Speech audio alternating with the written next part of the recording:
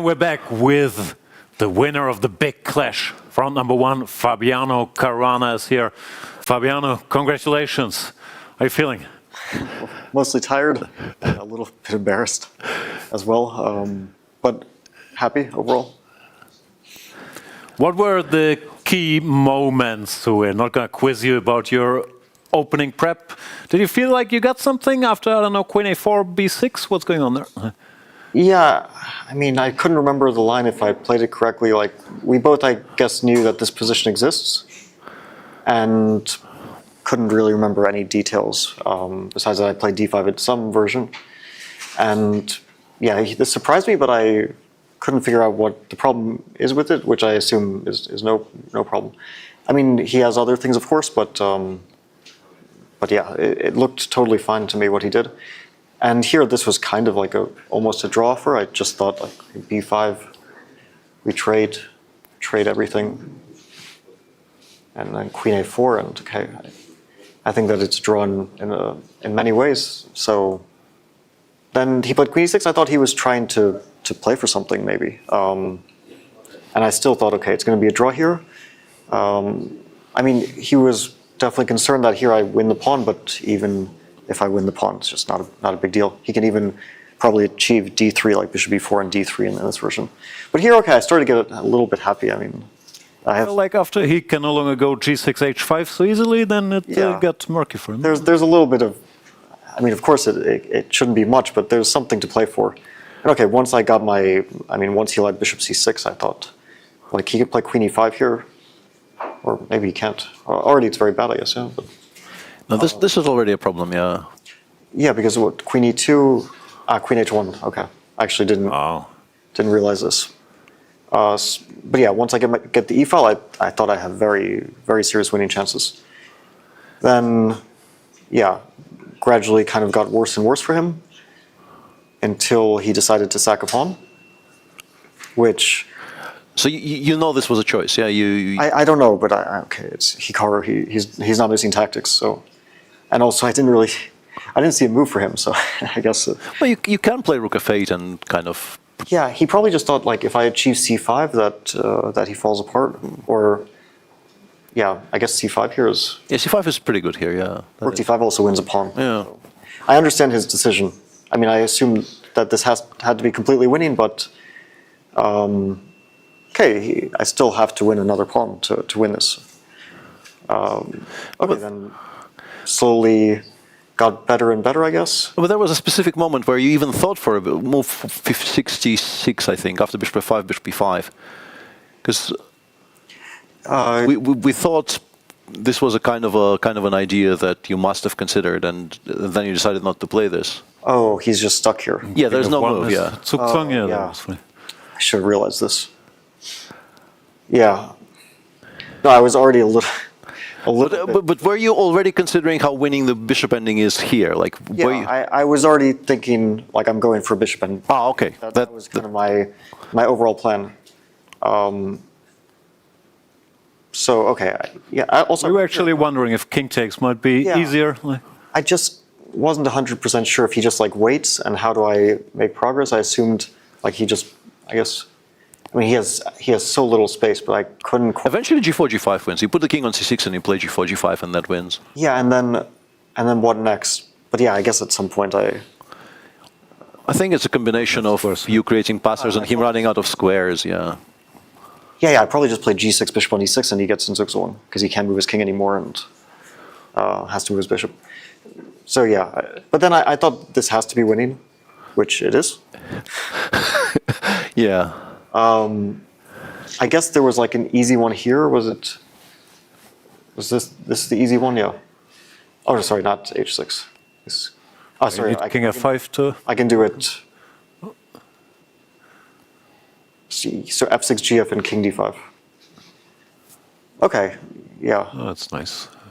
Probably should have found this. I mean, I felt like something was winning, and then I decided to go for this one, which is probably the only not winning one.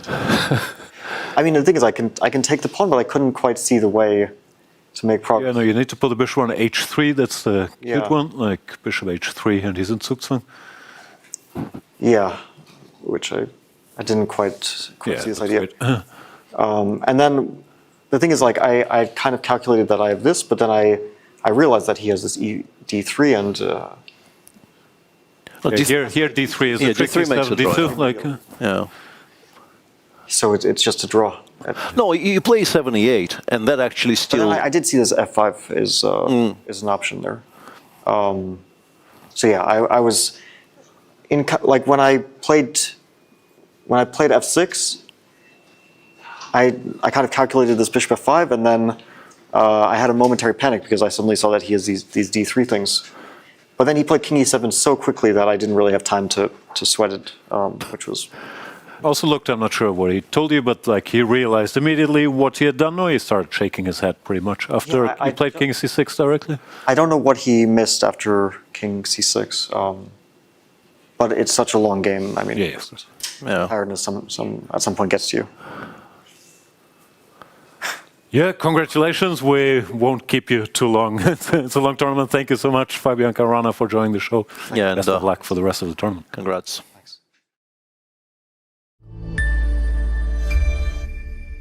I'm joined by Fabiano Caruana at the 2026 FIDE Candidates in Cyprus. Fabi, this is your 6th appearance at the Candidates. You are a veteran of this event. How has your perspective of this event changed throughout the year and your approach? Well, I guess my approach is not too different from the first time I played, but yeah, of course, 10 years changes quite a lot in terms of your emotions towards the event and yeah, your preparation going into it. But the goal is always the same. It's pretty clear, I think, for everyone that you're playing for one result only, and it's a kind of unique result, unique tournament in that way, that you are only happy if you win. And other tournaments, okay, maybe you want to win, but you have a good tournament, you get second place, and it doesn't work out 100%, you're still not too unsatisfied. And here, it's only one result. And you did get that result in 2018 when you won. How confident do you feel about replicating that, and how much do you think you've changed as a player since then? Well, I don't think anyone can be confident here. It's just too difficult, and nobody has like over 50% chance for sure. I mean, not even close to 50%. I think only maybe Magnus could arguably say that he would have a 50%, but even that is a question. It's just so difficult, and you have to both be at your best. You have to play very well, but you also have to get some good circumstances at the right time.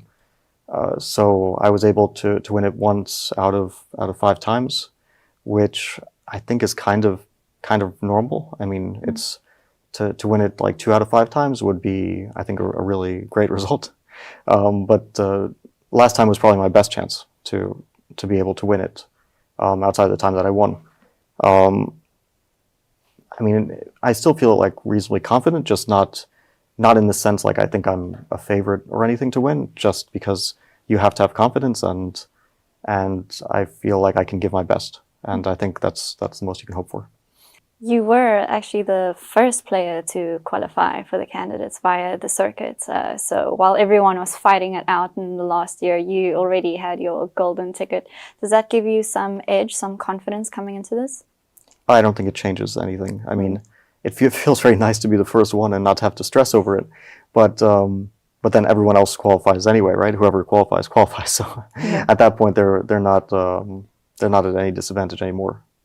And what do you think about the field this year? Of course, with you having played so many candidates before, how would you describe this one particularly? Well, if you look at it, it's quite a mixed field. But I think the state of chess now, at the high grandmaster level, is that everyone is very strong, and the margins are increasingly smaller.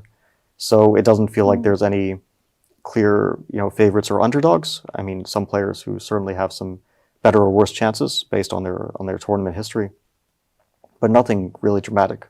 Like nobody you feel you're going to try to score points against. Let's say I have felt that way in some past candidates, that there's these players that you can try to target. But yeah, this time it doesn't really feel like that. But if you look at the ratings, yeah, it is a mixed field. I mean, the difference between the number 1 and the number 8 seed is over 100 points. So certainly in that sense, you do see an objective qualitative difference. Just I don't really feel like in a single game or two it makes itself felt so much anymore. And you are playing against Hikaru in the first round, which is usually the case when you guys are qualified because of the federations playing against each other. How do you feel about starting off the tournament with someone so close to you in rating and someone you've played against so many times? Well, it's, I mean, a very tough pairing, but there's no easy pairing. And I was wondering, like, is it better to start with black or white? Because, you know, with black, of course, the advantage is that preparation is easier. But the advantage with white is that it's the first game, and if someone's rusty, then it's a bit harder to play black from that sense. So it's weighing the pros and cons of that a little bit. But yeah, that I play Hikaru, and whether it's the first round, I mean, it's always going to be the first round when it's only us two as the Americans. And I think, like, there's, at least from my point of view, it's been interesting that I've had candidates with another American, but only one ever. So it's been, in 2018 it was Wesley, so we played in the first round, then Hikaru in 2016 and 2024. So I always know my pairing. I just don't know the color until a little bit before. But yeah, at some point I'm going to play Hikaru in the tournament, you know, not just once. And whether it's the first round or a later round, I don't really see why that part makes so much of a difference.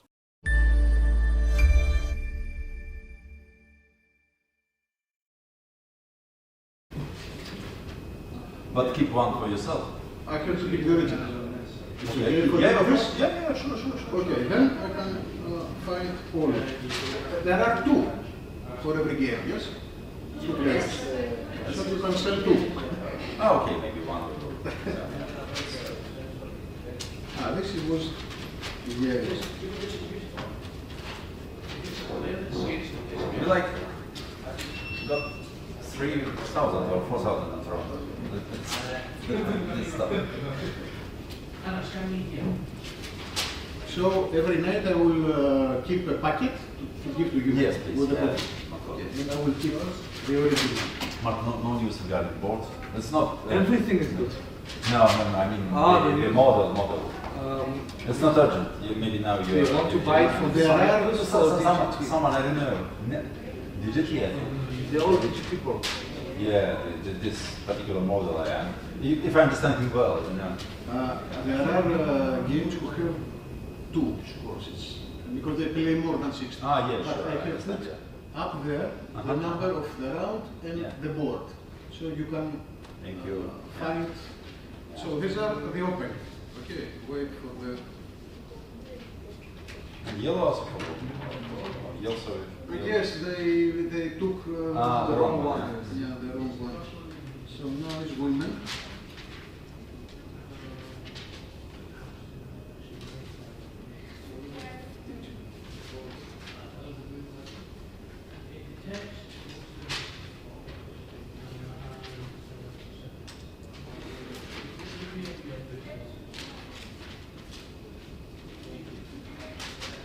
He wants to buy it in Cyprus or abroad? I have no idea where the right from. Everything by mail. Here we have Identify. two scores per game, okay? Because the girls played a long game.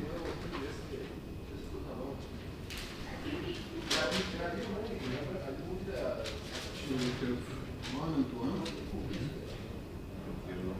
And the last one.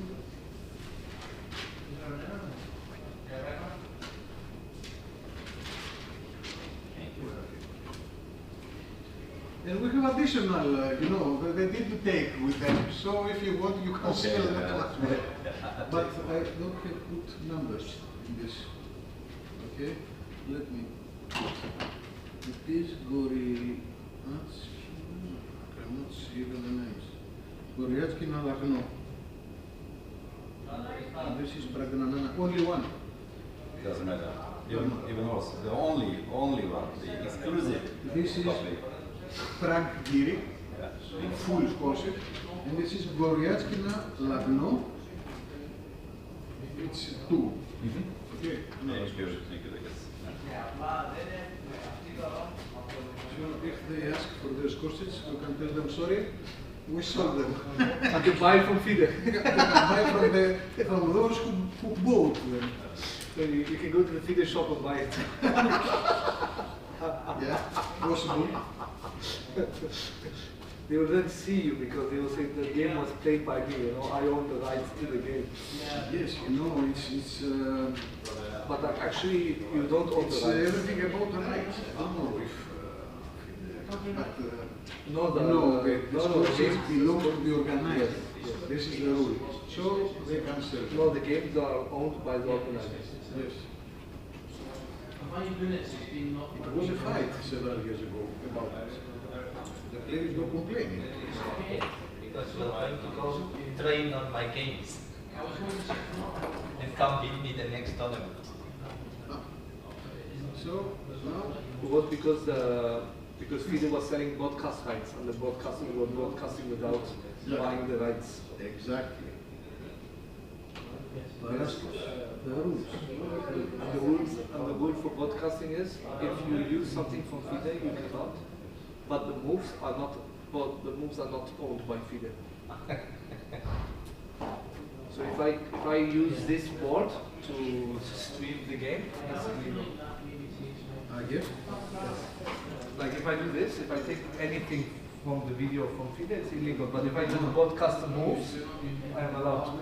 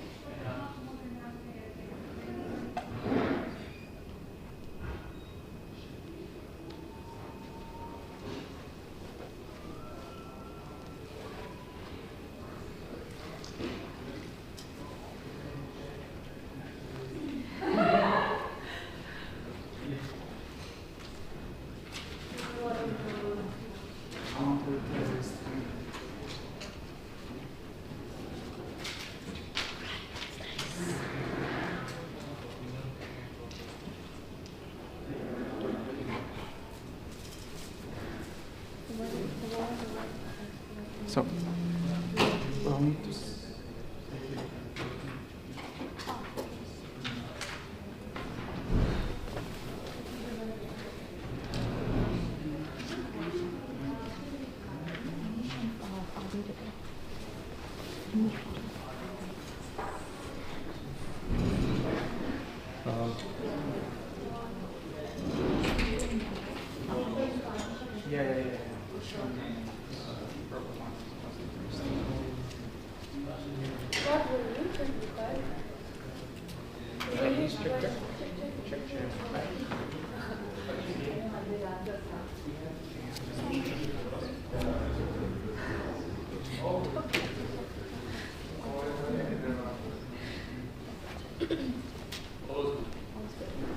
Should I mention the individual streams that we have?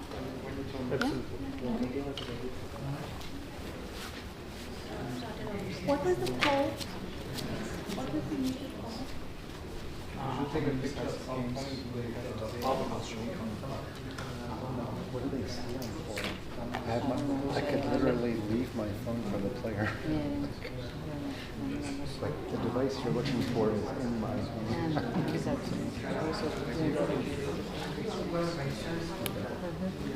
Yo no tuve igual iba a jugar Matthias Bluebaum también va a jugar Kateryna Lagno contra Su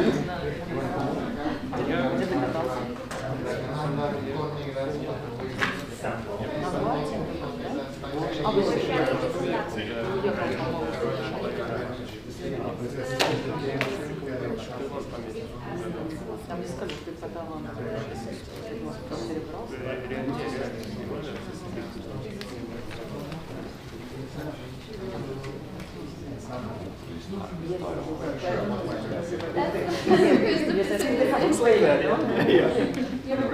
He's here, so Esipenko.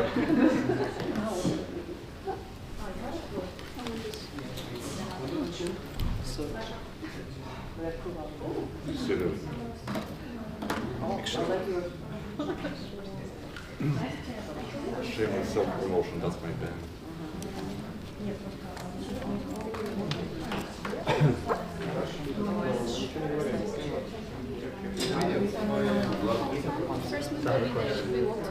What's the point of them scanning us if I literally have a phone? Yeah. Because the camera can be just after when they play. We all scan. I was trying to hold it because I think I was scanned with my phone.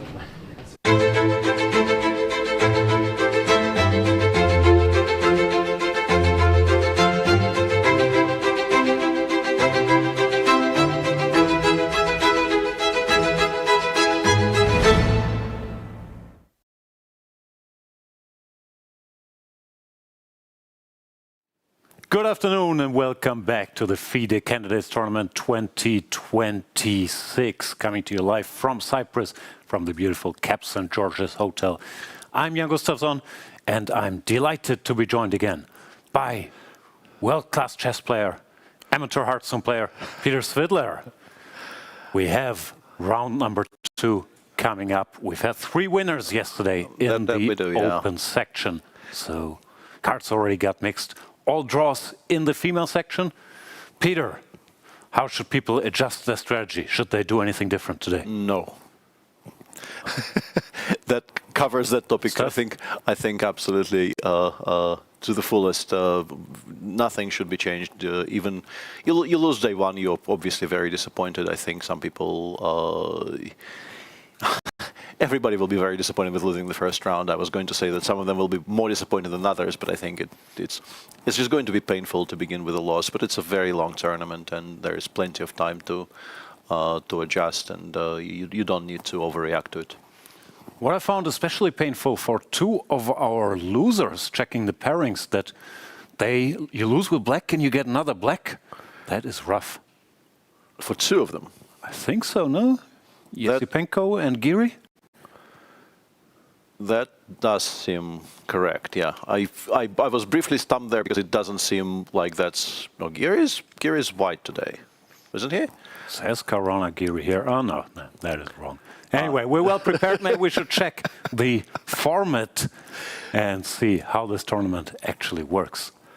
That would be a good idea, I think, after this start, yeah. Let's take a look at our format, and we can maybe even discuss it without the graphic, but we do have the graphic, as you can see.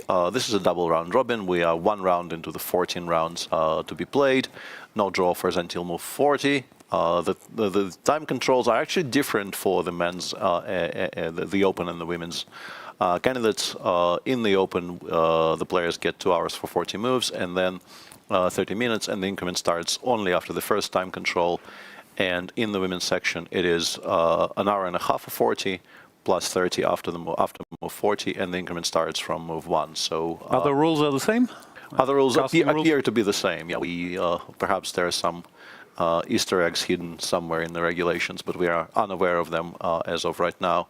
The time controls are actually somewhat similar. If you think about it, 90 plus 30 from move 1 will come out to pretty much 2 for 40. Yeah, why make them the same if you can have similar ones? Let's have a look at the prize fund. Absolutely, let's do that. And the prize fund for the candidates is always a very generous one. It used to be all purely money, and these days you do have, as you can see here on your screen, there are some very generous prizes for the top 3, but there is also a prize per half a point, which makes sure that everybody comes home at least somewhat paid, and this is a very generous honorarium for the half a point. I'm losing my words rapidly today, and this is for the open section, and in the women's section the numbers are somewhat lower, but still similar? Still similar, yeah, in that they're also money. As you can see, 28,000 for the first place, 17 and 8.6 for second and third in the women's section, and 2,200 per half a point, totaling 300 in the women's section and 700 euro in the open for a cool million altogether. That is beautiful. We've had an amazing round 1 with, of course, the twists and turns in the battle of the favorites, Caruana versus Nakamura. Let's have a look at some of the highlights.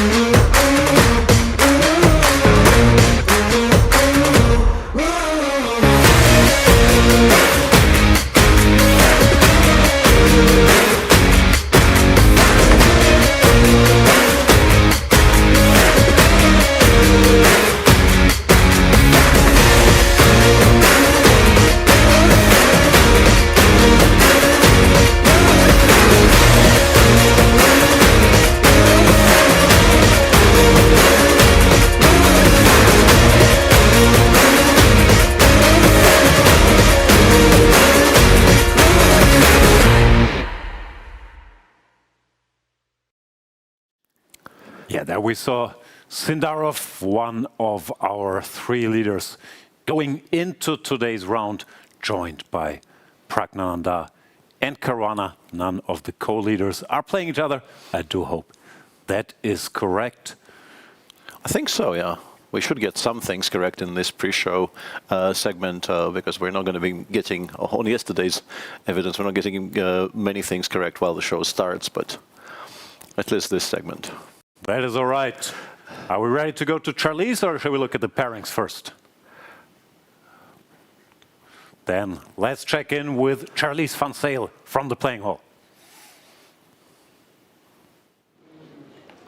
Welcome back to the playing hall, dear viewers, where we are live before the start of round 2 of the FIDE candidates. And today the first player to arrive was in fact Anish Giri, who lost yesterday to Praggnanandhaa. And of course yesterday we had so many decisive results, which is very uncommon in the FIDE candidates, whereas in the women's candidates we had all draws. So there were fireworks on and off the board. What's going to happen today? Will we see more or less the same amount of decisive results? We do have a YouTube poll going, so let us know what you think. And stay tuned, the nerves have settled in a bit for the players, everyone's in the swing of things, so let's expect some good chess today. Thanks to Charlize, we saw Matthias Bluebaum arriving, but personally I no longer care, as the great Bluebaum sweep is off the table. Whatever, 14 draws we're not as excited about. We've had that done before, yeah. 14-0 would be a more exciting thing to observe in either direction, but now it's off the table, and yeah, I don't know. I was never a proper subscriber to the sweep, but I still feel, as I said yesterday, then if he begins today and continues until the end of the term, it will still sort of count. But for you purists who only count 14 and no, I understand. The dream is dead. Let's look at the pairings. Whom is he playing? And there they are. Up top there we have a battle of two players who lost yesterday. Andrey Esipenko hoping perhaps to bounce back with the white pieces after that loss to Sindarov. And Hikaru is actually repeating the second game in a row with black after losing to Fabi. Anish is white against the above-mentioned Fabiano Caruana. Wei Yi is playing against Prague. And we have Sindarov and Bluebaum to round out our pairings for round 2. Anything catches your eye specifically, or as usual, all four are? I was thinking Sindarov, of course, won the first game. We know he's not short on confidence, and white against Bluebaum, who's of course a great player, but he will be looking to beat Bluebaum as well and jump to 2 out of 2. I'm also very curious how Anish will handle things. Yesterday he played the Sicilian, which maybe is just opening prep, but it's also a bit of a show that he wants to be more aggressive than playing whatever the Berlin or the Petrov. And if he will be looking for a big fight against Fabi, but it's 4 games, they're all exciting, let's face it.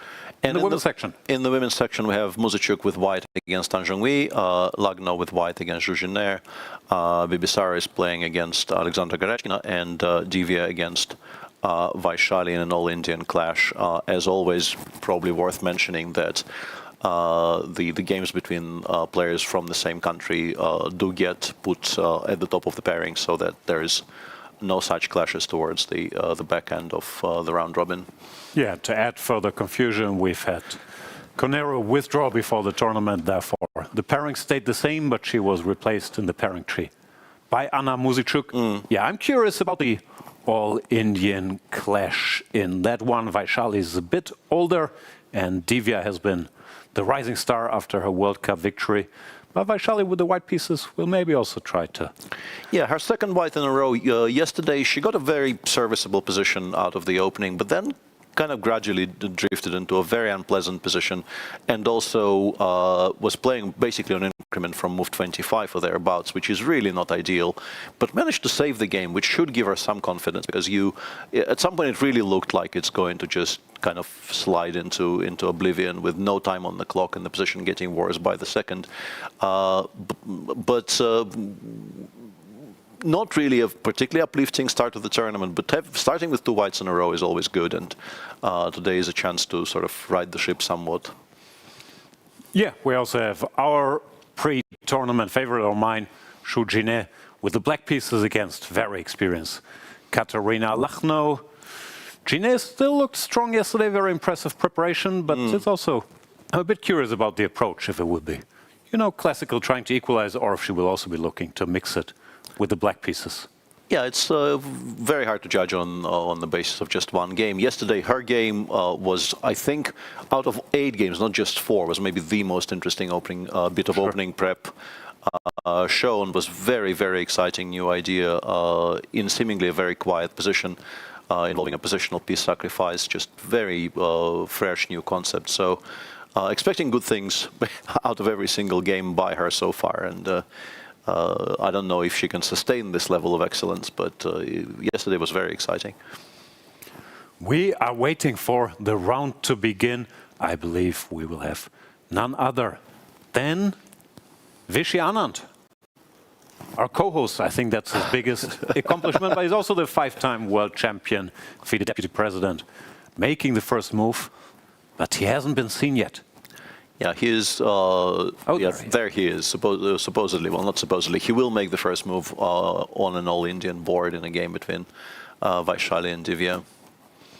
We saw a bluff yesterday, which I think is actually still kind of rare. Not very many people do that, but we did see a player in the women's section tell, I think, Arkady Dvorkovich to play c4 and then not play c4 once the clock was started. I'm never sure that's lost in translation or not that loud. Do we have it confirmed? She said 1 c4? No, we don't know, but perhaps, yeah, it's possible Arkady, who actually is a pretty capable chess player himself, just chose a good move and made it without consulting with the player. It's nothing wrong with the English opening. Nothing whatsoever, yeah. I don't mean the Grand Prix attack. There is Prague, very focused. Yeah, this has become, I think, a bit of a standard with the younger generation of the Indian players. This little bit of a brief meditation prior, just prior to the start. I think Vidit was the first one who was doing that, but now it's caught on. Divya getting ready for her game, as is Anna Muzychuk, whose sister was also world champion, but not in this field this time around. It looks like, what are we looking for? Pen? Something fell, yeah.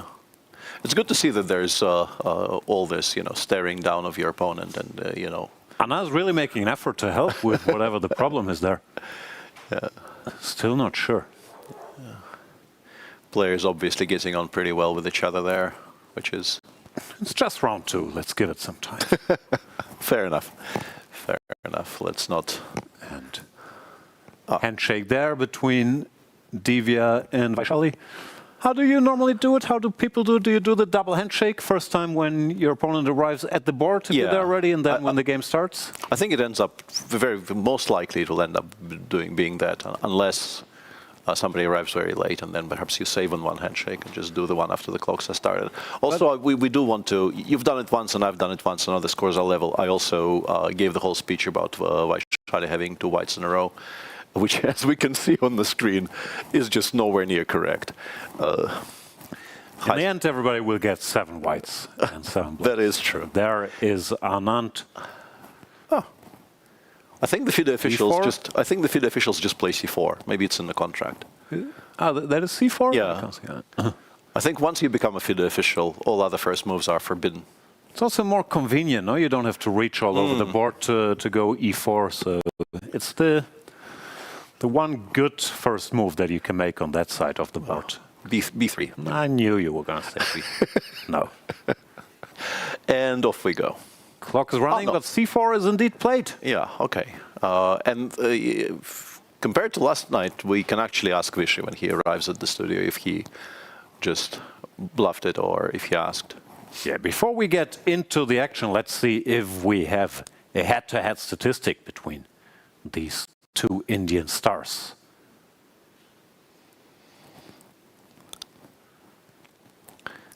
For now, Vaishali seems to be somewhat surprised by one c4, looking at the board. It's a good move unless they play e5. Oh, as somebody who at some point switched to 1c4 is pretty much my main opening, I wanted to say it's a good move unless they make a move in response. But there we have it. No draws, somewhat remarkably out of the 4 games played. Scores are level to Wenjun, and yeah, no draws is somewhat surprising. Okay, it's a small sample size. It is a small sample size, but still, yeah, you would expect a draw to creep in somewhere. Maybe today, 3h6. Yeah, What is this? Vaishali venturing into some very exciting waters, potentially. Do we credit Magnus with this, or it's a bit too much? I think 3h6 we don't credit him for. We credit him for a6 followed by h6. He definitely played these types of positions a bunch, but yeah, I don't know if...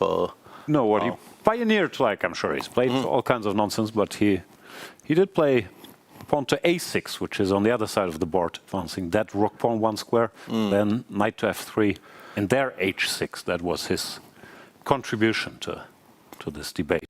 Absolutely, yeah. And here, perhaps we shouldn't go in too deep before we have an analysis board on the screen, but White has 2 kind of diametrically opposite ways of treating this. You can just say, okay, I'm going to be playing a Carlsbad where you spend a tempo on h6, so I'm just going to play positionally and not really care all that much about the nonsense you're doing. Or you can try to refute it. And there are, I think, some attempts to Why are these different attempts? I mean, cd5, e5, e4, or something along those lines is... Not here. Not here, sir. Yeah, probably not here, but I'm always drawn to these ideas because it feels like, and I've actually played this a little bit with black. I think even this one, definitely a6, h6, and I know it's not refuted directly, but whenever I see this from the white side, I have this urge to prove that you can't do this. Like you're not supposed to play a move like this on move 3 in a classical opening, but yeah. Let's take it from the start. So 1c4, a very common thing to do has become to just go e6, d5, because white either has to go for this, which becomes a d4 position, or some type of neo-Catalan, and it restricts white's options somewhat. And with black, you can just say, I play the queen's gambit, I'm not going to worry about 1c4. Now, knight f6, of course, is a normal move, but then c takes d, e takes d. This is the famous Carlsbad structure after c takes d, e takes d. Here, the critical move is bishop g5, pinning. And black's point with h6 is, I will wait a move, but I will stop you from going bishop to g5. If you commit to knight to f3, you can play knight f6. Or, if you're Magnus, you can also play a6, and then you can argue, in these Carlsbad structures, the knight on f3 is not ideal. And as you alluded to, in order to punish it, because with black, you're not supposed to move the rook pawns that early. You normally have to take on d5 and now try for something direct. You can't go bishop g5, so the quote-unquote normal way is bishop f4 followed by e3. But then black will argue, I might have wasted tempo on h6, but my bishop can go to the d6 square in one go, which sometimes can save a tempo because the bishop hadn't had to move before. So this makes some sense. And there are sharper attempts like c takes d, e takes d, queen to b3, for example, is a serious move, targeting this pawn and asking black what to do. But as far as I know, nothing that wins outright. And everybody has computers. If this was terrible, people would not be doing this. People would stop doing this quite quickly, for sure, yeah. And appears to be at least a little bit of a surprise to Vaishali. She did take, to Divya, she did take some time. But she has now taken on d5 and... Didn't Kasparov say after you beat him, if we start preparing for c3, d3 Sicilians, we won't get anything serious done? This is similar, no? If we start preparing for h6, a6 queen's gambits, well, we'll get anything serious. It's a lot more topical than the crappy little line I played against Gary in that game. So I think these people have actually looked at the refusal to play Najdorf that I chose in that game. Well, you really can ignore. But these very strong players, as you alluded to, have been doing all of this stuff quite seriously recently. So shouldn't be a surprise. And she didn't take very long to settle on CD5, ED5, bishop f4, which, as you mentioned, is the absolute the main line. The absolute main line, yeah. Very logical move. Just you get the bishop outside of the pawn chain, and then you want to go e3, bishop d3, knight f3, knight e2, whatever happens. We'll see how Vaishali reacts. I've seen different things here, but I think knight to f6 followed by bishop d6 is the standard recipe. Yeah, that should be logical. You can't really be expected to play your normal positions with bishop e7, which will end up, I guess, just being a tempo down compared to normal stuff, and then you won't equalize. But yeah, there is a way to use the fact that we didn't commit to bishop e7 yet. She goes pawn to c6, also possible with the same idea to prepare bishop d6, covering the d5 pawn before you do that. Yeah, and after e3, bishop d6, you actually get a position, you can argue, you get a position with a full extra tempo compared to bishop e7, because I think this exists with the pawn on h7, right? I'm not sure if it's useful, but... This is a line, c6, e3, and here. Sometimes people play this, although we could have very boring debate. The pawn on h6 can also hurt you once knight shows up on e5 and you can't go f6. But yeah, some subtleties here. Bit of a sideline by Vaishali, but she seems to know what she's doing. Let us switch to the open section slowly. I'm a bit curious about the Caruana Giri opening. Before we get to that, let's maybe have a look at their head-to-head score. Yeah.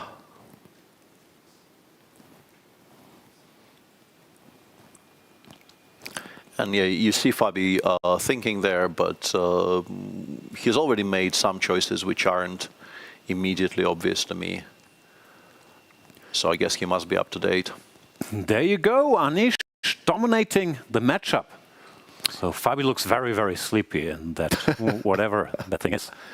Yeah, although recently they've been pretty level. I think their last two decisive games in classical time control came in 2024.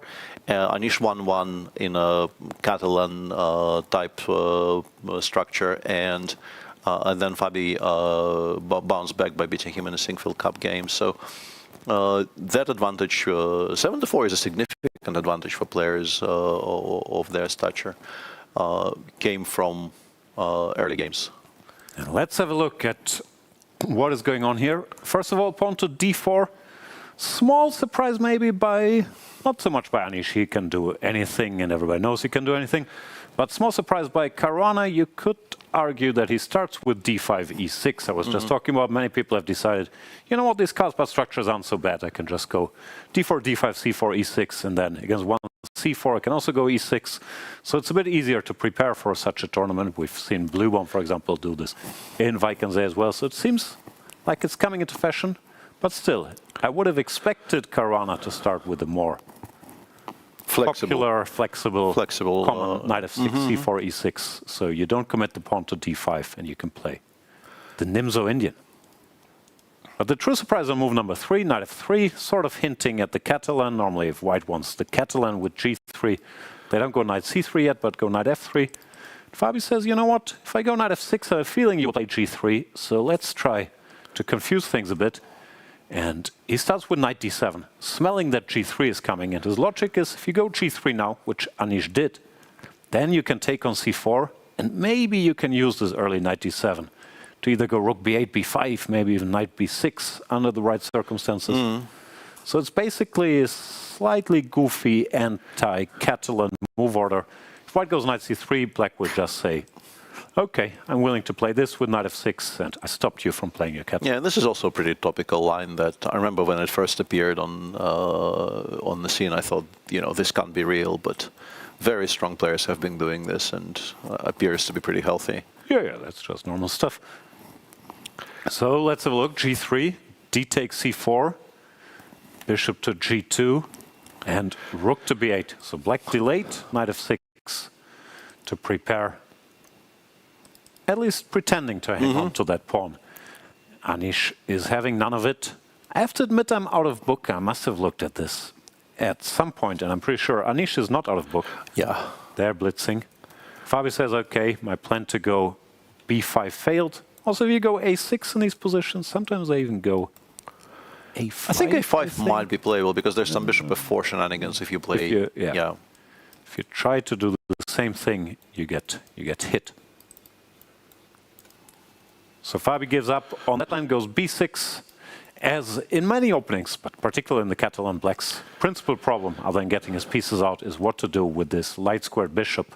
And here, it can either go here quickly with the rook out of the way, or it can go here, still pretending to defend that c4 pawn, which Anish is chasing.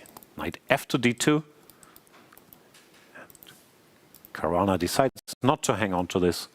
Not sure how bad it is, but it looks somewhat clumsy, I guess. Eventually, White will still get that pawn. So he goes a5. What's that about? It's just more harmonious now? Yeah, I guess you make sure the bishop on a6 can never be discombobulated by a4, a5. All of this feels incredibly arbitrary from both sides, frankly, but they're both playing very quickly, so... Modern chess, I'm sure it's what the computer endorsed, but of course, don't try this at home. You want to develop the queen side, you want to castle, you don't want to move your knight 3 times ideally with white in the opening. Yeah, on the other hand, if we look at the position they have on the board right now, I think I have more questions to what Fabi is doing than for what Anish is doing, because Anish has recaptured the pawn he pretends sacrifices a bit earlier. He will potentially have a larger center. The second knight comes out to a3. This has already been played, so I guess if it lands on b5, it might actually be quite annoying. And structurally, I think we got sort of what we wanted out of a Catalan opening. If Black manages to trade the c7 pawn for the d4 pawn, Black probably equalizes, generally speaking, but it's not going to be very comfortable. Yeah, well, you can include bishop b4 check, I guess, to take some sting out of those bishop b4 ideas for the future. I guess we play bishop d2. I don't see any other move. And now we can play, I don't know, knight f6 for the time being. I don't think we are forced to take on d2 just yet. Castles, maybe. Yeah, now White decides the direction. Bishop f4 is still legal. Knight b5, rook c1. Actually, bishop takes b4 and knight b5 is legal. I don't know if I want to be allowing that. I didn't realize at first that bishop takes b4 is even a move, which it might be. At least this needs to be considered. But yeah, I think Anish has no reason to be unhappy with the outcome of the opening, and also he clearly knows what he's doing. And Fabi has been thinking for a bit here, which, considering he blitzed everything up to here, is a little bit unusual, but not too long yet. No alarm bells really ringing.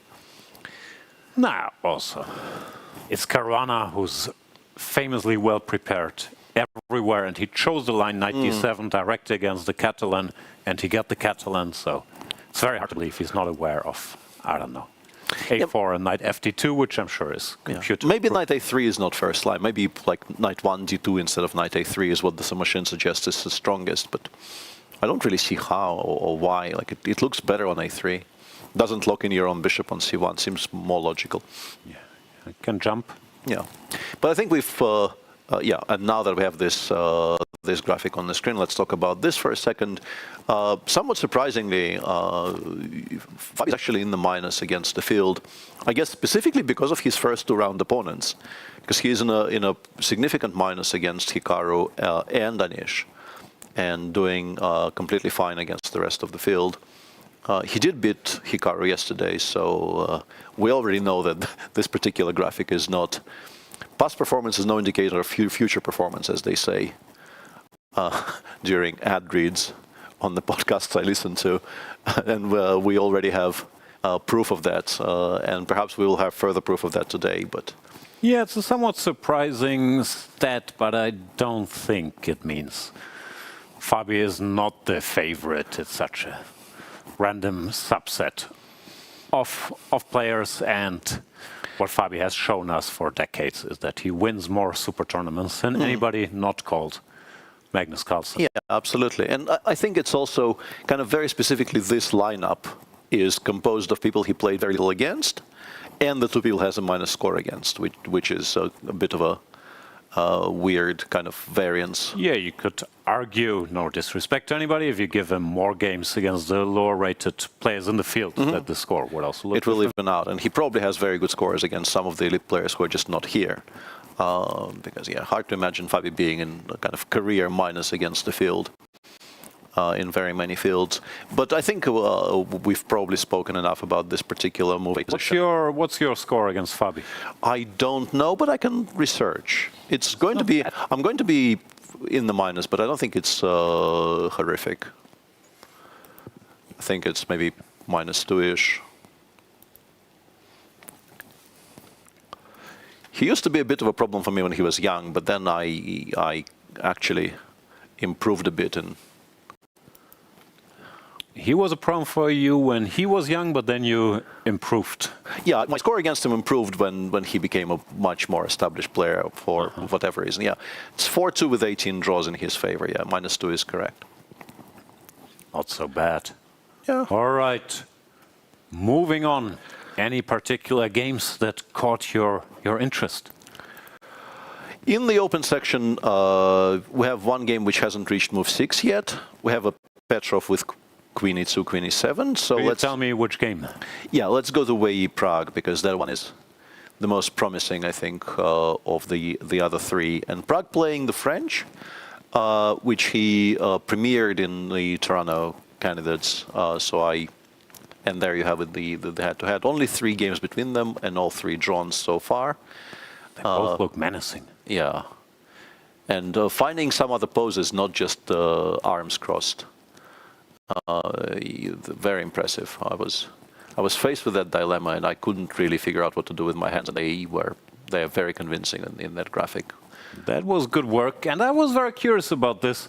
E4 by Wei Yi, that's not a surprise, and you could argue one knock on Wei Yi is he's not very surprising in the openings. He does his stuff. He plays E4, he will play the Petrov, he will play the semi-Tarrasch. Doesn't mean he's not world-class, he obviously is. But I was curious, because Prague started dabbling with the French. I think under your tutorship, you probably told him some stories. Aleksandra Morozevich used to play the French, and he would beat us all. Yeah, that actually did come up. Yeah, I'm sure you're joking, but this did come up. But yeah, I was there, but I wasn't really very much involved in the building of the French repertoire. I think in Toronto, nobody actually checked what Prague is planning to do against knight c3. I did check what he was planning to do against e takes d5. Yes. Turns out he was planning to recapture. Yeah, and also Fabi, of course, played e5. The one serious attempt was the game against Fabi in round 5, which Prague survived very comfortably. And knight c3, knight f6 is... So he hasn't had to show... No, he's played plenty of Frenches. He must probably have had to show his cards. Must have shown it since, yeah. But Memory serves, we've even seen him play some. We know us, but I'm not sure if that's were in serious games. Yeah, and what he's doing today is... the engines kind of disagree with, like, as is often the case with these somewhat passive openings where you give up some space in the early stages. You have to fight through the engine telling you, okay, you now seriously haven't equalized. At least if you don't go for the forcing lines. Of course, you can go for some queen b6, queen b2s. Perhaps we could just briefly... Yeah. This is a critical turning point after knight f3, knight 6, bishop b3. A lot of people choose to play queen b6 here, or this way, with the intention of making a long force draw after queen d2, which appears to hold, frankly. The way theory stands right now, I don't think people have shown very many refutations of this line. Anything holds, but this is very, very scary territory, yeah, where white can try 15 different things, which you have to know by heart. So most people feel it's not worth the work trying to memorize everything here to make a draw. Absolutely, yeah. Prague style. Yeah, and it's definitely not what Prague chooses openings for. So he chooses a line which is aimed at getting a very interesting double-edged position, which will probably, at least to begin with, be at least a little bit worse for black. So bishop b7, queen d2, he's gone a6. all of these move orders kind of flow into each other. You can begin with a6, you can begin with bishop b7. White in response can do all, any number of things. Bishop d3 here is maybe not somewhat rare, no? Yeah, I was going to say, maybe not a specialist here, but d takes c5 or h4. I guess you don't want to castle long because you run bishop d3, third move. Bishop e2 by far the most popular. dc5 is number 2, and bishop d3 is actually reasonably well studied move. More than 150 games in the database. So the one trick here is you don't castle because then c4. Yeah, that is not great. Yeah, you really don't want to be doing that. And after bishop d3, most people play b5 by far. Out of the 170-ish games here, 130 followed b7, b5, and Pragg quite confidently just castles, which is... Against Wei Yi, the great attacker, is saying, bishop on d3, I'll castle, show me your h4, bishop h7 money. And this is already pretty rare compared to some other positions you can get in these types of lines. And black does assume quite a bit of risk here. These are not safe positions by any stretch, but you have to play very, very precisely with white. As memory serves, Wei Yi also had to battle in a very, very similar position against Pragg's, not just compatriot, but as far as I can tell, also good friend Arjun Erigaisi in the World Cup, which I don't think was exactly his position, but it was one of these lines where white would go h4 and sort of threaten bishop takes h7. So I have no inside information on that, but maybe there was a little discussion between Pragg and Arjun where to catch Wei Yi with what move order in this jungle of Frenches. It looks very relaxed, clearly still in preparation. And, I mean, we can blah blah we want about this looks scary and white has different attacking plans, but if Pragg knows in great detail what's happening here, you're not that scared. Yeah, you shouldn't be, because, obviously a lot of work has gone into making all of these positions playable for black, because you do have to, as I mentioned, you do have to fight through by 2025 or 2026, I think. Obviously, these files have been updated since I've seen them last. You're not very used these days to not being equal out of the opening, which is a bit disconcerting when you analyze some openings where if you play the French or the King's Indian, you have a chance. This computer starts saying +1 in many of these spots. Yeah, but if you condition yourself to sort of semi-ignore it and just look for good options and see what transpires by move 20, which is more relevant to your actual results, it often isn't that bad. But okay. So let me ask some primitive questions. If I go d takes c5, what do you actually do? I think you pretty much never take with the bishop. You can sometimes it makes sense to include queen a5.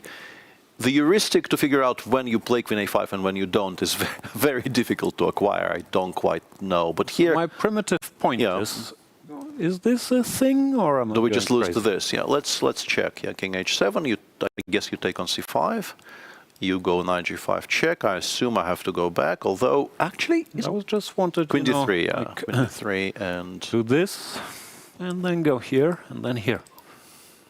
Well, specifically here, I guess I go rook e8 and I just give you the king side and I pretend that I run. Yeah, just to show the point. G6, queen h3, and we are there. f5, e takes f6 should also... no, f5, queen h3, sorry, should also not help all that much. So the question is rook to e8. I'm not saying, by the way, Pragg, these world-class players blitzing out moves, they are familiar with the Greek gift on h7. I was just very curious because this looks extremely scary. It does look scary, yeah, but first of all, I mean, so this actually looks kind of promising. Yeah? Rook f8, long cut. I don't know if it's fine. I think it probably isn't fine, actually.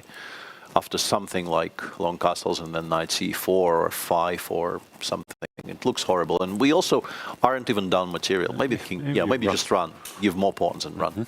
But even this is very scary. I don't know, maybe. But also we're not obliged to take on c5, which is, I think, a kind of a larger, more relevant point. If we go all the way back and play queen a5 here, as mentioned. Also, Wei Yi, of course, a fantastic attacker, but if he has to calculate all this stuff while Pragg is chilling, Yeah. I don't think he's second-guessing himself. I think he believes in his calculation being principled. That's never too pleasant a spot. No, and also he has a lot of sort of comfortable, I wouldn't even call them bailouts, like castles is not a bailout here, it's a perfectly sensible normal move which you can make. As we look at Wei Yi's score against the field, he has a horrible score against Fabi and a very decent score against the rest of the field, although frankly also such a small sample size for like, it's actually surprising because he's been around. He's been around, he was 2,700 as a 14-year-old, which is, I would guess, 13 years ago. Hasn't played that much, but I blame the field really that he hasn't played Sindarov, Yesipenko, Bluebaum. Yeah, all that much. But yeah, those are not a lot of games against these guys. Yeah.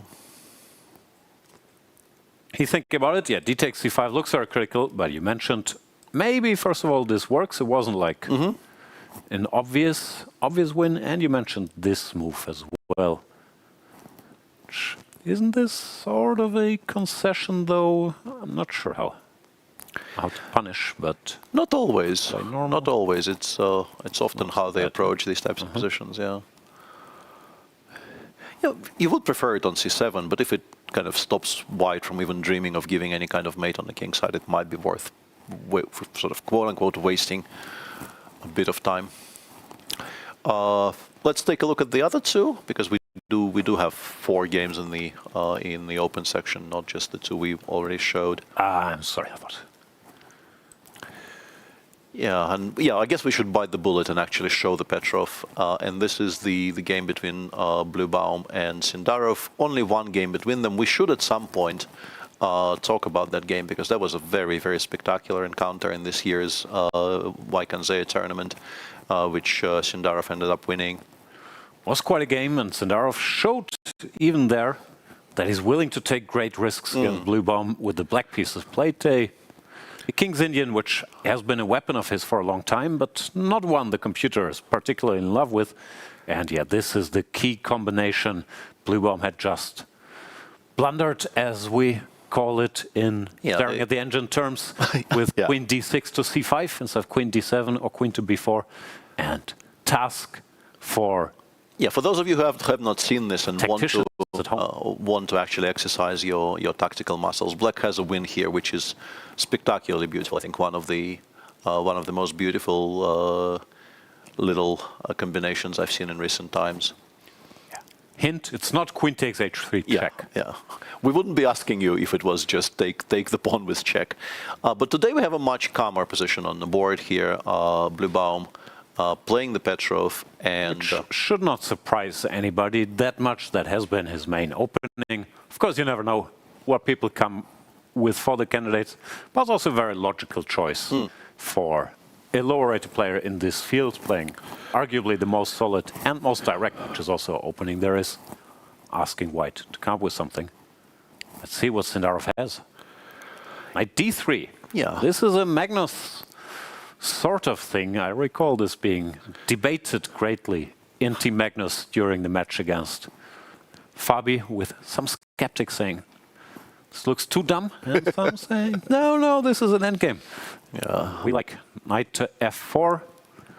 So instead of knight to D3, of course, the main move is knight to F3 back. Yeah, or for people liking some spice in their life, knight takes F7, which that is just bad. You should not do that. Yeah. And knight to D3, yeah, just looks like such an unnatural square. But of course, the point is direct here. Queen to E2. Black has to go Queen E7, because if not, you lose a piece. And the knight reshuffles to F4. Threatens knight to D5 along the way. Then white sometimes just wants to get tiny edge in some endgame. I recall, I don't think it was the best way for black to play, but there are some funny lines here. Yeah, like knight 5, knight d4. Knight d5, knight d4. Does exist, yeah. Which is a very funny line, but... Things sort of continued. White still has a chance for an advantage, but Bluebaum is having none of it. Plays, frankly, most logical looking move C6. Yeah, just rule out knight d5 altogether, yeah. Makes a lot of sense. And before we proceed further into the weeds here, I do want to say that it's an interesting choice by Javokhir here, and I'm using interesting in the way it's normally used during the streams to indicate a kind of a raised eyebrow, because we've seen yesterday just how dangerous he is when the position becomes incredibly messy, and today he seemingly is playing sort of in a directly opposite way of where you would intuitively think his strengths lie. This is a symmetrical endgame with no weaknesses. Your, I don't know, developmental advantage is very arguable here. I don't know if you have any. It's a concept, and like Magnus doing this, I very much understand. Magnus is, I mean, maybe even not arguably, just straight up the best in the world and at converting and like squeezing blood from the stone in positions like this. But for this particular young man, I don't know if this is his spiritual home, frankly. I would slightly disagree. First of all, if you have these sharp, unexplored positions against the Petrov, yeah, I'm sure people would please show that. Yeah, would be happy to get some input. And secondly, of course, I agree that Sindarov is a very dangerous tactician, but the more games of his I've seen, the more I think he's just very, very well-rounded, great player, and he has excellent technique as well. And I think he's just a fighter. He believes in himself in all stages of the game. If he chooses this, he will say, you know what, I also study Bluebaum, he knows his theory, but I believe I can ask questions in an endgame with the slightest of course. I wouldn't at all be surprised if he actually managed to get something here, and if he ends up, I don't know, being better at some point in this game, or maybe even win the game. Wouldn't shock me at all. But still, it feels like, you know, there has to be a way to, you know, come out of the Petrov by move 15 in a position where you can make moves and queens are still on the board. Once again, maybe all the candidates would like these moves you're mentioning. I am aware.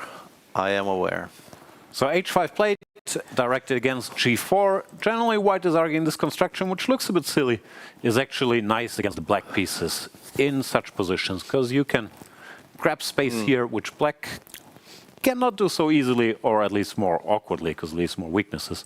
So h5 stops g4, knight to a3, jumping, and knight to a6. Can't claim I'm a big specialist here. It looks like Matthias still knows what he's doing. A little bit surprising, yeah. Looks slightly less obvious than whatever, knight d7 or d5 or whatever other moves you could think of. I expected d5, not even because it's so beneficial to play it so early, but mainly because I do want to ask, what is this knight doing on a3? Yeah. It's not going to c2, at least not immediately, because there's a bishop on f5. We do want our bishop on d6. I think it's by far the best square on the board. And I don't think it's that obvious that knight on b8 belongs on a6 and c7 and not, let's say, d7, f8, a6. So I thought d6, d5 was very, very natural here, and I couldn't really see, frankly, a single problem with it. But Matthias chooses a kind of a more flexible approach. But it does, for instance, allow knight c4. And then if we, like, now we're no longer that comfortable playing d6, d5, because we don't really want that knight on e5. Knight a5 takes b7. Yeah, I guess if you play knight c7 straight away, we are prepared to meet knight a5 with long castles. And I'm still not claiming white has anything special, but yeah, I thought d6, d5 was quite logical. We shall see. Looks like at least knight a6 gets Sindarov thinking. Yeah, that's valuable in its own right, yeah. General question, you never want to take on a6 here, although it looks tempting to double these pawns, but bishops are nice, no? Yeah, I don't think so, no. Not I'm not the way actually kidding, because I'm not 100% sure. Like, instinctively, I wouldn't want to do it, but I'm not sure this is necessarily a bad idea here. I don't like it. I mean, I'm sure white is still not worse, but yeah, despite the ruined structure on the queen side, the bishops are just going to be, and in particular, that one on f5 is just going to be so difficult to challenge. The way the white structure looks on the queen side.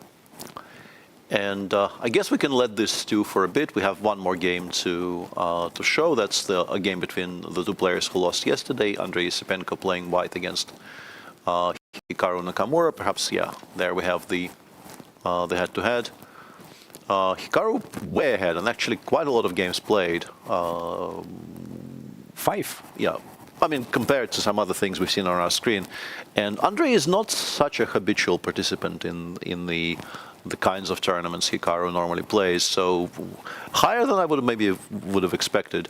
And Hikaru firmly in control, no losses, 2 wins out of 5. But today they've been very, very deliberate, shall we say, with their opening choices, because we are almost 40 minutes into the broadcast, and they are, I think, 6 moves in.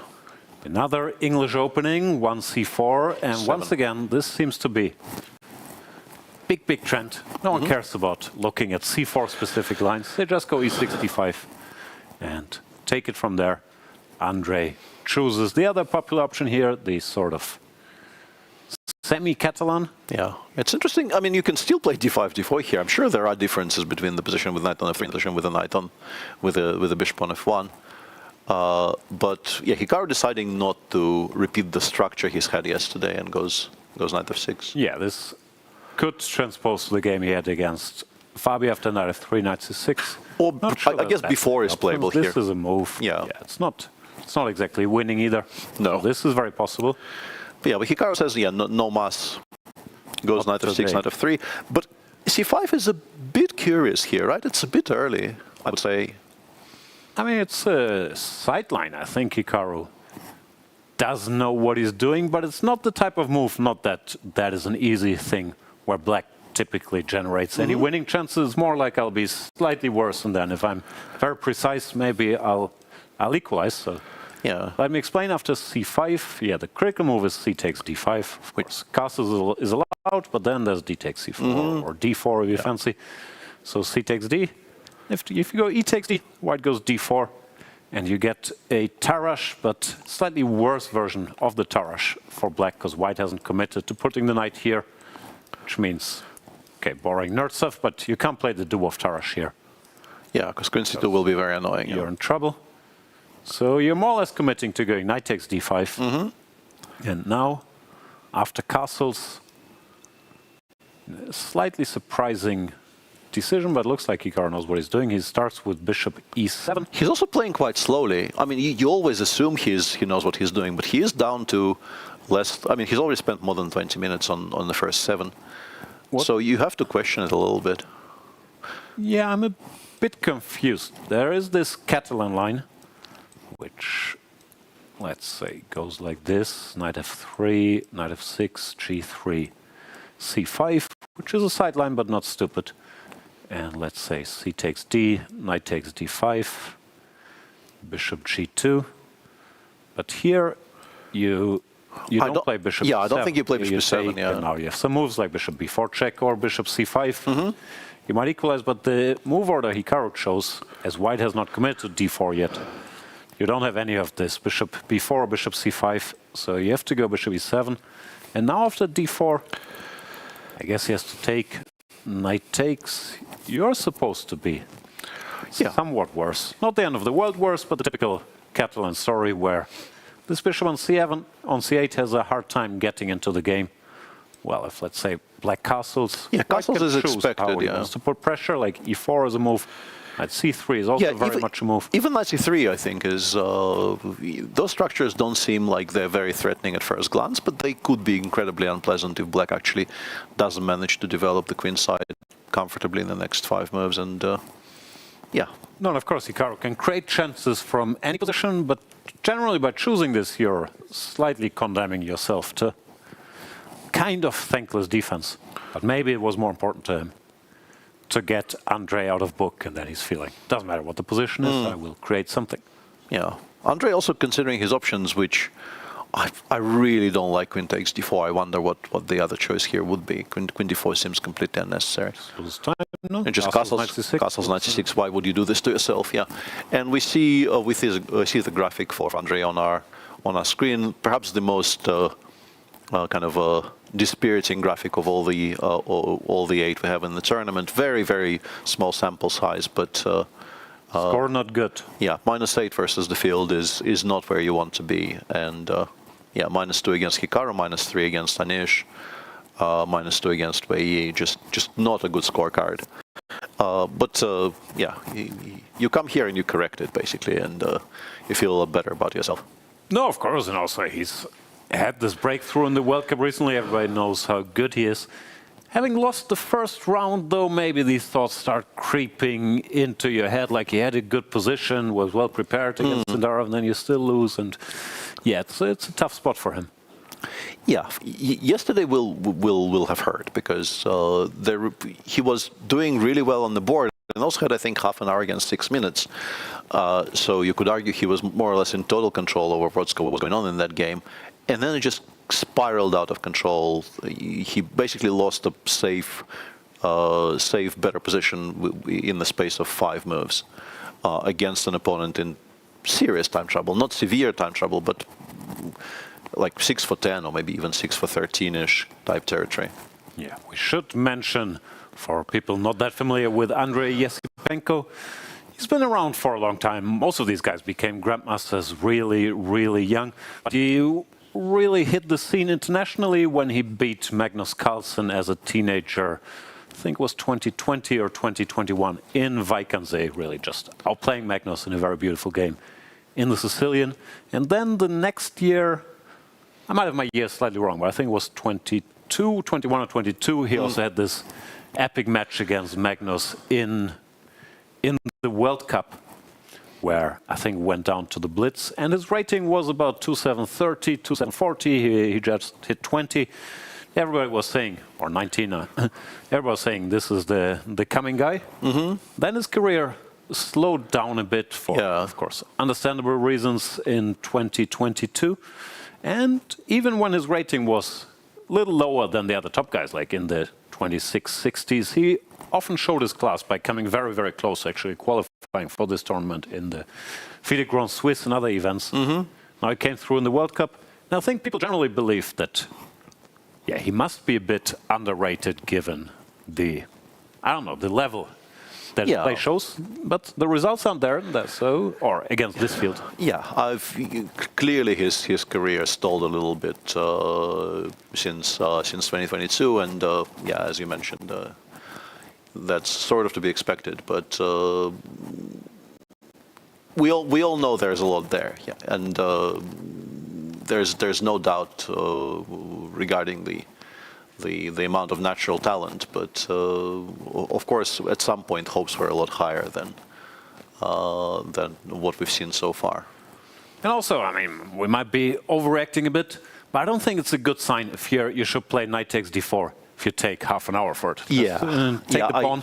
I mean, this is not exactly. I don't know what that is, frankly. Showing a lot of confidence.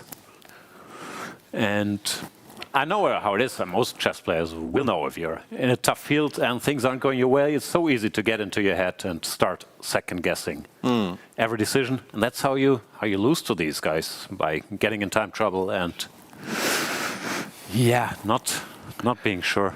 Yeah, it's a tough spot. You don't want to oversell just how big of a problem not playing knight takes d4 here immediately is. Like I said, this might be overselling it, but it's sort of a strange sign if you. I'm agreeing with you. Yeah, I think it is actually a telltale sign of perhaps not being at your best, and yeah, you shouldn't be doing. Yeah, just take and think on the next move. What could he be thinking about? Some subtleties? What is that? B3? What do you want? No, I don't believe in any of that. I just don't. Also, just looks like playing with fire. B3, nice. Yeah, you might not win it back. The pawn. No, don't do that. Yeah. Is this serious at all? I don't get it.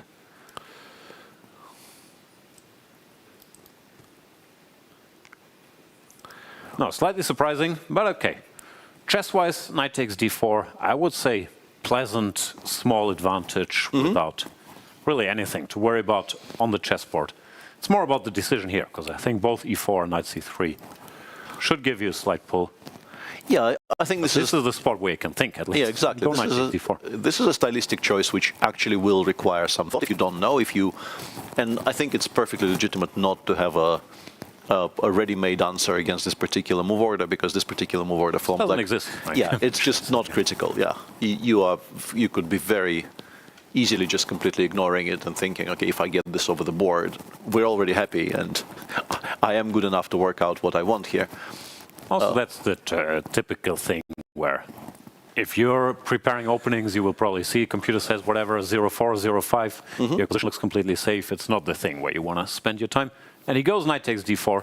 Yeah, of course he does. Yeah. Could have done that more quickly. Yeah. Absolutely could. And I guess we could return to the game between Anish and Fabi for a second, because there's been an interesting structure change there before we show the rest of the games in the women's section. As you can see, some developments have happened since we saw this last, because Black no longer has the dark squared bishop. Bishop b4 was played, but then Fabi actually took on a3. And interestingly, he provoked bishop d2 before taking on a3, which is very non-obvious. So he could take directly, the knight has to recapture. Yeah. He's arguing the bishop is worse here than on c1.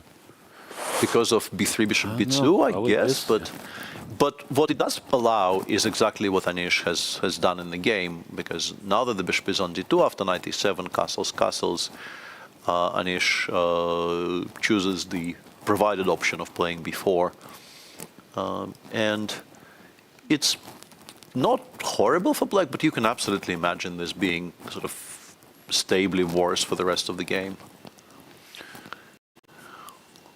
Why is it so bad? Like Rook e8? No, I'm not saying Rook e8, I guess. I'm not saying it's bad. I'm just saying we are playing a position where we're currently, well, White has a pair of bishops. White has maybe some pressure on the queen side. There are some positions maybe I want to play for a5. Do I need to prepare for knight d5 here? You also have the immediate c5, of course. Yeah, that was my next question.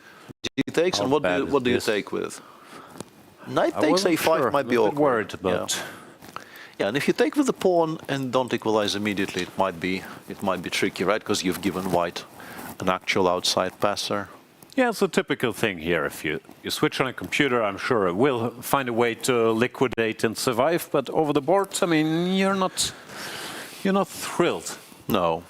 Also, Fabi has spent a lot of time, so I mean, always very easy with hindsight. But what went wrong? Like he prepared knight d7, dc, bishop g2, rook b8. I guess there was some subtle stuff involved, like maybe what you pointed out, knight ba3 is not the first computer line or something like that. But it's a bit surprising to see him caught off guard here, if that's what happened. Yeah, I think rook e8 is more natural, because I don't think I don't think White is capable of entirely taking away the option of c7, c5, and we might want to unpin the knight on e7, perhaps put it on d5 first, and then consider our options. Seems healthy enough. Play some primitive move directly against c5. Will you still do it? No, I wanted knight d5 first, and in particular because you can't really shoo it away very easily. The pawn on e2 is still pinned. Yeah, play c5 here. This seems pretty healthy, frankly. So I think it needs to be something more subtle after rook e8. I don't know exactly what. Subtle. Yeah, rook e1. But can we maybe do the same anyway? My point was just now I have e4. Yeah, and I was wondering if I can play knight b4 there. I don't want to go back, but I'm wondering if I can afford to play knight b4 here. But it's risky. Takes, knight c2, b3, and knight b4 might just be winning material. Yeah, looks somewhat unpleasant still. Let's leave it to Fabi to figure out and switch to the women's section, where there are some games we have not seen much of, like Zhongyi against Kateryna, Lagno, 1 win each. They should do one of these with you. You can copy that hard pose. Too late. Would melt people's. I've already done one of them, and yeah, I did not figure out what to do with my hands at all. This is a very interesting idea against the French, shown there by Kateryna. She goes knight g2. So far, I am still in book. Knight Yeah. e4 is a rare move here. Yeah, it exists, but it's pretty rare. Castle, the queen e2, knight e4. Yeah, with the idea of this check. Of course, there's a check, but we're not doing this to repeat. We're doing this to play knight f to d2. And what's interesting to me there is the choice the Chinese player made and the speed with which she made it, because knight f6 is very committal here. So I'm just trying to gauge if I think she knows everything about this, or if she just thought, okay, this is something I don't hate, and let's make a move and I'll kind of move on to the next question. Do not know. Lagno did take, g takes f, and short castle. So white is a pawn down, but it's a bit unclear where the black king is going, and there's some potential attacking moves. Still, doesn't look like black should be in any trouble, but it could escalate. Yeah, it's absolutely one of those positions where you know you're okay, but you also know that you're in a fight, and you probably need to play somewhat precisely, or you could drift into a dangerous position. So what do we do? Bishop d7 here, bishop e7 here, bishop g7 here. My initial thought was bishop g7, but then I guess the queen gets shooed away from before, and then the knight goes to like e4, and they've chased away g3 and h5. And h5 is going to be an annoying square to deal with, and it gets there pretty quickly. Bishop d7 seems like sort of the most flexible, but also the most nothing move of all the options, right? It kind of, although maybe we do just castle queenside. Castle queenside. Yeah, maybe we just do want a castle queenside. Okay, we'll let Jiner figure it out. Moving on to her compatriot Tan Zhongyi against Anna Muzychuk. This is fairly standard stuff. I think I've even seen this position before. This is just a mainline Petrov. Yeah, finally a sample size you can talk about, and Tan Zhongyi somewhat ahead with a 5-3 score in decisive games and 12 draws. Yeah, players who 20 games, these are veteran, world-class women players. They know each other pretty well, yeah. Pretty well. And yeah, this is a very kind of a classical Petrov, the knight c3 on move 8 in a kind of a old-style tabia of the Petrov has been around for ages and ages. Was very topical, I think, in the early 2000s, maybe even late 1990s. White is not really claiming much, but you are pretending that the resulting structure, once the d5 and c4 pawns come off the board, is slightly better for you. Maybe knight on c6 is slightly awkward in some positions, which is hence bishop d2. We are trying to deny the knight the b4 and a5 squares, and currently kind of asking black the question of what's your next move? How are you unpinning your pieces? What's the problem with queen d7? Not sure there's a particular problem. At some point, maybe I'll start thinking about take since before, but I'm not claiming this is winning or anything. Yeah, and they play queen d7, d5, bishop f6 in all these types of positions, right? And then it becomes a bit of a race, because black is about to trade everything off the board, and you have like 3 moves left before everything disappears. And if you manage to achieve something in these 3 moves, maybe you'll have a small plus, but. Yeah, normally black is a favorite to exchange everything off the board, but it's never that pleasant to defend these. So understandably enough. And last but not least, we have the Bibisara Assaubayeva against Aleksandra Goryachkina clash. That's sort of an exciting position. This is following in the footsteps of Arjun Erigaisi. We'll get to that in a second. Goryachkina up 2-0. In their encounter, has been a world-class player for longer, but Bibisara has a lot of momentum on her side. I don't think she will be too phased by prior results. Yeah, this is a very topical line, and I'll stop there because you'll deliver a masterclass. No, this is the same semi-tarash that we've seen from Wei Yi yesterday. C takes d5, C takes d4. The main move here is queen takes d4, e takes d5, like we've seen in the Wei Yi Bluebaum game. And queen a4 is a cunning little move, trying to avoid not being a pawn up. And by provoking bishop d7, and now grabbing this pawn, It's very direct, but as usual, this is well established and computer says. You make all these moves and then you survive in the end. Or the questions are coming later. Like this is all established main line.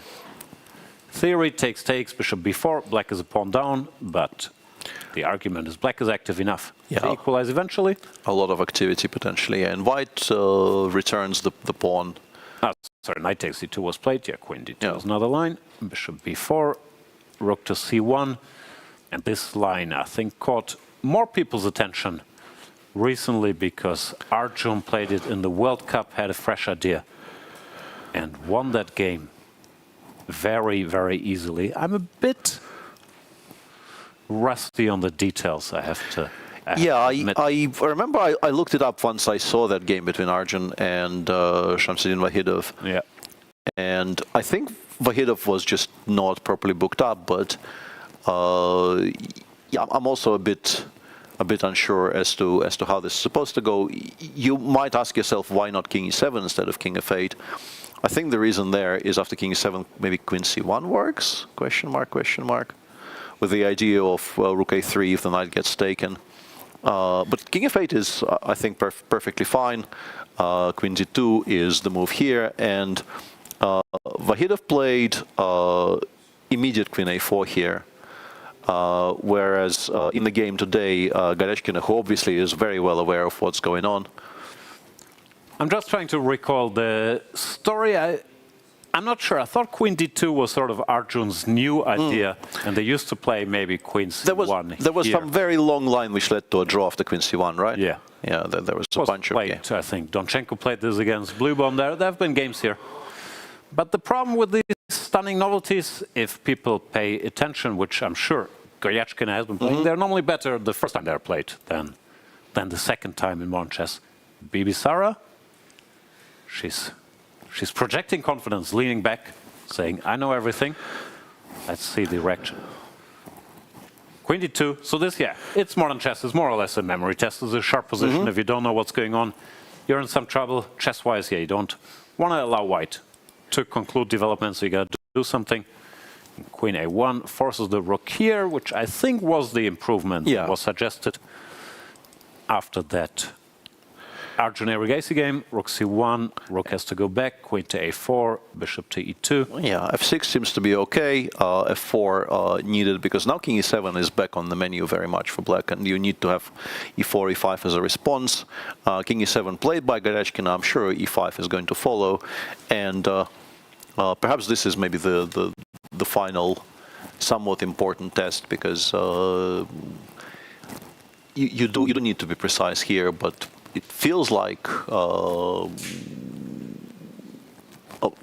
and you do want to take the queens off the board here, and the resulting endgames, even if it ends up maybe costing you the pawn on b7 temporarily, they're not that bad. So a move like queen d4. e5 played. Yeah, e5 blitzed out by Bibisara. Bibisara is above the starting time on the clock still at move 22, not unexpectedly. This is very much her choice for today. She expected this opening. Aleksandra is very much either working it out over the board or trying to remember the file. She is below an hour. No, I'm 100% sure she had a file, and it looked like she also recalled, maybe queen d2, I'm supposed to give the check and then go queen a4, but yeah, this... I mean, there's different approaches. We see also in the open section, people have been more focused not on memory tests, but surprise guys and take them out of book. But memory tests, good old memory tests, especially if you know what to expect from your opponent's black repertoire, they still have a purpose. Or absolutely, yeah. You gamblers call it the semi-bluff. You're saying, okay, if you know everything, it's going to be a draw. If not, I will most likely win. I will take this 0-70 expectation any day of the week. Well, that's high, I think, but... yeah, if it goes well, yeah. I mean, and here it feels like, first of all, let's try maybe and figure out why we can't just take on e5 twice. I'm pretty sure we can't, but why exactly? Takes, takes, takes. Feels like it should just lose to something concrete, but I am so far unsure what that something is. Queen g5, king takes d6, I don't see a kind of a killer blow there. If we give check first, this is just Rook d7. Guess the move. Yeah. Rook d7. Now, where is the win? Does it even exist? Yeah. I see it. Rook c, Queen g5. Oh, maybe that is. But what about King g8 here? Oh yeah, that's. Yeah. Rook King takes g8 g8. Yeah, also, let's finish this line. This maybe is somewhat promising, but King g8, I don't see a follow-up. Okay, focus. We have Bishop b5. Ah, no. Yeah, Bishop b5, Queen. There's all kinds of checks. Yeah, it doesn't feel, in particular, because we will run into Rook f8 checks as well. Yeah. This still doesn't work. Yeah, if we want to play Queen g5 check, we need to do it immediately, and then I don't know. Yeah. That Queen takes, I guess. Very surprising that it feels like this should just lose, because otherwise White wouldn't be doing that. But so far we are struggling to convincingly refute it. This is embarrassing. A little bit.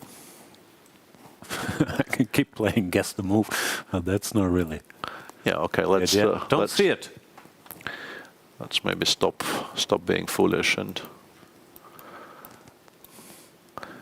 Rook c7, Rook d7, Knight takes b7, or castles first. Actually, Knight takes e5, castles first. I think is maybe the cleanest. Just wait for Black to take on d6 with the Rook and then Queen g5 check. We should have actually. So the point is here. Yeah, this is strong. Yeah, this is strong. Or even simpler, just don't even give a check on c7 at all.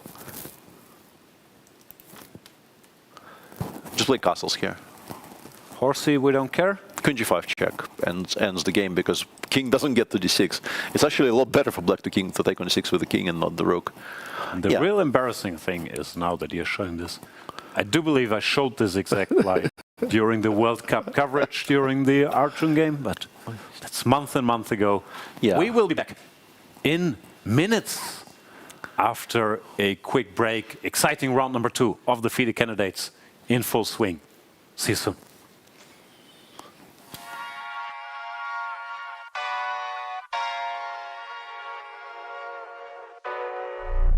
Oh my God, I'm just playing with them now, yeah. Oh my God, what she saying, say it loud, yeah. I can't respect it, I'm in the gym, but I am not flexing. Came from the woodpecker method, because practice makes perfect.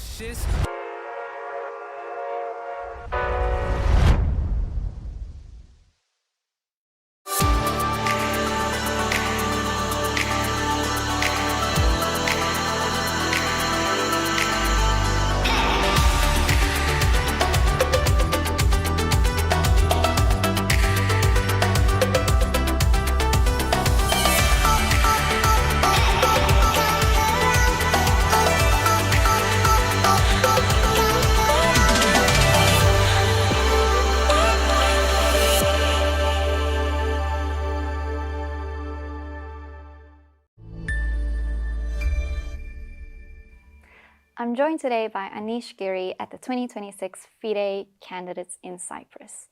Anish, this is your 3rd rodeo. Let's talk about your growth since your first one. 2016, 14 draws, 2020, 21, shared 3rd place. How have you grown as a chess player over the years? Well, I mean, I don't think it really works like that. I don't think, of course I've improved tremendously, I'm sure. But I think everybody else is improving too. So if you want to compare, like, I feel like, being a top chess player is like running a marathon with your competitors. So obviously everybody's running forward, but some are sort of running a little faster at certain stretches and so on. No, I mean, I certainly have improved, but the fact that my result in the 2nd candidates was better than the 1st, I mean, it's probably a coincidence. I've had a lot of chances in both of them. I was lucky, unlucky here and there. It was all really random. And obviously, I'm hoping this one will go even better, and then we can draw a straight line, and draw a chart like Bitcoin, that is all to the moon. We'll see. Speaking about graphs and all that, of course, as an avid social media user, you've seen those tiers of people ranking the candidates, the players' chances over here. And you yourself made one that I saw ChatGPT style. Tell me about your thoughts of seeing other opinions on all of this and seeing you ranked first or sometimes not. Yeah, I mean, frankly, the chart that I've made is only slightly more random than the ones of the others I have made. It's really hard to, yeah, I mean, it's a lot of fun to speculate, of course. When a big event is coming up, I know myself as a spectator, as a chess fan, you know, when a World Championship or a Candidates tournament coming up, you're so excited, you want to talk about different possibilities, you know, and savor the future and try to predict things. And you have lots of like sensible predictions, but there are a few like, I saw a few people, they really tried to be very creative about it, you know, and some have picked like Sindarov, for example, some picked Wei Yi as a favorite, you know, just there are all sorts of different, I mean, I saw somebody put Emil Satovsky in the top tier as well, like, well, I mean, people weren't really creative with those things, so I think it's a lot of fun, I understand that. And let's speak about the mental aspect, of course. You sound like you're very solid in your approach of not being affected by outside noise. Now, the Candidates is an extremely psychological event. It's not just about performance, but coming back from setbacks. Do you think you have some sort of advantage in that aspect? I think I have like certain strengths when it comes to psychology. Like in certain types of situations, I handle them really well. In certain types of situations, I don't, and that has to do with my character and personality. So sometimes I really rise to the occasion and perform really well under pressure, and then in some other situations, really not. And I've learned to sort of understand where it works better for me, where it doesn't. But yeah, we'll really see. Of course, you know, in general, working on your mindset and psychology is really, you know, one of the most important things you can do before an event, and it really makes a difference. But of course, at the end of the day, like the main thing that will make a difference is just the circumstance. Really, you've really done your best at this point, and you just have to be lucky to win a tournament like this. Well, my kids really haven't grown that much, honestly. Like, to be honest, there's still a long way to go, especially the younger ones. In that sense, I'll probably have more tranquility at home in a few years. For now, it's still quite loud at times, and yeah, and you know, eventful. But yeah, there are lots of you know, to everything there is an advantage and a disadvantage. Like there's almost nothing that's for anything, you know, hard, there's a silver lining, and for anything amazing, there's always some downside. People, you know, who have like live in luxury, you know, they end up spoiled. People who live in, you know, in hard conditions, you know, they're missing tools to improve and so on. So I think, yeah, there's a lot of advantages to be me, and there's a lot of advantages to be my competitors too. So at the end of the day, you know, somebody will be lucky, and the lucky one will win. Final question. I saw online that on your way here, you had a middle seat with Ryanair, which fascinated me because you've traveled the world so much. You not like check in before and select your seats. It's not something. No, but you don't know Ryanair. I mean, of course, I've checked in before, but like that's the whole. They happily, you know, announced to me that I have a middle seat, but if I want, I can upgrade, of course. So okay. yeah, no, but at a cost. Obviously, everything comes at a cost there. It actually was quite interesting. I didn't even realize. Like we were looking at flights quite thoroughly at some point. At some point, you know, the happiness really doesn't come from that. You know, you can fly Ryanair and then still win the Candidates, and it'll be all good.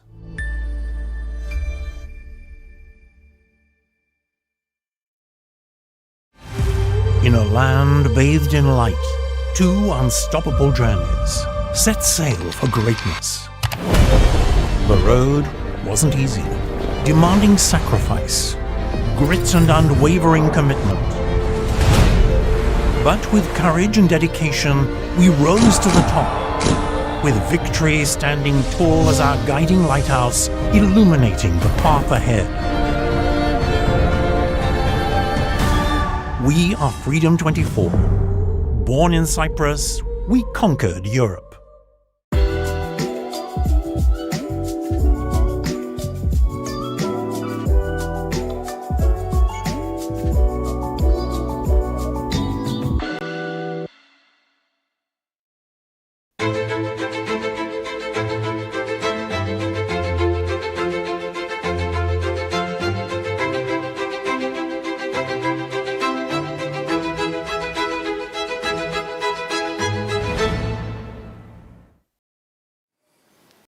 Welcome back to round number 2 of the FIDE Candidates 2026. The opening heavyweight clashes are in full swing. Looks like the players did their homework. Bunch of surprises already on the boards in Praggnanandhaa, Anish Giri against Caruana. And who better than the chess nerd, Zachary Shine, to fill us in on some of the nerdy stuff happening. Zach, what's going on? Thank you so much for the introduction, Jan. Yesterday, the team and I scoured social media to find the most relevant and interesting tidbits on the internet. Let's take a look. Eventually.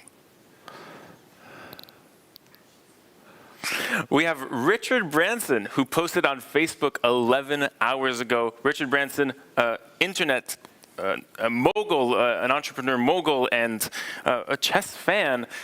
He's here playing through the ages, as you can see, with various people in various countries. Guys, have you ever played a celebrity in your life? And if so, who? I must have, but as usual, when I'm put on a spot like this, I cannot really think of a single name. But Jan? Not sure we have many major chess celebrities here in Germany. The Klitschkos, famous football coach Felix Magath. Oh, Felix. Jan is doing a lot better on this count than I am. Yeah, I missed out on all the big celebrity events. Like I think Woody Harrelson once came in to make a first move during one of the World Championship matches, but I wasn't there. That would have been truly exciting too. I mean, I wouldn't really ask him for a game, but just to be in the same room with him would have been quite a treat. So yeah. So Peter, a question for you then: if you could choose one celebrity, dead or alive, to play a game of chess with, who would it be and why? These things, Regina Spektor, I don't know, just a name. Fantastic. Moving on with our second social media post from the internet. Here we go.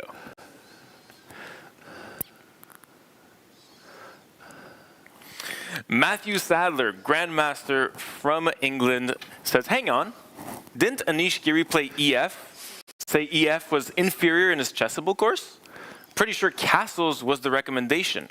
And he played EF against Praggnanandhaa yesterday.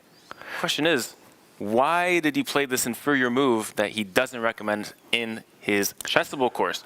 Well, I talked to Anish Giri in the press conference yesterday, and he said something quite surprising. This line that Praggnanandhaa played against him, this bishop b5 check, is the only thing in his opening file that was labeled as, quote unquote, by his second, this will never happen. And it happens over the board.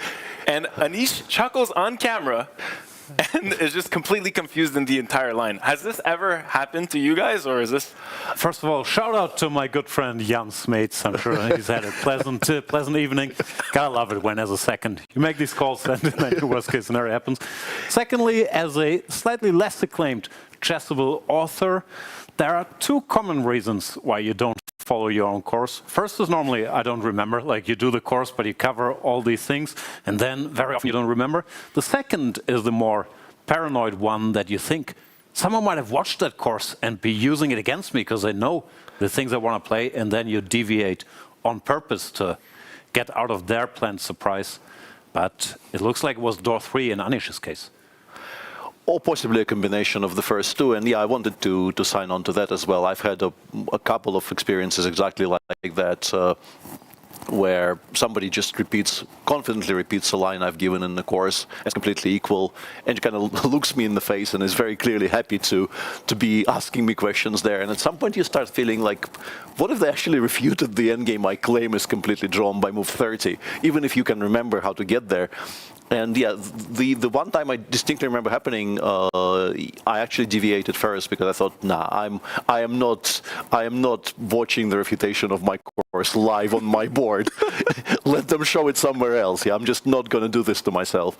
Yeah, I don't know what happened yesterday with Anish. I mean, we know that he just didn't believe, and his team, I guess, didn't believe this was ever going to happen. And The same thing sort of happened, I don't know if I'm telling tales out of school, the same thing happened in the candidates in Tirana, because the idea that gave Prague pretty much a winning position by move 25 against the Petrov in the game against Jan Nepomniachtchi. I spoke to Jan after the tournament, and he said, this is very much all on file with exactly the same caption. Like, don't repeat this will never happen against you ever. And it did happen in the candidates tournament and should have led to him losing a game. It didn't, because Prague did not find a very beautiful kind of a geometric solution, which was completely winning. But yeah, Jan said exactly the same thing. Everything is on file, captioned, ignore, irrelevant, will never occur. So Prague must have some insider knowledge if he's always finding the exact lines his opponents are just not prepared. I just realized it's the same player, actually. Maybe we are now stumbling onto a massive conspiracy. I definitely think we're onto something. Yeah. Then we are watching some beautiful Magnus Carlsen pictures. Candidates. Oh, wordplay. Wordplay, yeah. Yes, it seems to be a Instagram story posted by Magnus Carlsen's dear wife, Ella Carlsen, captured candid dates. I got it. Very interesting. On the first day of the candidates, no less. Yeah, and Magnus with a stroller, very nice, fully endorse, 10 out of 10. We're pro stroller Magnus. Yes, he shaved off his beard recently, which is a nice new look. It's different than what we previously had. Now, that one had, actually on the topic of facial growth, I prefer this look to the one that was briefly en vogue before. You didn't appreciate the gum and the solid mustache on top? No, not the handlebar, no. I liked it. I mean, some people just have no taste. What can you do? You got one more, Zach, or that's your ammo? I believe we have one more in the basin. Let's head over to our final social media post. And if we don't... And if we don't, we don't. If we don't, we don't. If we don't, I can talk about it. Javokhir Sindarov has entered the top 10 on the live... see that. On the live ratings. And coincidentally, on his chalkboard that he gave to us, yes, historian Douglas Griffin reported this. Very interesting. He's climbed so much this year. And on his chalkboard that he, filled in for FIDE, it said he wants to be top 5 in the world in this year. What do you guys think about that? Is that ambitious for the young kid? 13 points. That's not too unreasonable with the way he's been playing. No, I mean... There are some notable names above him who aren't, absolutely obliged to do nothing or play only poorly this year. But yeah, it seems within his grasp, frankly. Yeah. Yeah, he's playing some very fighting, very aggressive chess, and all the best to him. I see nothing that's stopping him right now, especially after his first win in his first game in a candidate's. Yeah, that was definitely good for him. Yeah, sort of even you can say surviving the position he had and ending up winning it is obviously a very, very good start. Yeah, I'm very curious. He's shown us he's one of the guys in this generation of Keimer, Gukesh, Prague, up to Satorov, Ali Reza. I'm sure I'm forgetting one or two very prominent names on that list, all these 20, 21-year-olds. So Sindarov is in the mix, but I think the jury is still out if he will show he's just better than everybody and will leapfrog all these guys, but he's certainly part of that group that most likely will dominate chess for a decade. We are expecting to watch these guys, for the foreseeable future, and he absolutely is part of that equation. Did I mention Arjun? He's in there. Yes. And with that, I guess we should go back to the games. We've had some developments on critical boards. Thanks, Zach. Thank you very much, Zach.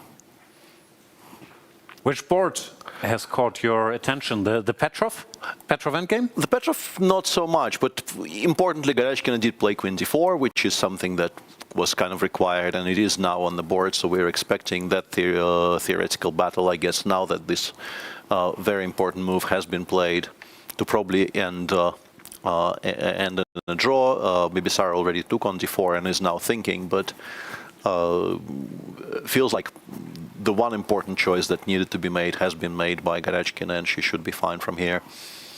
Elsewhere, Yesipenko against Nakamura. Before we move on, let's stay here. I'm curious, because we are seeing a big theoretical debate here, and one topic I'm always curious about is who's helping whom. And we've been to the breakfast, lunch, dinner room quite a bit. Can you tell us what information your eyes have gathered on the seconds that are here, who's working with whom? What do we know? I don't know if we're supposed to know about these two, and I feel like we probably shouldn't be speculating. But they're eating food. Yeah, people. I think once you're here, it's no longer a secret. The secret seconds that might or might not exist. They'll stay home. If you show your face here, I think you're fair game.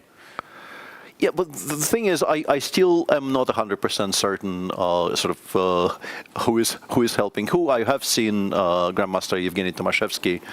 Actually, incidentally, the person in the story I was telling about avoiding my own courses, the person who played a line in the Grunfeld against me, where I was absolutely sure he is planning to refute the course material he studied in great detail, and turned out he was not aware I even recorded the course, which is what ends up. That's normally the thing. No one's watched the course, but we always think everybody.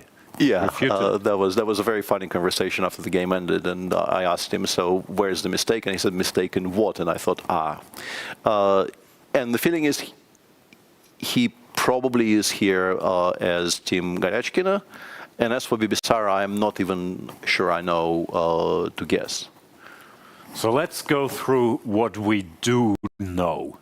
We know Anish Giri is here with Jan's mates. The usual disclaimer that I think it's not a secret. Most of the players, at least in the open section, I more or less know this, won't just have 1 second here on site, but they will have remote help people tucked away somewhere at home or anywhere in the world, really, who are sending files, but normally to keep you company. I mean, we've seen some people with family, but typically you have 1 second on site for Anish. That is Jan's mates.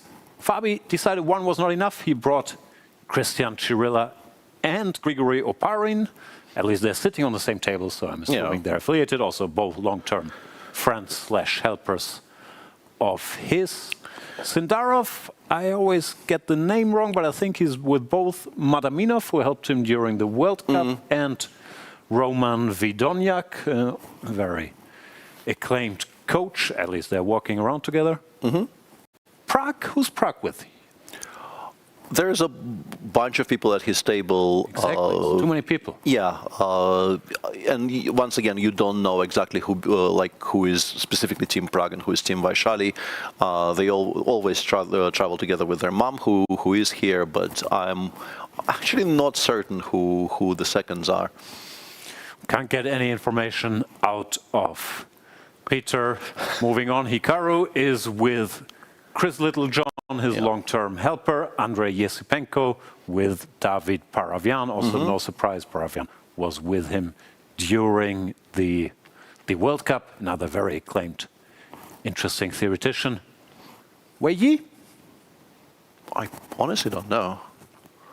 Not sure either. I think it was even published somewhere, but I do not recall. And who are we missing? Moving on to the women's section. Yeah, Bluebaum here is with Rasmus Svane. Yeah. He's struggling because he's a vegetarian, but he likes, I don't know the English word for this, okraschoten. Yeah, okay, I think I know what that is, but I also am not sure what they're, I think they are called okra, but... Maybe it's just okra, I don't know. But food is great here. But as humble request on behalf of Rasmus Svane, some okra for breakfast. Yeah. Get him functioning. Yeah, although frankly, as a vegetarian, you shouldn't be struggling all that much here because there's plenty of very nice veggie options. Yes, I don't mean to bring this up all the time, but we went for burgers at some Bundesliga weekend, and he ordered a broccoli burger, and it wasn't the only vegetarian option. So he's very particular needs, let's say. Okay. He has a very... Oh, no, it was a cauliflower burger. That's worse than a broccoli. I actually wouldn't mind either, but and I'm not a vegetarian. So, yeah, there are stranger things in life that... Also, hang on. On Matthias' shirt, does it say Team Swane or something? Is Rasmus also his sponsor? And now he put the hand in front of it. Yeah, that is... Move the hand. We should, yeah, they should probably Move the camera. Well, should be mic'd up so that we can tell them to move the hand. I can't see it. Assuming it doesn't say Swane, but it looked like. It did seem like that for a second, for sure. Okay, I guess we should show some chat. We will return to the topic of helpers. Even when we have more Once Peter gets material. clearance that he can speak about people that are clearly here. Yeah, the actual reason I'm not speaking about this is a lot more embarrassing and has nothing to do with clearances. You don't know. I just have people. Yeah, I just don't know. People have no memory for faces, so. All right, how's the position? Is Bluebaum worse? It looks slightly unpleasant, question mark? Looks a bit awkward, even though I don't quite understand why. It feels like White maybe achieved something, but even still, how bad can it be if you just go 96? Yeah, well, he's played 96 in the meantime. This has happened. Yeah, and you take, I guess, with the rook and try to play d5, bishop d6. Like, why are you supposed to be any worse? I guess maybe takes and put the other one on f4. I was gonna go for cheapos. Oh, maybe actually g3 very much indicates bishop f1. Yeah, but maybe we do it anyway. Maybe it's just better on h3 than it is on e2, and then we can go for knight g2 f4 anyway. Because the knight on e3 is kind of in the way. The bishop on c1 needs to be in play at some point. But if you go here, I thought then maybe this becomes a move. Yeah, that does become a move. Yeah, I like knight Is all that much? No, but that's the thing, though. Even though it appears that maybe black could have been cleaner and white maybe got as much as white gets in this line, it's still not a ton, right? No, it can't be. Can't be too bad, but black still needs some time to get. Interestingly, Javokhir says no trades for you and just goes knight f4 h3 here. Oh, keeping more pieces. No trades for you, sir. Now I am really tempted to go. What does he want? He wants knight to g5. I guess, but we can play bishop 6 in response. We're not we're not required. Let's say I go d5. I really do want to finally play d5, bishop d6. Yeah, let's try knight g5 here. I guess bishop g6 was my point, and maybe bishop f1 anyway. Cunning. Is it? Well, it's not doing anything on e2, and I like your bishop f1 h3 idea. Bishop h3, and then... But honestly, just king c7, yeah, we're not worried about knight e6, fe6 at all, I guess. Maybe knight f5, though. It feels a bit unpleasant. Not sure if it's on the verge of being real troubles, but it's... Yeah, mainly I think to do with the fact that this knight on f6 is really, really passive, really restricted by the pawn on f3. It's really the idea of the whole line, that this pawn on f3 will sort of dominate the knight on f6. Yeah. Right, knight h3, showing Sindarov didn't come to exchange a bunch of pieces. No. Draw. Not that. No. Anyway, thought that. Yeah, that was never on the cards, yeah. Bluebaum, in deep thought, also spent a fair amount of time, which is also, of course, the problem if you're playing the Petrov or any opening. Also, you're busy repeating all these forced sharp lines, so if they play some dry endgame trying to squeeze, at least you won't have memorized the first 20 moves. And there we have the calling card for Matthias Bluebaum, only 5 games against the field, but yeah, in plus. Very firmly in plus, only 1 loss against Sindarov, that game that we brought up earlier. Also happens to be today's opponent. And 3 wins against, 1 each against Giri, Pragg and Yesipenko. Yeah, not a bad score. Okay, let's leave Matthias Bluebaum. Yeah, this is a position and see how it went. This is a bit surprising because we were talking about the options after knight takes e4 castles, and we were naming e4 and knight c3 as the 2 main ones. I actually thought about this move as well. I didn't feel like we need to add it to to the list, but it makes perfect. It makes sense, yeah, definitely. Yeah, you do want the rook on d1, you maybe want to support knight c3. And Hikaru, I think, also does the right thing here, because you can't, in these types of Catalans, you can't allow white to completely dominate in the center, even if it means you have to spoil your structure a little bit. So knight c6 very much endorsed. Andrey took, as once again, I think you're supposed to. And now... e4, I guess, makes sense. I'm not sure. Very committal, though. Obvious. Yeah, very committal. Okay, if you play some random move, I don't know, rook d1, I guess black isn't time to... Yeah, queen b6 probably was what was annoying him. And this is somewhat similar to those sort of classical positions you used to get in the g3 Nimzo. Yeah. But, yeah, probably we shouldn't geek out too much comparing and just should talk about this position. I guess kicking the knight away from e4 while it cannot profitably go to b4 makes sense. It goes to f6. And now h3 is... Also a useful move. Once again, I'm not sure if it's priority number one. But exactly, yeah. It's aesthetic. He wants knight bishop e3 without thinking about knight g4 and then bring the pieces out. Yeah, the big question is, like, what's your first order of business? What's more important?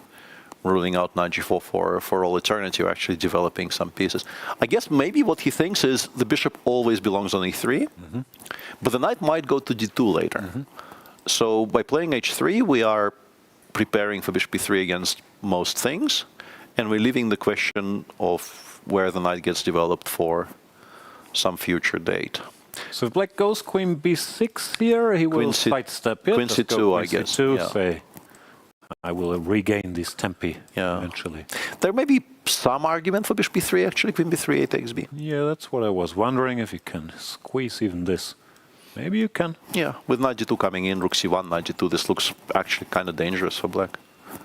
Agreed.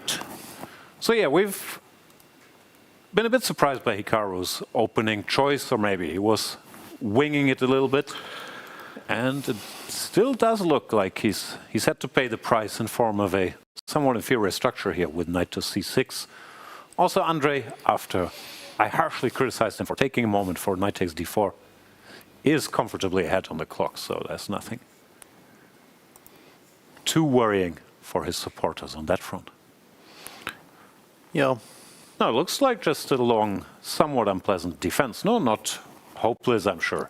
Draw is still a favorite objectively, even without the player names, but pleasant it is not. How do you resolve the structural questions here for black? Do you want e6, e5? Do you want c6, c5? Do you touch nothing at all? I'm not sure, like e5, bishop e6 looks logical enough, but it doesn't solve all the problems, really. White just goes whatever, bishop e3, queen c2. Yeah. And yeah, then the knight can decide which tour he probably d2, actually c3, a4 also looks incredibly logical, but there are other options, yeah. And the knight on f6, once again, we speak about this knight on f6. It needs to be closer to the d4 square, but it's very far away.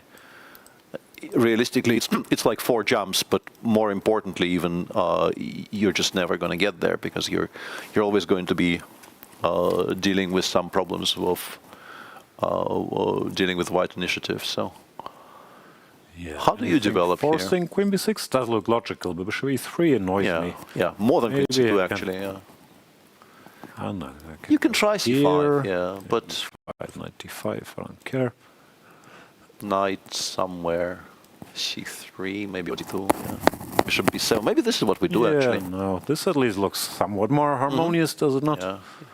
Yeah, developing the bishop to b7 would be, we are at least counteracting the bishop on g2, and also we're restricting the knight a tiny bit by putting some pressure on the b4. Exactly. Yeah, the queen will go to a6 if it gets chased away. a6 should be a pretty decent square. Rook fd8, rook ac8. Obviously, you still pick white, like queen c2, knight c4, whatever, but this does look like Hikaru's seen worse. Absolutely not the end of the world, yeah. Let's leave it here for a second, because I do want to talk about the French in the game between Wei Yi and Prague, because it's very surprising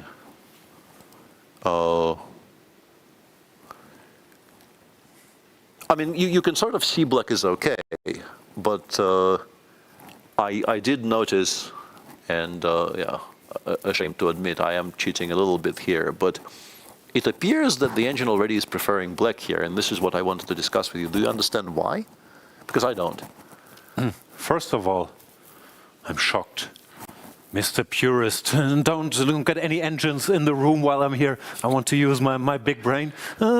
Engines saying black is better. All right. Secondly, what happened to the knight on f3? Wasn't that a nice knight? Yeah, I don't know where it go. I don't know why we spent 2 tempi trading the knight on f3 for the knight on c6. I don't think that was necessary, but... And now he decided he had to take here. Well, I guess at this point he takes d4 is an actual threat. It wasn't with the bishop on a7. Yeah, so he takes on c6 and he's gone bishop d3, e2 now. Sort of expecting c5, c4 to be a potential problem, but maybe it still is. Yeah, I guess the reason this might not be that pleasant for white is that bishop on e3, right, which is extremely passive.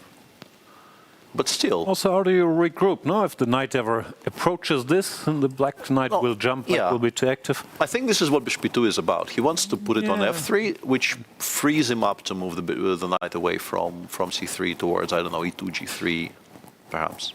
So how does Prague continue development? Do you go, I don't know, bishop d7, you go b5? What's Definitely not b5, I feel. Like you really need to be able to meet dc5 and take c5. Fair. The big question is whether you actually want to play c5, c4. Just removing all the pressure from the center and just starting to push pawns. Yeah, just push. Bishop f3, b5. Maybe that's the problem. Yeah, but who are we attacking there? Knight e2? I don't quite but I guess now we can go like bishop d7, e8, g6, and we're just structurally, this is a dream French in as much as such a thing exists, yeah?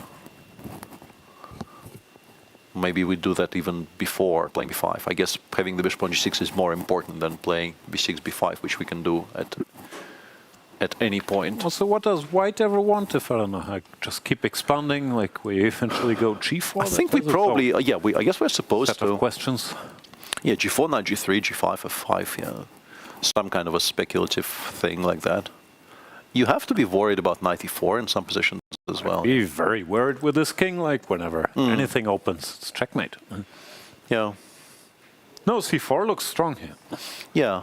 And Wei Yi not on top of it so far. No, and Prague is doing really well on the clock as well. He is almost 50, well not 50, 45 minutes in the green on the clock. Yeah, way down to 48 after 16 moves over theoretical opening. Yeah, French serving Prague so far quite well.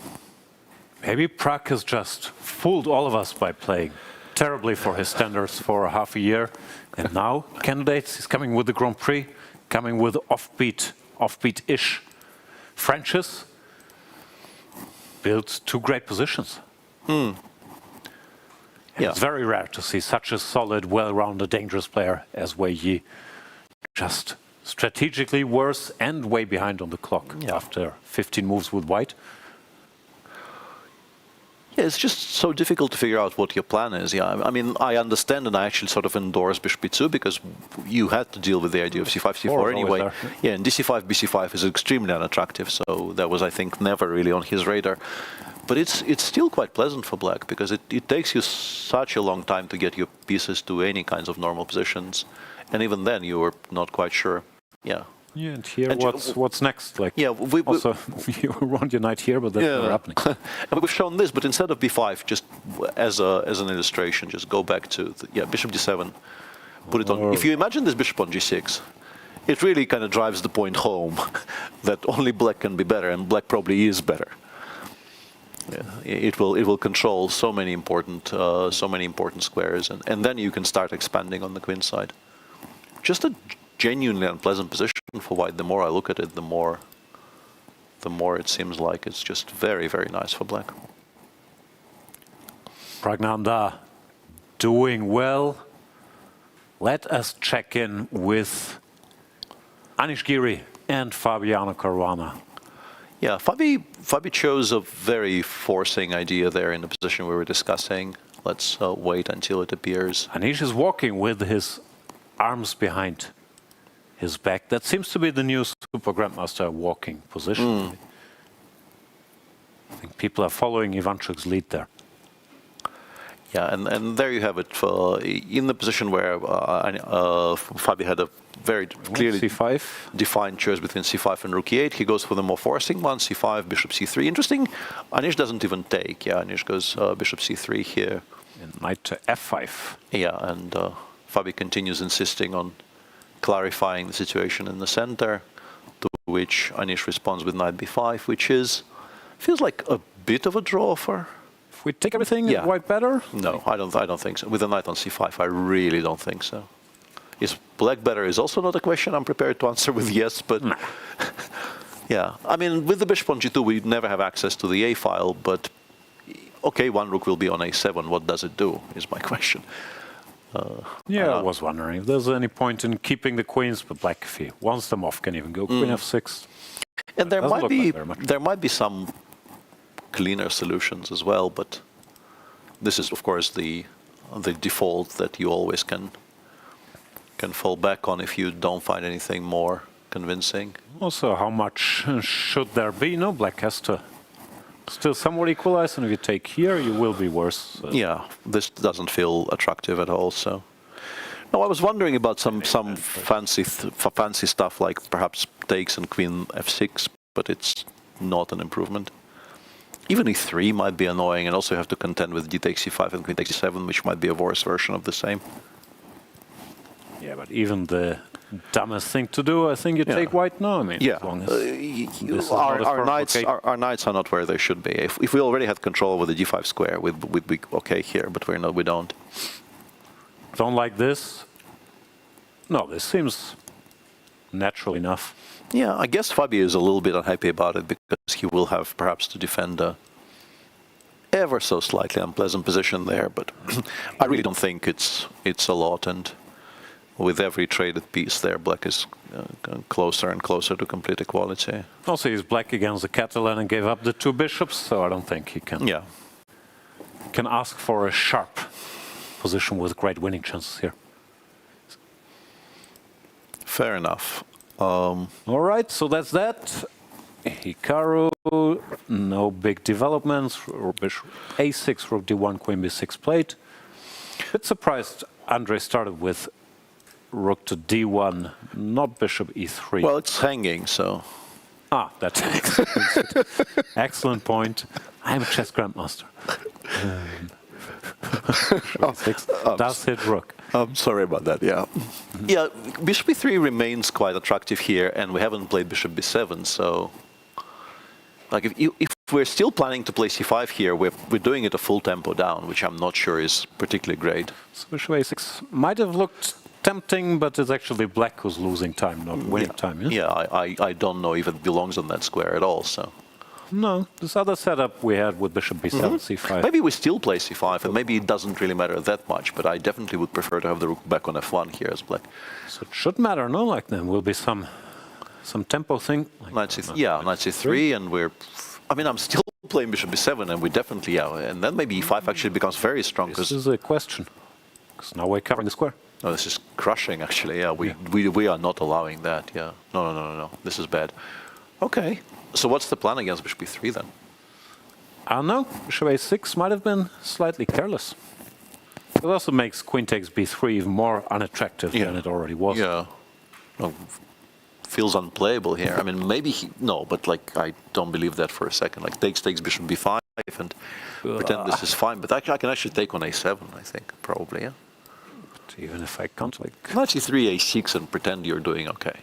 Are you though? E5, knight G5 always. I want to play, I don't know, Rook FC8, King F8, King E8. I don't know. I'm pretending that with the Bishop on B5, my pawns are adequately protected. I don't know if I believe in any of that, but. And even a bigger question is, can't I just take on A7? And isn't it just a reasonably healthy extra pawn? Not all of this looks suffering, like even the dumbest possible way. Like A takes. Take. I'm not sure, there might be better moves, but all these positions. Rook A6, I guess. Are you equal? Here I think I'm pretty close to being equal, because E5, knight D5 is my response for all eternity, and you don't have entrance squares. This I think is okay, but yeah, nobody's taking on b5, and also I think probably nobody's playing knight c3 because we do have a better option. Just take on a7. The bishop does not get captured. All right. The best you have, I guess, is rook a8, rook a1 maybe, but okay, you will have to play an endgame and a pawn down. Yes, it's a doubled pawn, but like, do you actually do this to yourself? I mean, if everything else is terrible, but no. Yeah, but doesn't look very tempting. Yeah, this doesn't look attractive at all. Yeah. So Yesipenko, thus far, should be very happy with this. Yeah, he's reaching for bishop b3. Position he got. Yeah, once again, his card on the screen there is an indication of struggles in the past against this field, but it's immaterial. Is the plan bishop b3, bishop c5? I don't like it, but maybe that's what he is aiming for, like takes, and... Also, I have a feeling I've seen this before. Hang on a second. This? I randomly just... Things floated in... No, of course not. I strongly doubt you've seen this position before. There was something similar recently, but I can't recall where or when, so yeah. That's good stuff. Yeah, a very piercing commentary right there. We should mention there's a bunch of stuff on the screen there you can see at a glance. Who's better? The more white you see below the players' names, the more advantage white has. That bar is in the middle. It's equal. Where you see that little black arrow. Yeah, and seemingly black is better. Things are very level in the women's section and in the open section. Sindarov is a bit better, and the engine does seem to suggest Andrey Esipenko is doing quite well out of the opening. Yeah. Prague, I can't really do by eye test how much more black than white there is. Yeah, that one is difficult. Yeah, because you can't actually see the separator when it's black being better. Prague did not play c4 in the meantime. We don't need to return to that, or we do. Does say bishop e2 f3, so he has not played anything. He played rook a7, which is a useful move, but I mean, depending on where he wants to put it, I guess e7, because once again, I feel like putting it on f7 actually gets it in the way of the favorite bishop maneuver. I really want this bishop on g6. I'm kind of obsessed by getting this bishop over to g6. It's a bit random. It always feels smart to activate your rook on the 7th rank, but how much better is it on e7 than, say, e8 after the bishop moved? Exactly, yeah, I don't know. It's not a bad move, and as we can see on the live board, the bar is still below equality a little bit, but c4 seemed sort of more straight to the point. Yeah, that's the key question, if he will. Consider this as the way to go. I mean, rook a7 probably indicates wants to keep the tension for now. Yeah. Okay, where we go? Prague better, Bluebaum somewhat worse. Well, it's exactly the position we were discussing, and yeah, a little bit better for Sindarov. Yeah, I was just summing up. Fabi very close to equality if he takes everything, and Yesipenko is better against Nakamura. Yeah, that seems to be the state of things in the open. In the women's, yeah, this is definitely the game of the day so far, because Kateryna Lagno is gambling today, and the reaction by her Chinese opponent is pretty good. She did go bishop d7, white played c3, which actually is a response in very many of these positions, not even a3 before, just straight up c3, offering a second pawn, which nobody will take, because that is really way too much risk, and you don't want to open the b file for the rook, and the queen on c3 will be vulnerable. So she played queen b6, she takes d4, queen takes d4, and also, interestingly and somewhat alarmingly, I guess, for Team Lagno, it was her, not exactly a novelty, but she came with an idea, I guess, which should have been a surprise for her opponent, and she is now below on the behind on the clock, down to 46 minutes, sort of 4 moves after showing the interesting new idea.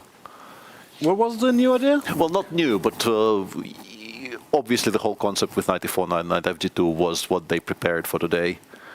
And 4 moves later, she burned through almost an hour, I guess, on the clock.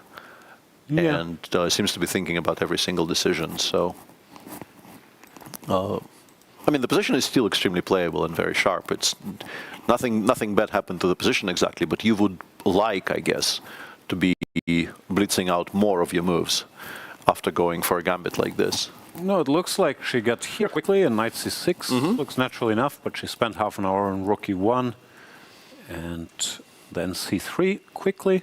Yeah. C takes d4, took another 20 minutes. So after queen takes d4... Honestly, looks quite comfortable for black, yeah. We're probably castling queenside and feeling quite good about life. It will be reasonably safe even on c8 or on b8 somewhat also, late. as long as there's no direct threats, we can even keep our options open. No, I mean, put the bishop somewhere. Absolutely, yeah. We don't need to decide on the side to castle just yet. And also for white, compared to the position we briefly discussed with the queen on c3, where it actually would be vulnerable. Whoa. Knight to e4 plate. What's Knight going e4. on? We cannot take on c4, I'm Knight f6 is... Hang on, let's calculate, can't we? I guess it's very dangerous, right? King e7, bishop g5 even. Yeah, this should not end No, well. like, even if it doesn't immediately lead to mate, you kind of stop here because it just looks wrong. No, and the reason I said wow wasn't because we're sacrificing a bishop, it's because we are a pawn down and we're kind of starting to offer endgames. So black can take... Oh, then knight takes f6. I'm not sure knight f6 is playable, though. And she already played bishop b7, though. Yeah, that's... But let's show this, because I think this... it doesn't lose, you have rook d4. I thought king f6, rook d7, knight e5 was very strong. And it is decent, but after rook d4 is just equal. I thought black was maybe better, but it's not. But yeah, Jiner, he pretty much instantly goes bishop b7, saying, yeah, I saw this coming and I'm not giving up the extra pawn just yet. Perfectly normal move. Yeah, and then covers f6. We're prepared to play f5. Isn't white just much worse? What's going on? Yeah.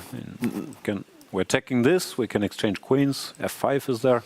Yeah, I mean, if you could play queen e2 and black did not have f5, I could maybe be sold on the idea of this being okay, but the knight gets kicked out, you have to put it on some perhaps less attractive squares, and then black will castle, frankly, either side. Yeah. This does not feel like it's enough compensation. It's not unplayable. I don't think it's like this is reason to panic just yet, but it's definitely good for black. Queen e2 on the board. Yeah. Why does the live board never show us the move, by the way? What's going on there? Yeah, we don't. Is there a delay?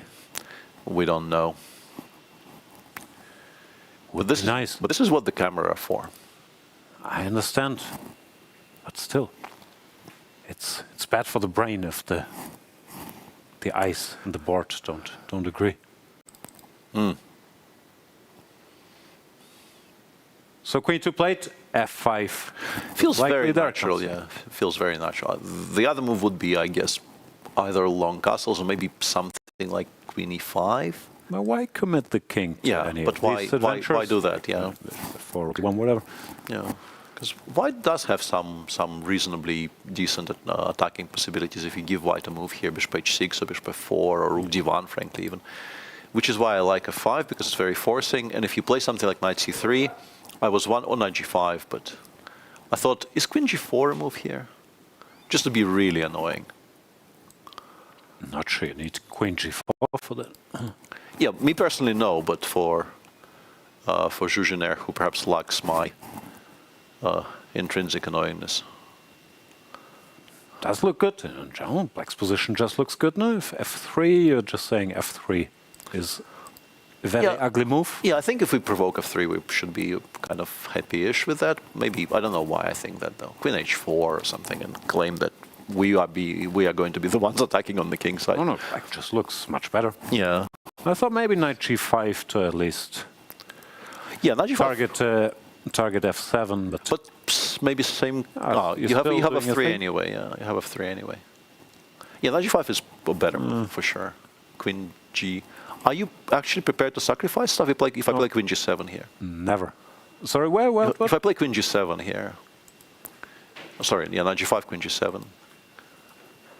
I think I'm fairly ready to meet all of your knight takes e6 stuff if you want to venture in that direction. Queen h5, just queen g6. Yeah, queen h5, queen g6 parries all the threats. If you go back, I will add rook g8 to the mix, and then maybe I will castle queens. I guess you play knight f3 and you play this position, and I mean you're not lost or anything, but I'm picking black. For sure. Yeah, I'm picking black here. Even castle short now looks very normal. Because we stopped bishop h6 and we're just better. I mean, we have more pawns. No, black is better, and yeah, that was a very sharp idea, but also somewhat risky to give a pawn. Yeah, yeah, not a shock that you run a risk if you go for a plan like this in the opening, and seems to be somewhat backfiring, although still a lot of play, of course. This is not the end of the world, but good for black. The all-Indian clash, very classical structure / position by now. Good old Karlsbad debate. Not sure I'm in love with knight d7, but this is also fine. Yeah, and this is where actually you would probably like to play h6, h7, right? One of those positions where you would feel slightly more happy about things. Just take, frankly. And knight f5, d6, yeah. No. We put a knight on d6, and then we think. Yeah, that felt like a more natural option, but I'm not quite sure why knight d7 is so wrong. It feels slightly off, but maybe it's also kind of fine. Takes. In general, if black isn't time to put the knight here, nothing too bad can happen in the structure ever. Question is, only good can happen. Yeah, that's also a thing. It's not like it's a draw then. It's black does have long-term attacking potential. Like, how do we show this? But let's make some bad moves. Whatever takes. Yeah. No. Okay, a3 was sort of stupid, but okay, any moves? These types of positions, I don't even think they're equal, frankly. Like, black can just build I on think the king side, king g7, h4, G5, very well-established ideas like that, yeah. There are all these there are games. Famous classical games. Petrosian, Balbochan, Sachis Kasparov, Nikolic Kramnik. And also nowadays, if you switch on the engine, we'll often just tell you, black is better. What are you talking about? White can't do anything. Once his knight reaches d6, because then all the b4s are sort of off the table, and it's black who gets to have all the potential. Which I think is also a reason why these Karlsbad structures are becoming more popular for black to play. People no longer see them as just fighting for a draw, but that there is long-term potential. Having said all that, of course, white should not allow all this stuff without a fight. Yeah, but like, what do we do here? How do we fight? Is it? I'm trying to figure out if there is a way to play for immediate before. Play before. While the knight is still on e7 and still has some time to travel, Yeah. Well, but now we take on before? Okay, takes. Am I hanging pieces? A2 will be hanging in the end, right? Which will force you to take on c5 with the pawn, and that's not what you want, right? Like, knight takes c5 here. Bishop f5, knight takes f5. And you can't take with the queen. There's also this little detail. Yeah, that is also unpleasant. Also relevant, yeah. Okay, so let's not hang everything and go. But then A2 is dropping. And okay, maybe you have enough compensation for equality here, but you do not have more, right? Being a pawn down. Rook A7, Rook CB1, I don't know, any move. Feels like any move, I don't know. And by any move you mean Rook B8? No, even Rook A8 I think will be. Although, why are you so happy? Yeah, maybe I'm not, because knight e5 will come very fast in the end. You don't even have to take. Yeah, even still. I don't know, it's not that convincing, but I think the general notion that white should do something before black achieves all the dreams to exchange one pair of knights, put the other on d6 is kind of important. I'm operating under the assumption that knight d7 maybe is... b4, is that legal? And you want to take on d7 or on b4? I don't know. What do you do? After a takes b? Yeah, my question is, if I'm just making all the... I could take, but... And d takes. Yeah. And have the same position with the pawn and the Without 2 alive. blundering the pawn and not allowing the knight to get here. And we want rook cb1, we probably want a2, a4. And we're claiming... This guy a million times? Yeah. No, this at least, white doesn't run any risk, and black might actually have to answer the question. My initial assumption was this is completely safe for black, but the more I look at this, the more I doubt that, Because, denying the d6 square for the knight is just so important. You can go here, but now also the pawn on h6 is a small negative. There's always these potential targets on the king side. So I'm not sure black has to do this. I'm also not sure about knight takes e5. Maybe you still go knight d... Ah, no, this is hanging stuff. You still go knight d6, I was going to say. Yeah, at least it feels like white should open the position before black gets the knight to d6. Yeah, Vaishali is down to half an hour. She was in terrible time trouble yesterday and appears to be sort of headed in the same direction. This is not panic stations yet, but this is what, move 17-ish? 16, yeah. It's not ideal, but they're playing with 30 seconds per move. Yeah. I don't think No, she survived very comfortably yesterday when we all thought, the unpleasant position, half a minute on the clock for the rest of the first time control, horrible trouble, and she just saved that unpleasant position very, very confidently. So yeah, she is pretty good on low clock. And Divya considering the options here quite carefully, because if you autopilot the next 3 moves and allow black, we keep on banging on about this, but black has a very well defined plan, and you probably should be doing something before it all materializes. Sure, Divya understands that, and she's just working out which version. Yeah, we should briefly, I guess, because this is not going to be a very exciting game, talk about the Muzychuk Zhongyi game, which we haven't seen in a while, and exactly what we're describing did happen. Normally, stuff disappears and black equalizes. Yeah, and it's like that's where this is headed. Yeah, don't really expect any earth-shattering things to happen in this game. Black is entirely safe. Yes, you would like to have fewer of your pawns on the dark squares with the dark square bishops on the board, but white has no way of getting to them. I'm also not sure how much we can shame Anna Muzychuk for a lack of opening ideas, because she joined this tournament like last week, right? She didn't have a preparation camp. I am very sure, and the answer is we cannot at all shame her for lack of... That is what I'm saying. Yeah, especially against the Petrov. I mean, she's always well prepared, and of course, very established top player, but it's still different if you have months to prepare ideas against the Petrov or whatever annoying openings you will be facing, or if you have sort of a cold start. All right, so where do we go? Up to you. Hikaru did play bishop c5 in that game against Esipenko, as sort of expected, because nothing else really made sense, having played bishop a6, queen b6. And it feels like white should be better, but it's still all very marginal, right? If you imagine black stabilizing in the next few moves, like you get to play rook b8, you get to perhaps play e6, e5, put the other one on d8, and white has to take a lot of time to organize knight a4, c5. Black won't be suffering too badly. I would try to get the knight to b3. I'm not sure it's much, but if I go here, let's say, I want to go this way. How bad is the endgame? It's ugly, but but like rook b8 here, I guess b3 knight. Yeah, it's just not good. Are you happy? No. Happy I am not, but I was wondering if this is better than running away with the queen. But yeah, and Andrey has played queen c3 by this point. Quality chess player. Yeah, understands. The queen on c5 was a good piece, and moving it away to an inferior square makes a lot of sense. And also, as you were pointing out, this is a good square.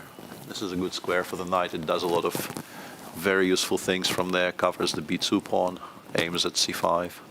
No, this is very unpleasant to me. Yeah. This is potentially going to be a second very difficult defense for Hikaru in as many games. I don't know if you can do anything fancy, but it looks with the pawn sort of far. This is why we played h3, right? Yeah. We never have to worry about anything with the pawn already on h3. Knight g4 not coming. Yeah, but there's no threats ever. Like, yeah. No, don't like this. Actually, don't like the position. Yeah, I was going to say I don't like this enough to consider queen h5, but let's take a look at the stellar career of Hikaru Nakamura, aged by now 38, rated 2787, peak rating of 28. Is he rated 2787? That's what the graphic says. I don't think that's true, but 2810.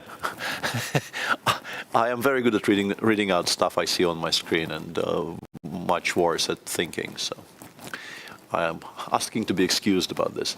Won the Fisher Random World Championship in 2022. Won an American Cup a couple of times. That is still there on your screen, but just a stellar all-round career. And I think these days, and I don't know if he will enjoy us pointing this out, I think what is the most remarkable about him is just how good he still is at chess, while seemingly, well, I am on very shaky ground here. But he's not as active, and he doesn't play as many tournaments as many of the players who are in this tournament, and he still outrates them, and he still does very well against them when he is playing against them. And I think when he began his transition into his very successful streaming career, the assumption was he will do well as a streamer because he's a very entertaining streamer and a very strong player, but this probably signals a transition into a kind of a non-active chess player who does other things. And, you know, he still qualifies for the candidates every single time and does well in them, and that is quite remarkable, I think. Yeah, I don't know how he does it. Like, he's talked about it plenty himself, of course, but it did look like, once again, don't quote me on the dates, but in 2019 he dropped even to number 20 in the world after, of course, a great career before that. And then during the pandemic, he started streaming, he had all the success there, and you see him for hours playing 1100s. And from experience, this has not helped my chess greatly. Yeah. So how you can then improve and in your mid-late 30s become a 2800 plus player and yeah, just keep adding to your rating while doing this is just amazing. I do think, I can't really figure it out, but the one superpower he seems to have is energy. No, I mean, he can stream forever, he can prepare, play 6 hours, then he goes to his recap. Like, I need a nap right now. Yeah, I mean, I've done this once in my career. I was sort of an early front runner in this. I had an agreement with Chess24 to do recaps of every single game after one of the Russian superfinals. That's 11 rounds of chess, and by round 6 or 7, I was regretting it so badly. I was still sort of having fun recording them, but I could see them eating into my energy levels. I could see that impacting my play. And he's been doing this for years. Like, I was done after one tournament. I thought, okay, this was fun, but never again. And he is just seemingly completely unaffected by that. Yeah, I don't know how he does it. Yeah. I mean, he's talked about plenty, so we can just do some psychobabble that also maybe the financial security helped him caring so much about the results. Then again, most top players weren't exactly starving before, although I'm sure it's been a different level. Anyway, it's inspiring for old people all over the planet that you can still improve at this age. Adult improvers out there. We'll see you after the break.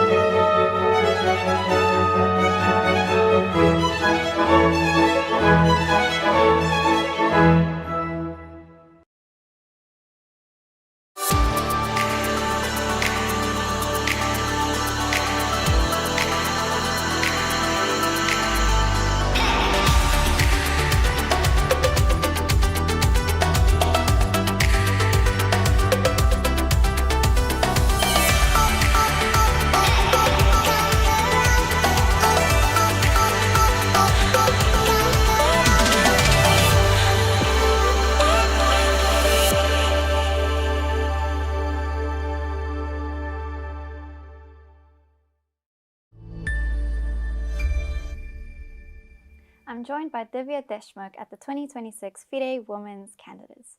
Divya, you've made it here to the candidates, sitting on the verge of starting this tournament. How do you feel?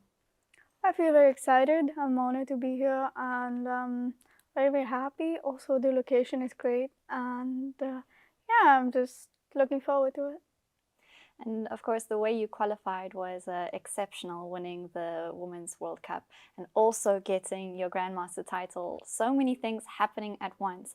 How far ahead did you actually start thinking about this event and getting into the headspace?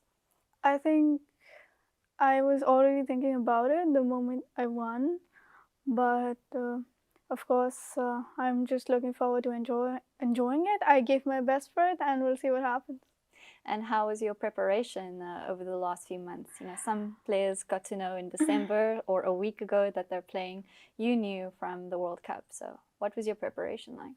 I think, of course, experience helped, but it only matters till a certain amount of time. And I think after that, it's just how much you've worked and how much you're willing to give for it. So I think it is definitely a help, but I think in World Cup, I was the less experienced one, but it's okay. And Divya, you're one of the youngest participants really ever of the candidates, and you're playing against, you know, veterans of chess who've been here so many times. How do you feel about that? What are your thoughts? Honestly, I feel grateful because also kind of proud of myself because not many people have been here at this young age. And I think age also adds an advantage because I don't think there's as much pressure on me.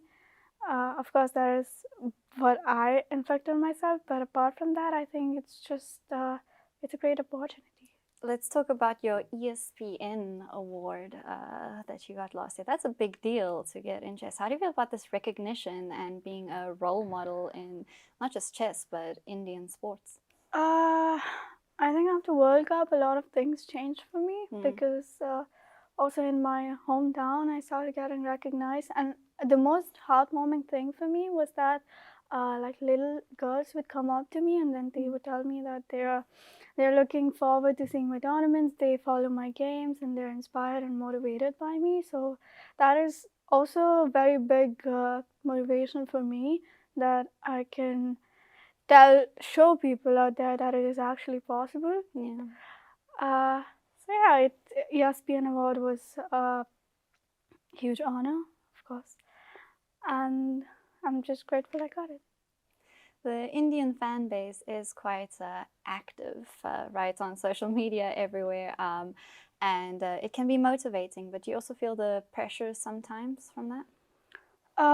Yes, definitely, but I've been staying off social media, so okay. It's been good. What it's like playing chess at this elite level, because you've done this many times before, not the candidates, but, you know, World Cup, playing Grand Swiss in the open section, playing World Cup in the open section as well. What's it like playing chess at this elite level? I think the higher you go, the more stressful it gets because it's also getting much more difficult. But of course, it has its advantages, and I really like being the underdog. So there's not much pressure, and you get to surprise your opponents.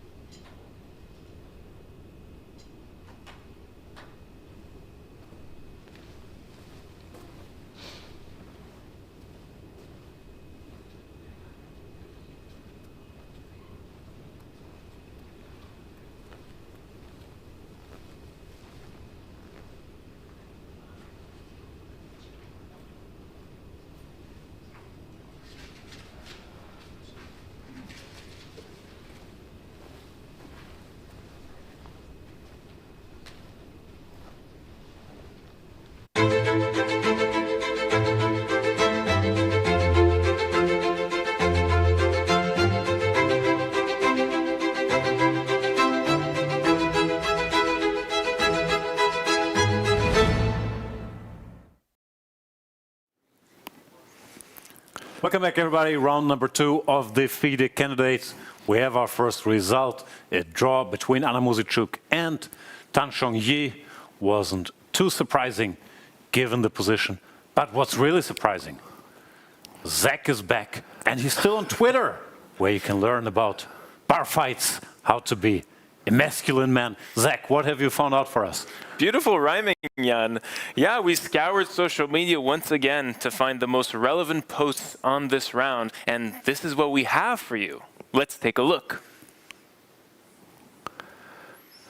Our first post by Grandmaster Vidit Kutrashi. He said himself he had this rare 397 that Fabiano Caruana played in this round 2 to surprise his opponent. He played it back in 2024 himself to try to take the game into fresh waters. Very, very interesting. How do you guys feel about how fighting this element of surprise once again in this second round and in this first round tells a tale about these candidates and the new wave of chess? I think there's a general trend not to play just the main lines? Because people have figured out that with strong engines, more or less everything works with black, so you might as well try to surprise the opponent. I don't think Anish was too surprised by Fabi's knight d7 today, the way the game went, but the trend is certainly there. Yeah. I think the younger generation in particular is driving this this shift, and it's a very welcome sight to see people aim for less clarity and more fun, and as opposed to trying to solve the opening as a math problem. So this is a good path for chess, in your opinion? Oh yeah, very welcome. I miss the old days. For Berlin endgames, you don't get confused which opening was which. Fresh is good. Going into our second social media post of the segment. Let's take a look. David Howe, chilling while watching the candidates. Where are you watching from? Tell us at home where you guys are watching from in chat. Let us know. We are very, very delighted to see. Hashtag humble brag. Humble brag in Greece. It seems that he's chilling near the Acropolis. My question for you guys is, what is the most exotic place you have played chess? Either in a relaxed form or in a tournament form, let me know. In my case, I guess the Faroes. I'm still hoping I will find an occasion to go back because it's stunning. It's one of the most beautiful, maybe the most beautiful place I've ever been to. And you know, being a chess player, or at least in my previous incarnation as a chess player, it's very difficult to go anywhere if there's no tournament there, because you're very wired to only go places when you have work there. But yeah, very much hoping I will make it back to the Faroes one day. Describe me the Faroe Islands. It seems like just such an exotic place. My first experience was we arrived there, and we got to the hotel, which is like on a hill, and it's a small place, so you should be able to like find landmarks. And the sun is shining, everything is very nice. And a lot of people, I was kind of broken after the flight. It was one of the scariest flights of my life, actually. Yeah, this is not going to be such a long story. No, sorry. So you got there? Yeah, I didn't go anywhere, but a lot of the participants of the tournament went into town and had lunch.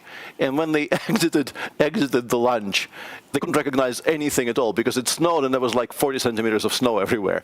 And then 6 hours later, everything melts away and it's once again sunny and the ground is clean. And it's just fantastic. There is, the nature is incredibly beautiful. The climate changes 3 times a day, and there's more sheep than people. But that's true about many other places as well. But those are also good places. I think I'm becoming a late in life advocate for places where there's more sheep than people. Oh, to be in the Arctic Circle. And yourself, Jan? I don't even own a chessboard, so I'm really not trying to play chess in exotic locations. I lost to Andrew Tate's dad in Curacao. That was painful. And I once played a game against Ho Yifan on top of a skyscraper in Bangkok, but I think it was just for the picture. I was better, and then they said, "Okay, enough. We have everything." I was pushing. You were robbed there. Yeah. I fully believe that. Excellent. Let's take it back to the games of the broadcast. Thank you, Zach. Very hurtful. My story about the dream location has been cut short by you pointing out that we're here doing a job. And no, you should tell it again. So you got there, didn't leave the hotel, but the weather changed, didn't it? Yes, that is exactly what happened. Moving swiftly on, and the position, I guess, which, as the weather on the Faroes, very nice segue there, changed dramatically in the last half an hour, is the position in the game between Wei Yi and Pragg, where Pragg, I guess, decided that he did not want to commit to any specific structure and wanted to keep things fluid in the center. And it kind of came back to bite him a little bit, because he left white with the option of going d takes c5 at some point, which allowed Wei here to play f4, f5. And that, of course, solves so many problems for white. The bishop on e3 now can breathe. And you also get rid of the pawn on f4, which was restricting a lot of your pieces. So it feels like that rook lift from a8 to f7 was more of a kind of a 2 time piece spent on not a lot rather than something very useful. So E takes F5, D takes C5. He takes D5. What's happening? Really fine. Knight takes D5. You have knight E4. I thought maybe black was already slightly worse, but you do have knight E4 everywhere. So I guess if you want to trade a bunch of pieces, you can do it this way as well. But yeah, no advantage even if white takes. Yeah, take everything, put the knight on E3. I'm actually picking white, but I'm aware it's equal. But if I have to pick, I'm picking white here. Endgames might actually become unpleasant here. You're just not going to get an endgame. But. So Wei Yi back in business after Praggnanandhaa allowed his F5 break. Let's do a quick tour. Bluebaum looks stable-ish. Yeah, I think this is an improvement compared. And Javokhir made some slightly unusual choices. If we can go back like maybe 3-4 moves, We've seen knight g5, bishop g6. Yeah, bishop f1, we all in agreement. But after knight h7, the decision not to take on e6 here is quite peculiar, it feels, right? Because it feels like this is what we were doing on the previous moves. F takes c, I don't know, play bishop h3, knight g2, or the immediate knight g2 or something. Draw some arrows at least, and his knight is still silly, even if it goes back. Yeah, maybe try to put the bishop on f4 even, once we've played bishop g2, and once we played knight g2. And it seemed like maybe there was a bit of a pull there. Instead, he allowed the trades the way they happened, and even here, I think I would have preferred to keep the bishop on g6 on the board. I think knight g2 was stronger than knight f5. The bishop wasn't really doing very much. And now we have the bishop pair, but it's extremely restricted. How do you break through? No, f4, I can even put a horsey here. That, or h5, h4 is often a good response to f4 as well. You know, it feels like the war. I really like this shot because it makes it look like Matthias has pink hair. It does. Yeah, I am very much in favor of this particular camera angle. He is advertising a hair product on his Twitch stream, and I can see why. And just as we say that, he moves his head and is no longer pink. No, I'm assuming this will still be a long game. I don't think Sindarov is ready to call it a day yet. Then again, they also can't agree to draws. And there's no but like if I go knight g7, rook e7, rook h8 here, how am I to be troubled? Yeah, no, I'm not sure there's much to do. Yeah, I guess you play bishop d3, bishop d2, because once the rooks can start coming off on the e-file, I think there's just nothing. Ah, so you don't want to even... I'm wondering why the bishop is on e3 anyway. I think it's supposed to be on... maybe he wants to first... I can go. Now I'm targeting this for starters, but... So we can't hang that. I guess rook a... I don't know. It feels very, very little now. It feels like you will have to play this badly with black to be in any sort of trouble. Yeah, I can't really see the breakthrough, like g4. G4 can even be ignored. So ugly and can be ignored. Yeah, can even be ignored. I don't see how this ever becomes a problem for black. So the great Bluebaum 14 draw sweep still very much in play here. Seems like it, yeah. And the Catalan in the game between Anish and Fabi is, I think, boring, swiftly progressing towards its natural conclusion. I guess if you take, like, we have to show why rook takes b6 is not a move, but I guess check on knight e4 might be a bit of an issue, even though it probably still is equal king g2, knight g2, and then we start giving checks, and it's probably just a draw, right? King e8, because king f6, rook d7 you will not like. Here you take, yeah?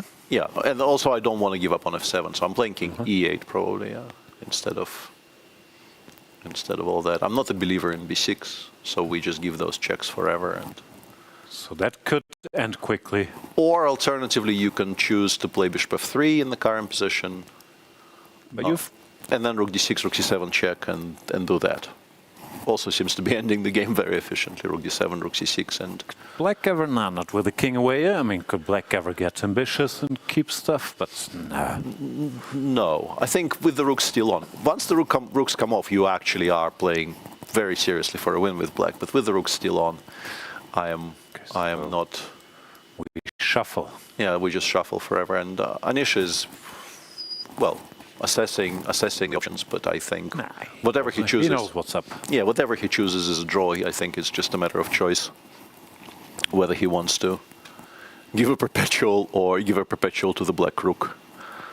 We'll see. Wondering if he had another file labeled, this will never happen, knight d7. Yeah, probably not. How many of those can one man have? Also, I'm never sure about these stories, because if this will never happen, why send the file in the first place? Well, we're all completists. Speak for yourself. No one forced you to watch every episode of... I don't know what crappy TV show have you finished? I was waiting with bated breath which one you will choose, because there's so many to choose from. Yeah. I watched 15 seasons of Grey's Anatomy, I think, which I think probably takes the cake. That does sound like that's maybe a like medical condition in itself. Maybe it was worth watching. Very much so, yeah. Easily diagnosable. All right, so this will be a draw. Yesipenko, is he still better? What happened here? Queen b6, knight d2, and c5. Somewhat better, yeah. I think Queen b6, c5 is probably the way to go, at least to make... For the knight lands here, at least? Yeah, make knight b3 slightly less impactful. Maybe you're even playing c4, I don't know, c4 or rook c8. I wonder what's the choice. For white, though... Some other move, rook c1, now you even have rook d8 here, you can ignore it. Yeah. Is there any argument not to play knight b3? Yeah, it doesn't look too terrible. This queen b6, c5 is nice. Huh? Yeah, that was a good reaction, yeah. Good. That was a good reaction. Did Andrey miss some chance? Because it looked like he deserved a bit of a pull. Maybe he still has it. I mean, having played queen c3, you are supposed to play knight g2. Maybe I was on a break, I was trying to calculate your queen h5, rook d8 idea, and in those positions, the knight actually, in some of my lines, went to e5, and e5 is a good square, but here we can't really cross the f3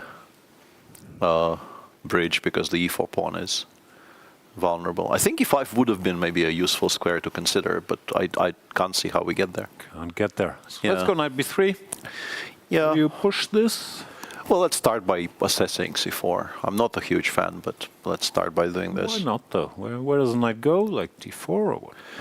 Probably d4, yeah. Well, why is white better? Like rook d2, rook a d1, and then something. But what that something is, I am not currently altogether sure. The bishop on a6 is pretty stupid, but... Well, no, covers the pawn. Yeah, we have some bishop b7 counterplay here. Yeah, in some cases. No, somehow it feels like with the pawn here, this should compensate for these weaknesses. I'm not sure about the move order. Maybe start with bishop b7 even. Looks like black is sort of in business here. Yeah, I very much share your feeling that like we feel like we deserve more, but I don't see where is it? Yeah, where it disappeared. Yeah.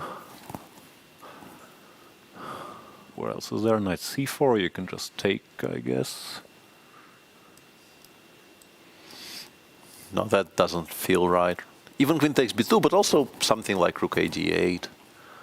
Yeah. And just try to play, I don't know, e5, rook d4. But even this way. Even why is white better? Yeah. No, you don't really want to trade that knight for bishop so easily. You need to gain something first. I'm still confused. We criticized Hikaru's opening, we've praised all of Andrey's decisions, and now it's equal that our narrative doesn't add up. Well, I am once again tempted to tell my immortal story of Wang Yue and maybe chess's draw. Maybe chess's draw. Is that a Wang Yue story or just a quote? That was, I think, one of his breakout tournaments. It was Grand Prix in Baku, I think, 2008. And he came in, he spoke very little English. He was absolutely the darling of the press center because he was, very friendly to everybody and kind of very cuddly. And at some point, he made yet another effortless draw in either Berlin or Petrov. and was asked about it, like why is it that you're so completely untroubled with the black pieces in every single game? And he kind of shrugged, looked slightly guilty, and said, well, maybe chess is draw, and that entered the chess lore instantly, as those things do, which also maybe is a bit of an indictment of the chess lore, if this is a legendary story that gets quoted down the generations, but this is where we are. No, Wang Yue deserves it. He was always my favorite. He also had this streak of, I don't know, 100 unbeaten games. I think Magnus beat it later, but he had serious streak going. Great player. Yeah. Still. And in those early years, it was particularly striking because he was basically aiming for endgames with both colors. Sometimes slightly worse endgames even with white. And he would just draw most of them and win some of them, regardless of what the evaluation was or any of those things which would concern, lesser humans. It was very, very impressive. Still, yeah, I don't see where the advantage disappeared. Yeah, I don't know. I don't know. It's all correct. Extremely mystifying. 92 also looks obvious. It wasn't. Amazingly, and it is so vexing that I actually asked the Oracle. It's criticizing Queen C3. What? It says Knight C3 is stronger than Queen C3. Yeah. Proud of this cunning regrouping. Yeah. It says this is faster. It gets to A4. Pieces. Yeah, it gets to A4 very fast and doesn't Rook actually. B8. I guess Knight A4. Ah, that's the trick.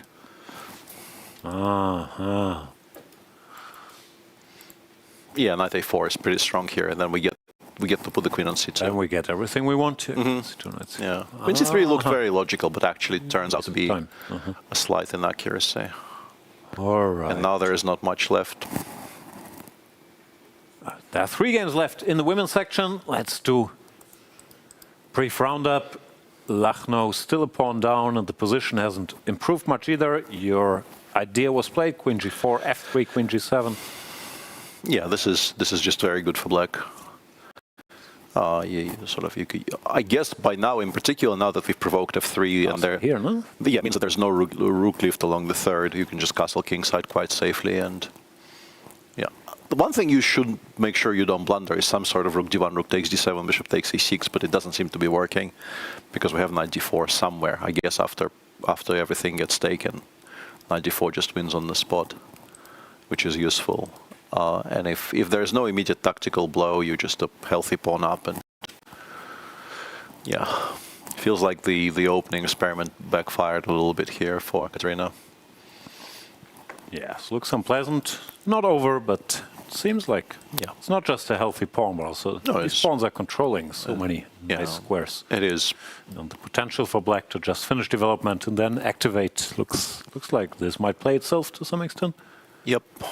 In our theoretical battle in the semi-Tarash, black is surviving, I think, very comfortably. Bibisara, having found Queen d4, is now safely piloting this to equality. Knight b7, rook c8, knight c5. Yeah, you can choose how to do this precisely, and yeah, she's doing it quite well.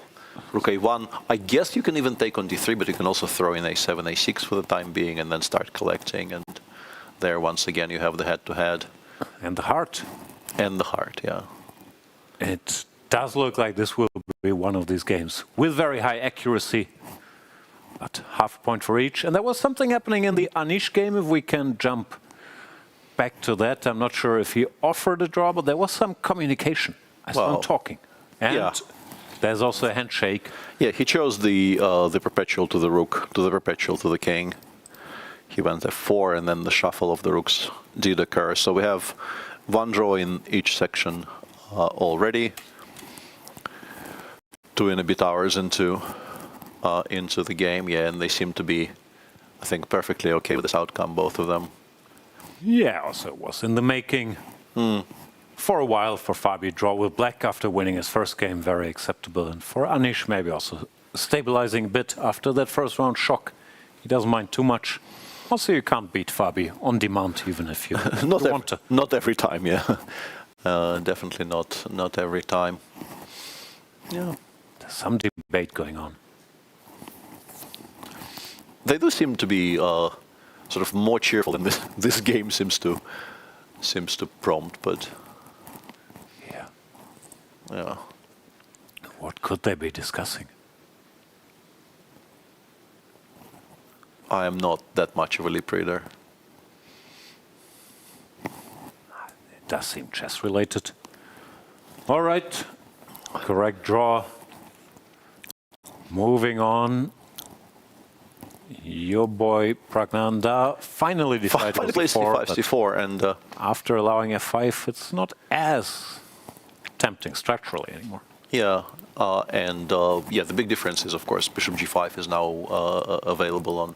Can you do it directly? Yes, you absolutely can. And I was wondering why black isn't worse, but you have bishop b4 here. Pin. Very importantly, safeguarding your structure by pinning the knight on c3. But white is also, I think, completely fine, because now you can just, I guess, take on e6, f6, and go a3, which probably forces you to take on c3, and then you're never going to be worse with white. I don't think bishop a5 is a move. Why? I mean, rook e5, queen e3. I will unpin myself. I don't think you can keep me pinned for. I blundered bishop g4 though. Yeah, I did blunder bishop g4, so maybe I'm being uncharacteristically overconfident. Even though even this position after queen e3, I think, is fine for white. All right. So you're saying. But Pragg allowed him to equalize, but no more. Yeah, interestingly, after c4, if you play f6, bishop takes a6. Why free that bishop? Yeah, it might actually still be quite pleasant for black, because after bishop g5, you've allowed knight e4, I guess, is the tactical problem. And the x-ray along the f-file matters. Ouch. Yeah. No, but he will play bishop g5. Yeah, I'm pretty sure he will. Yeah, it just feels entirely natural and correct. Praggnanandhaa is checking the screens. Yeah. Move 19, but no desperate time trouble on either side. For Wei Yi, half an hour. It's a correspondence game. Yeah, very much so. Yeah, the open section today is very, very quiet, a lot quieter than yesterday. Much quieter than yesterday. But I mean, I have a feeling yesterday will potentially end up being the single most unquiet round of the entire event. I don't think we're beating 3 out of 4. I don't know. Later in the tournament, once people start taking more risks playing for first place, I've seen strange things happen. Yeah. Also, this field, at least rating-wise, is a little more unbalanced than we're used to from the typical candidates. Absolutely. Yeah. And there we have the calling card for Pragg. In a slight minus, he is in plus against the bottom of the field, but he is -1 against Anish and -2 against Hikaru, which... Well, he's also 20 years old, and these guys are well in their 30s, so just because they beat poor 14-year-old Pragg once doesn't mean they have the upper hand. Interesting that he is, with Sindarov not really being a regular in the types of tournaments Pragg has been playing for the past, I guess, 3 years. They played more games than maybe you would have guessed, and Pragg is far ahead. Pragg is 4-1 against Sindarov, which is the one that jumps out on that graphic. I don't recall many of those games. I recall neither do I, yeah. But other than that, I'm not sure where these battles took place. Yeah. Okay, as for Bluebaum, yeah, he got the setup we talked about, looks fairly stable. Yeah, now we just shuffle, I guess, yeah. With Praggnanandhaa, like some moves were made. I think bishop g5, I saw Wei Yi play bishop g5, and we're once again slightly lagging here on our screen. Why exactly? Now.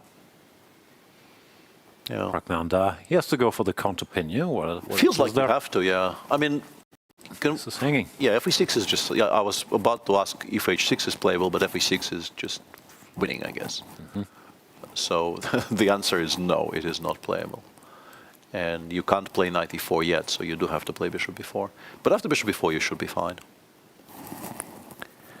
What were we doing here? A3 or takes? A3 immediately. I was wondering, but the problem is after bishop takes, queen takes, you're not obliged to go e5. You have knight e4. which is probably much stronger. Why is this such a big deal? Oh, yeah, here you have f6 actually. Yeah. Well, I was kind of planning to win pawn on f5 without restricting myself to a very poor bishop, but f6 is annoying here. Takes. Bishop h6, queen g3 check. Do not like. Gf6 I think is just a mistake. Yeah, to show there's dangers. Yeah. That's absolutely how I would describe it. f6 h6 is maybe still playable, but why do this to yourself? Feels like it's completely unnecessary. G takes f, yeah. White is at least fine now. Yeah, yeah, white is never worse here. And then it means that, how are we getting there? Bishop b4, a3, takes. There is bishop a5, yeah. Isn't an option. There is bishop a5. But my question was takes, we have e takes f5. And then we get this position after I take on f6 and I go rook e5. And on the one hand, we are sort of a healthy pawn down, but on the other, the bishop on f3 is just so much stronger than the bishop on e6. Is this ever something you do to play for a win with white, or no? Probably not, yeah. I'm not sure. I have to take on f6. Yeah, you can't allow knight e4. 5 knight e4 is too much. Yeah, you can't allow knight e4. So you take, we take with the rook. What were you taking with what rook? No, if we're taking on f6, we can't play rook. I don't think we can play rook e5. Yeah. Rook f6, rook e5, bishop e6. It's very passive, but also how is white attacking anything? And eventually I will play a 5 f4 and I will have more squares for my pieces. Black has more pawns. Yeah. I mean, I feel like white probably has equality here because of just how dominant the pieces are, but, you know. There are some positions like this in the Petrov where you don't even have an extra pawn with black and you still hold. So I'm very doubtful that this is an attempt to play for a win with white. Fair enough. That brings us back to Yesipenko. Yeah, and this is... knight d2, b3. Yeah, once I guess it's solid, but now we're giving up the dream, right? Once you've played b3, I think you have pretty much nothing. Rook fd8, rook ac8. I don't see why we're even worse with black, frankly. Is there any chance for Hikaru to do Hikaru things and make this messy, ask questions? Or white is quite solid, yeah? Well, depending on how Esipenko treats it, yeah. If you allow black to land something on d4 and don't smoke it out immediately, you might run into some slight turbulence. Yeah, I don't know. This is still extremely stable. No? Yeah. I mean, white shouldn't really be risking very much. Yeah. In the meantime, we don't need to switch to that. But the game between Bibisara and Goryachkina did end in a draw. Another draw. Yep. 6 draws out of 6 in the women's section. Yeah, and the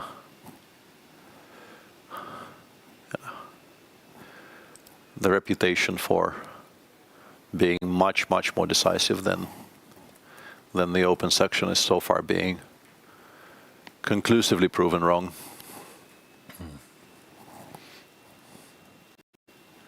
Just a very solid theoretical game, which probably will be featured in a lot of future courses on this opening.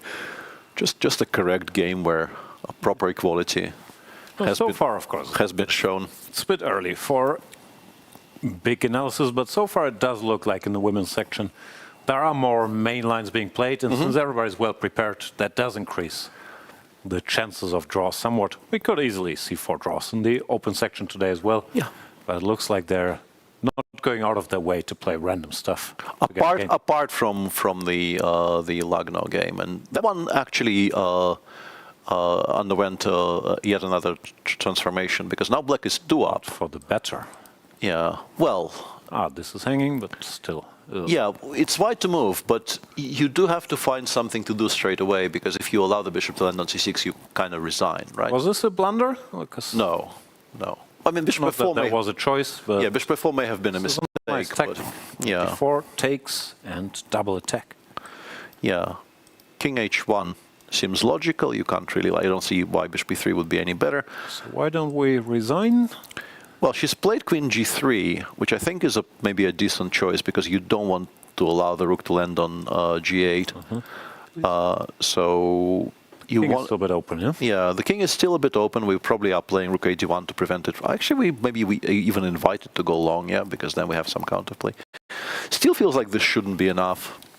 But looking at it, at least now it's easy to play for white, and black king not having obvious shelter, can't really castle either way. Well, I think we always begin by putting the bishop on c6. I think that can never really be a mistake. Rook d8, maybe. I would prefer to get some pieces off the board if I were black. Do you take with the king and hide on c8? Bishop, I think. Am I worried about queen g7 or? Maybe I am a little bit. D6. Yeah, maybe this is not as clean as I'd hoped. Why not king takes? Yeah, Run. just run. Yeah. Free this square. Yeah, give ourselves some because it feels like we are running towards trouble, but actually with one rook, I'm not so scared. Yeah, and the bishop on c6 just does such a great job controlling all the jumps from the knight on c3 that. Yeah.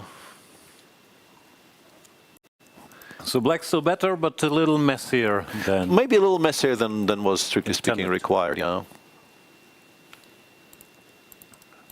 And we're slowly approaching, not exactly time trouble, but time inconvenience. Both have around 50 minutes plus the 30 seconds. Yeah. Can't calculate endlessly. Kateryna Lagno also does not look that resigned. Looks like she's calculating. No, this is a position you can absolutely misjudge or misplay. Although I'm pretty sure you know you're much better here with black, so you begin from a situation of reasonable certainty. But if you took the queens off, white would literally resign. Yeah. But yeah, the king is still on the 8th, and there's still some play. Yeah, the problem is that knight on c3, which try as I might, I can't figure out how to include in the game. It just does nothing. It's on a decent square. It can't be attacked. It's like well anchored and all that. But then again, it's never going to happen with the bishop on c6. If it ever lands on d5 and you don't lose immediately, then you might win. Exactly. Yeah, that is the one tactic that black happens to. Some sort of rook a1, knight d5, and then using the pin along the e file to great effect. That is how you lose control completely. But yeah, you just play bishop c6 because it belongs on c6, and everything else kind of takes. This takes precedence over everything. Everything else takes a back seat. Yes. And we see Kateryna Lagno, been around for a while. Played some blitz games against Lagno when she was 14, visiting chess-based offices. I was not 14. Yeah. 2508, peak rating, 2563. Vice world champion, chess Olympiad winner, and European champion.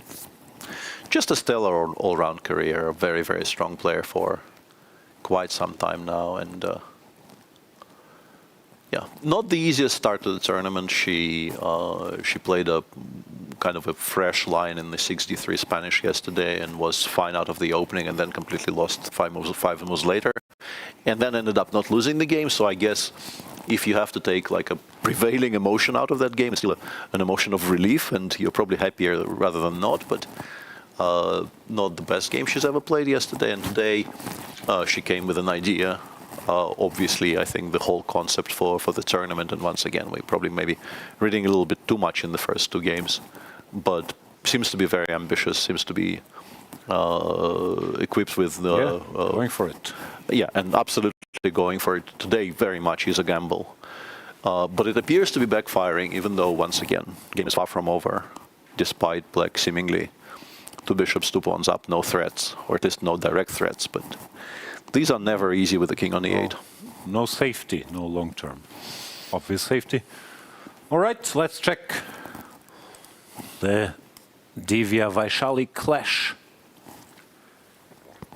We should mention, and I'm sure you will know, and probably a lot of people in the audience will know even better than us, but with Vaishali and Praggnanandhaa, Rameshbabu is the parental name, which somehow we're obsessed with giving in chess, but you're not supposed to or not required to give it when addressing them, or even in chess notation, or how do you see it? Yeah, I think they're completely fine being called Pragg and Vaishali, and you know. So what happened in the game? The knight landed on d6, pawn to b4 was played, but somehow there was some shuffling before. A knight went back to c3, went back to all the way back. Yeah, that is quite to a4 and c3 after quite striking. It came this route not long ago. Yeah. No, okay, just testing the waters. And then some serious knight maneuvering. Yeah, I mean, it could have been on d3 slightly simpler from c5. It didn't have to go a4, c3 to f4. Not the most straightforward road, but it did make it there. Pawn to b4, knight to d6. And now we once again have some knight jumps. I don't think we can completely ignore what's going on in the center, but we have knight e5 or knight c5 here as options. Useful, especially now that black cannot take because of the fork. I guess the idea is to play something like queen somewhere e7 maybe, so that knight c5 is not a tempo. Yeah. I refuse to believe black is in big trouble with the knight on d6 covering everything, but white is probably also not worse yet. White should still be okay. Not sure where we put the horsey. Yeah. Here. Queen back to e7, I suppose, yeah. We can take, play 4, I guess. This looks like classical Anatoly Karpov setup. Yeah, normal stuff. Yeah, the weakness of b7 compensates for the weakness of a4 and the dominant knight.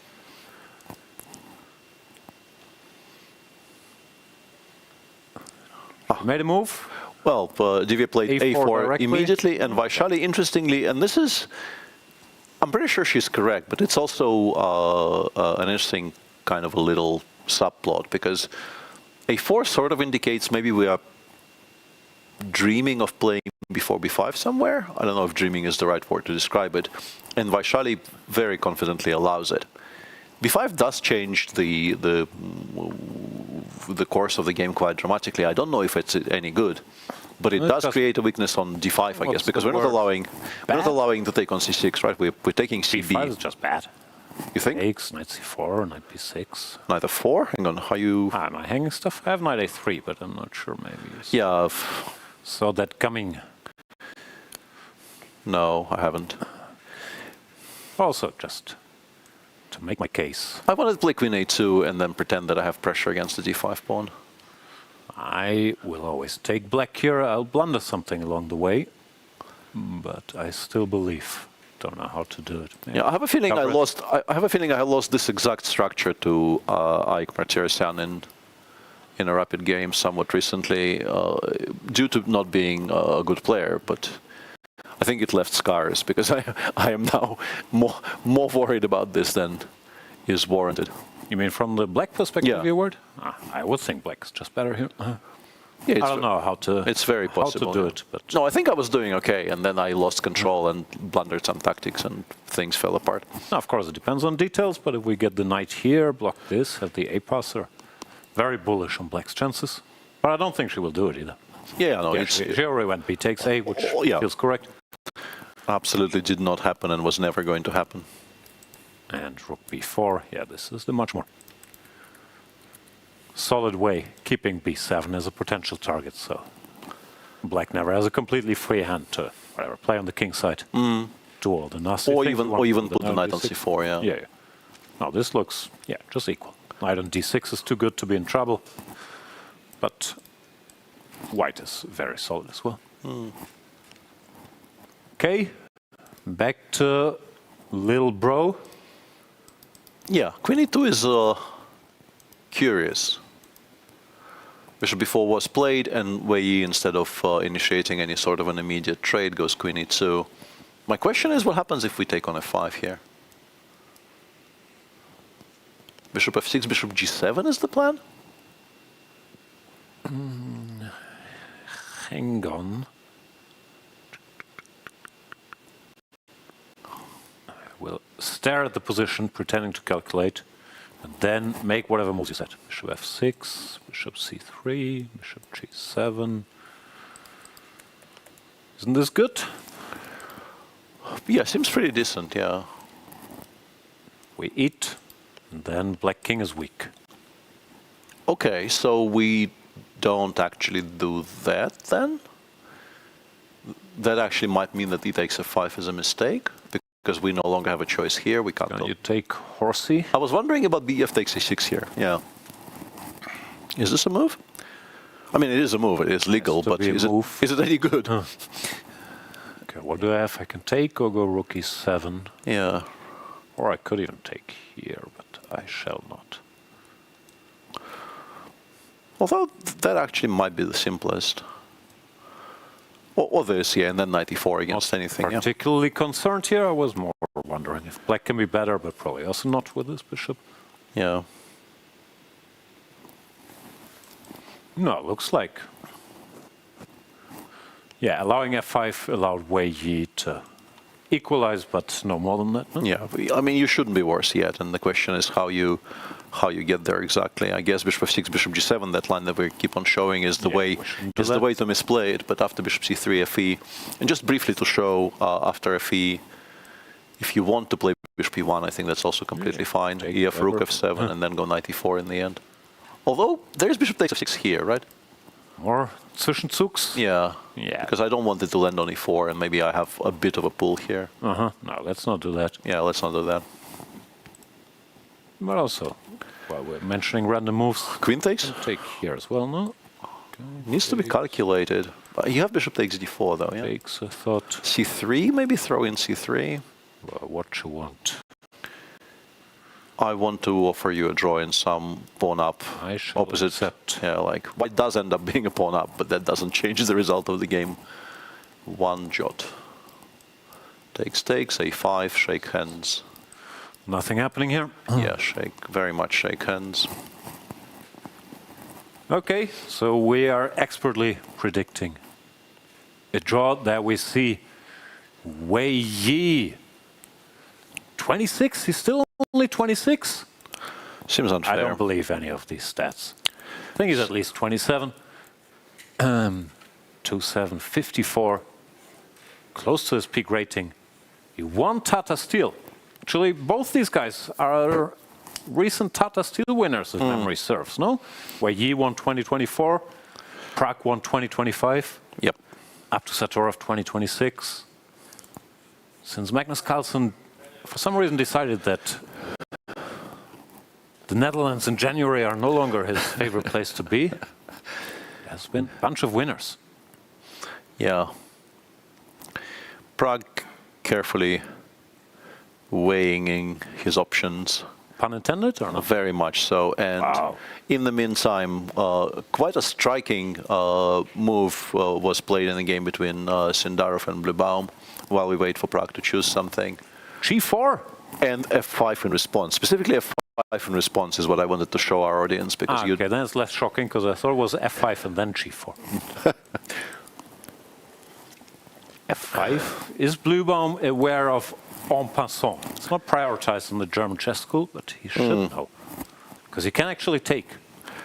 Yes. And pretend like this pawn only advances one square.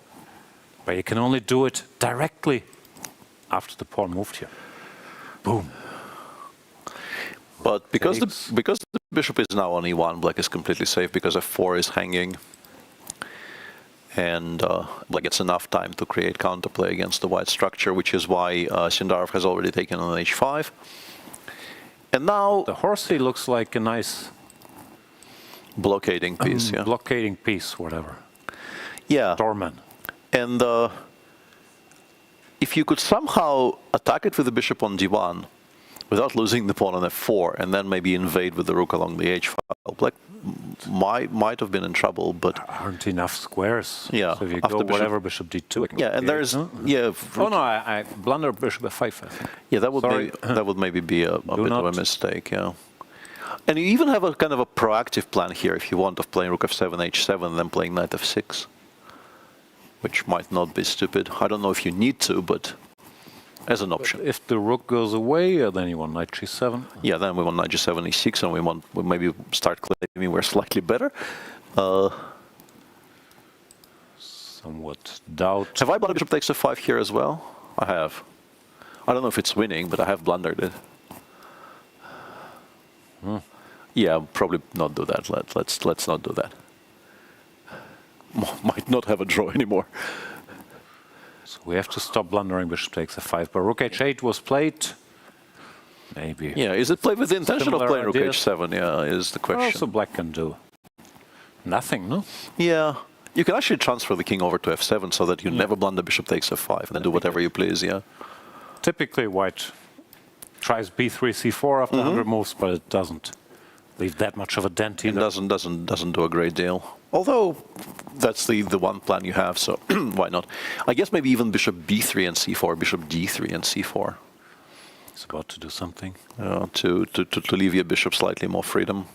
I have to say, I'm not sure if it feels the same for you, but Sindarov looks so different with a new haircut. Every time I see him, I'm wondering who this is. I'm not sure how much changed. I guess the hair is just a bit shorter. I can't recognize him. Yeah, and he Bluebaum, on the other hand, I recognize. Yeah, stable hair. Very stable. A bit of a trap on the board, right? Because rook h8 feels like rook h8 has been played with the intention of playing rook h7, and you really shouldn't. So you waited for a move to see if that blunder, or I don't know if it's a blunder, but this will happen. Yeah, no, this is genuinely unpleasant. How bad is this? Rook somewhere, g7. We don't want. No. I guess your best try is maybe rook g7, rook h5, king e6, and maybe you're still fine, actually. I thought rook h7, but rook h7, king f6 probably still holds quite comfortably. So I guess even that is a draw. You can fall for the trap. Yeah, the devious trap isn't actually doing anything, as is often the case in such close positions, yeah. So you can... That's a question for Sindarov if he even wants to do it. Well, if you allow knight f6, you really have nothing at all left. You can't allow it to land on e4, so you take on h7 and then... That goes to e6. Yeah. Says good luck. Yeah, good luck finding any entrance into anywhere. So in a way, it's the most forcing way to... If we assume we haven't miscalculated anything in those lines, it might be the most direct way to make an immediate draw. Straightforward, no? Yeah, unless something like rook h8, rook, I don't know, a8, a7 does something, but yeah, it never does, yeah.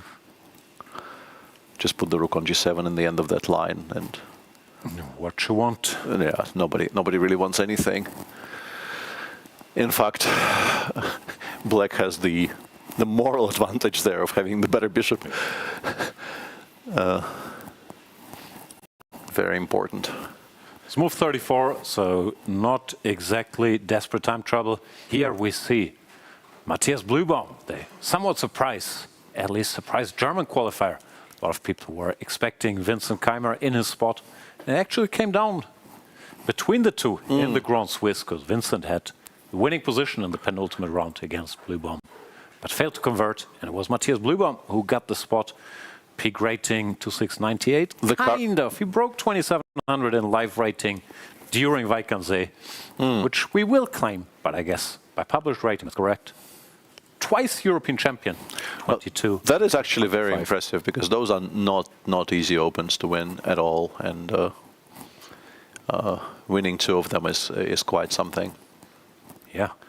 Also goes to show that even though he often looks upset with himself, he's actually, his nerves are quite intact in these high-stakes situations. Also in the Grand Swiss, when he played all these big guns, he didn't crumble. No. And rook h7 played. He does go for the quote-unquote trap.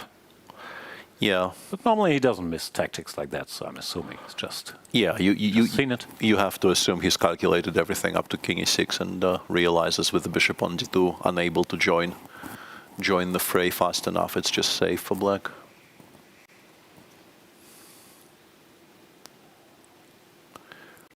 Yeah. Sindarov also doesn't look like...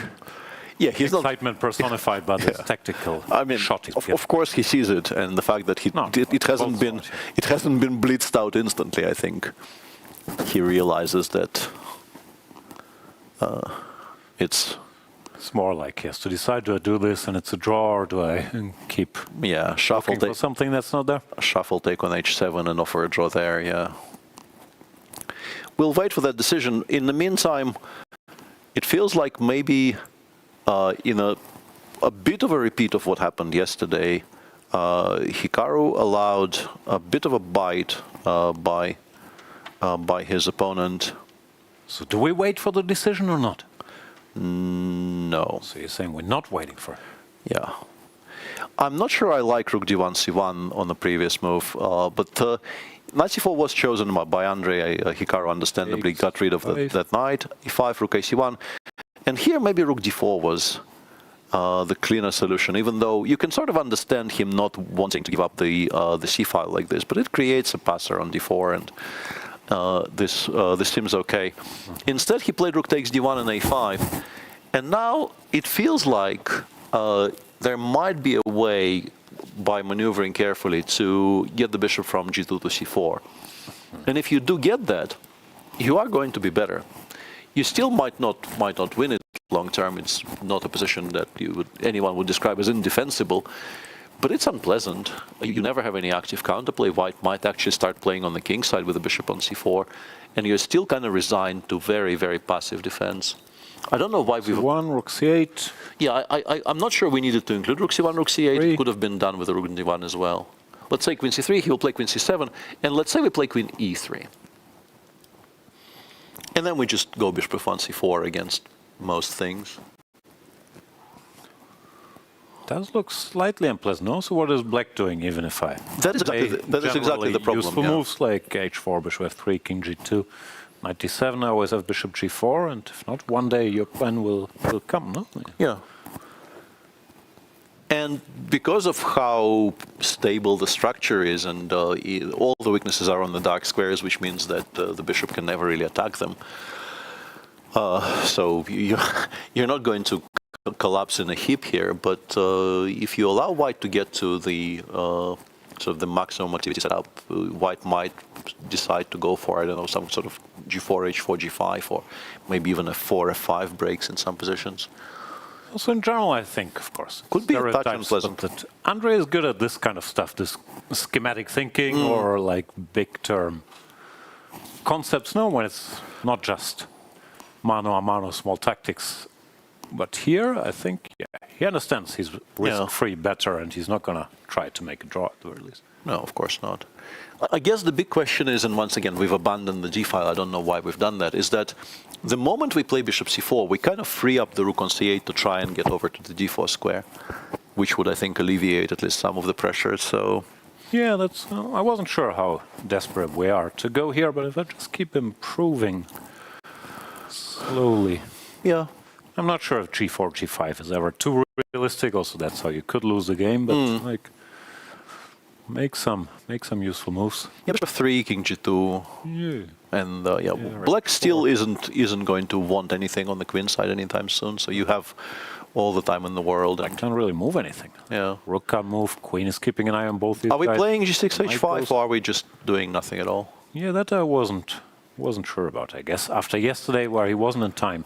Will be tempting to do it, but even this, I mean, it gives quite some potential later. g4 or queen e3, queen g5, I don't know. It doesn't look that to me. Yeah, there's still some play left, and maybe he could have cleaned it up slightly better. So what decision are we criticizing? Or rook takes d1, you're saying? Yeah, I thought rook d4 was maybe...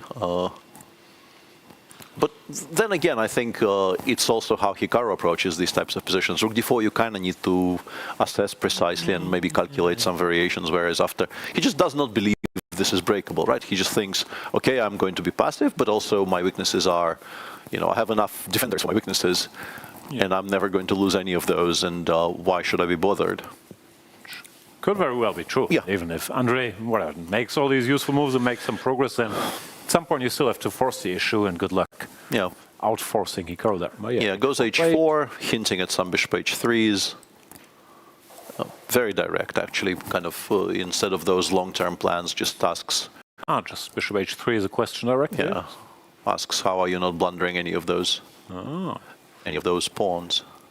For now, we have rook d8, queen c5, rook d1-ish, yeah, if we go, I don't know, h5. Yeah, we bishop h3, rook d8, yeah. That does work, yeah. Tactics. Yeah, very important to include h5 so that rook takes d1 and rook d8 is not checkmate adjacent. I spotted that.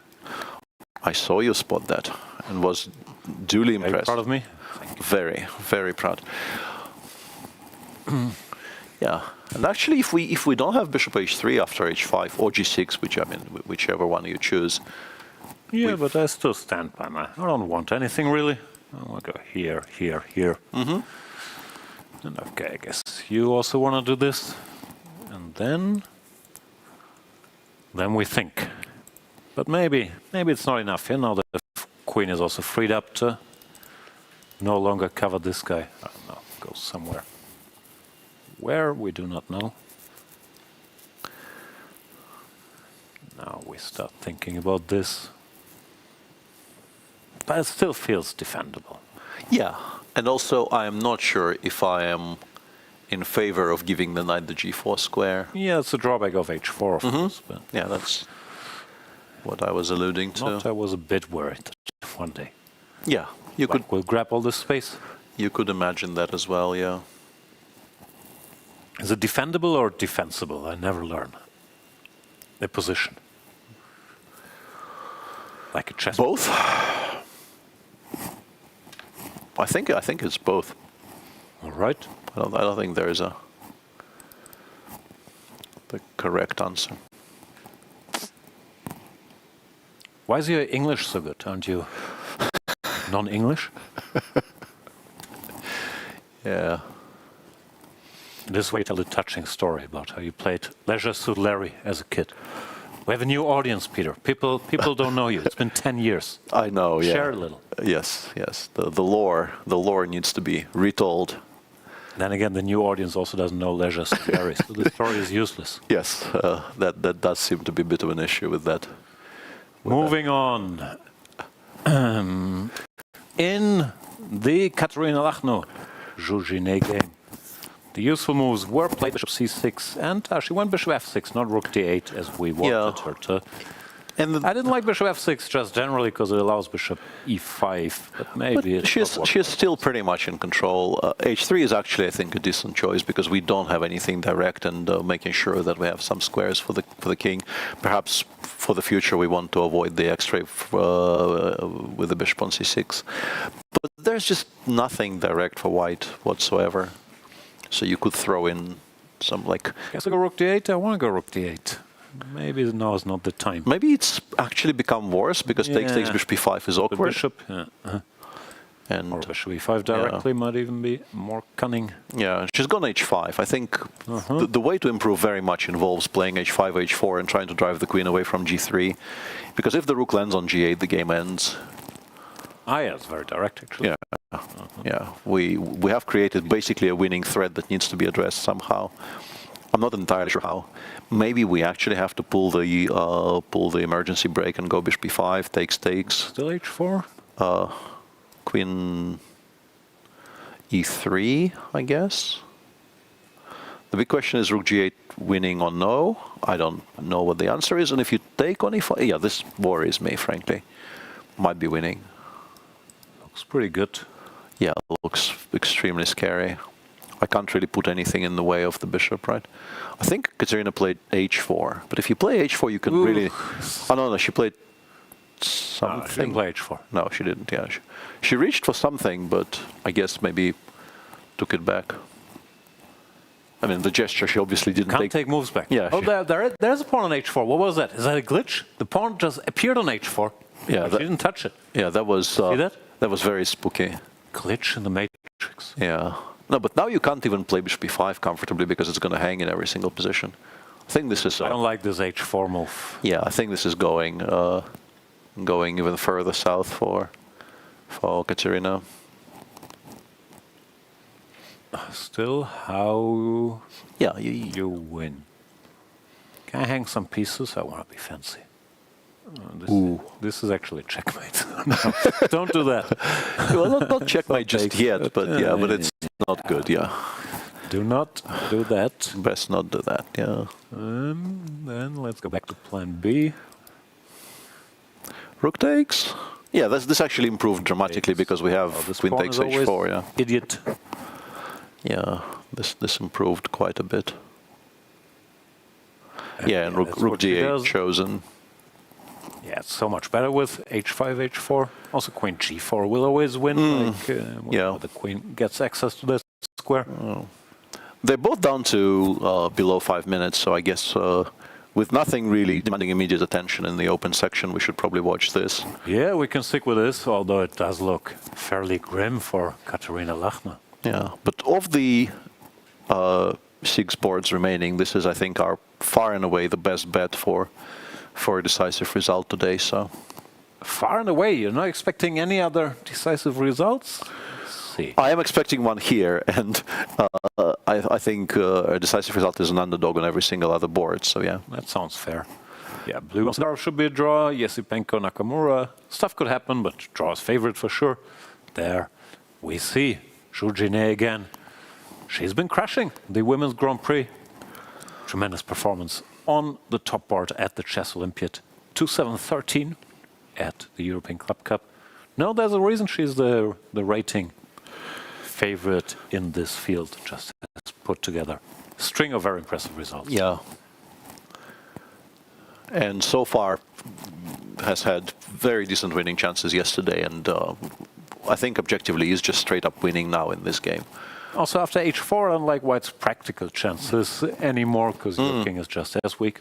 Not saying I saw a good move after h5, just feels if you have to go h4, it's bad news. Yeah, it's really not great. While we're watching this, there's been a lot of trades in the game between Wei Yi and Pragg, and that game is now heavily favored to feature total annihilations of everything in the draw. Yeah, opposite color bishop position. I guess if black lands the bishop on e4, you could. But I mean, why is the bishop on e4 any better than the bishop on e5? And yeah, queen f4 is just a draw offer because rook f7 will take everything off. The problem with you millennials is you're saying, let's stay with this because there's nothing else exact happening. And then 30 seconds later, your attention gets diverted. You must switch. Which one is it? I did not. I think our directors would kind of mistrust me when I say we don't have to switch and no, switch. You brought up this game. It's not the director's fault. I brought it up by saying we don't need to switch there. But yeah, maybe now we do because it's going to end in a second. All right. White will lose the c2 pawn, but it will impact nothing at all. Pragg is going to the arbiter saying, I don't want to continue. And in the meantime, we are going to be regaled with the wisdom of ages in a moment. So this is over, Sindarov game is over, everything's over.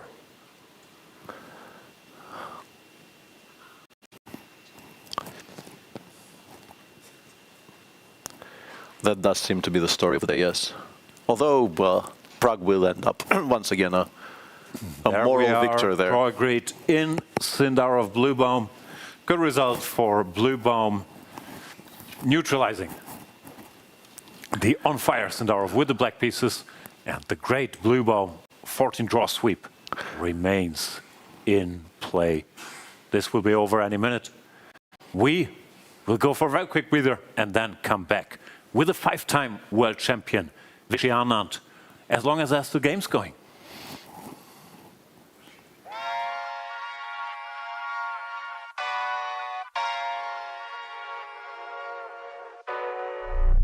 Oh my God, I'm just playing with them now, yeah. Oh my God, what she saying, say it loud, yeah. I can't respect it, I'm in the gym, but I am not flexing. Came from the woodpecker method, because practice makes perfect.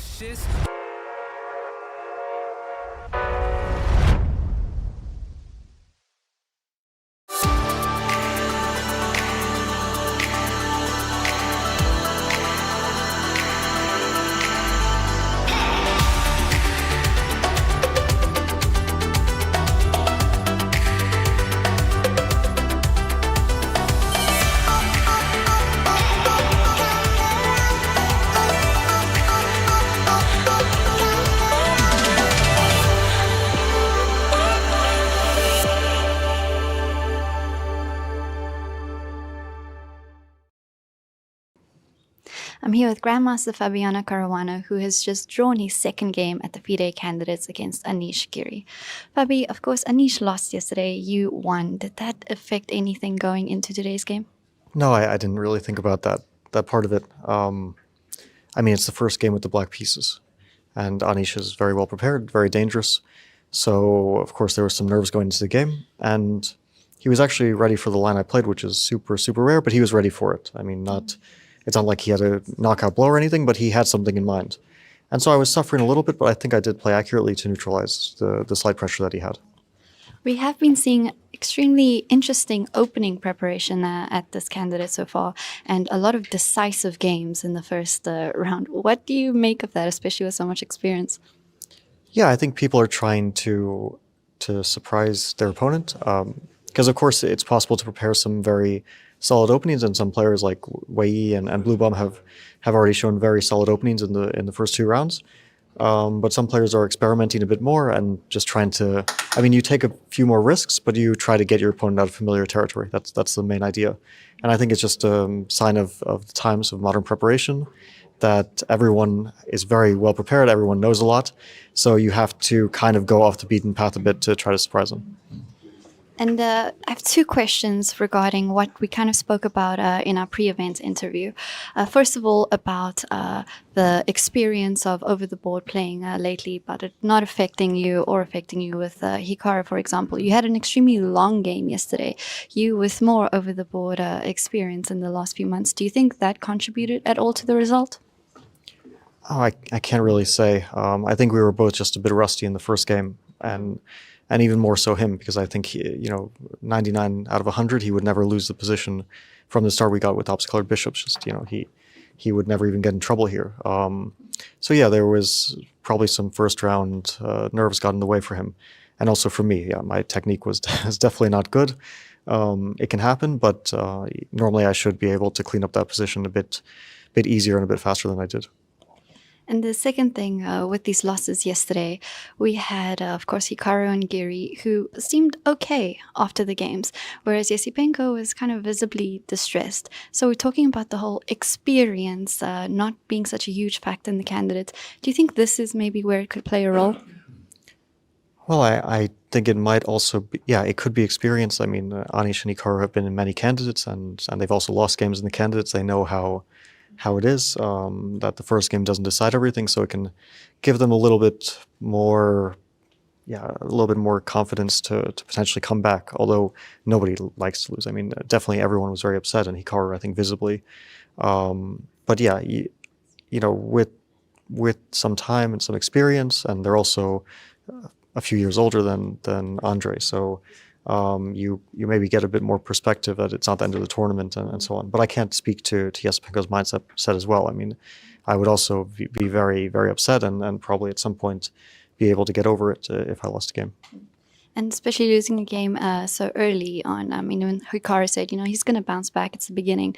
What about flipping that script? You won very early in the tournament.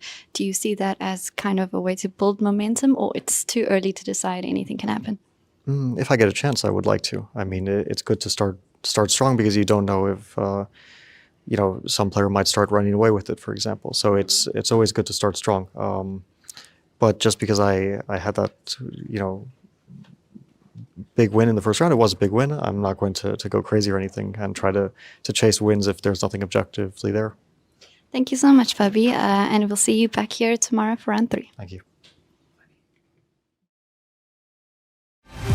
In a land bathed in light, two unstoppable journeys set sail for greatness. The road wasn't easy, demanding sacrifice, grit and unwavering commitment.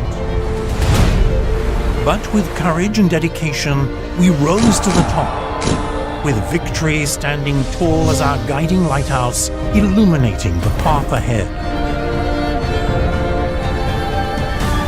We are Freedom 24. Born in Cyprus, we conquered Europe.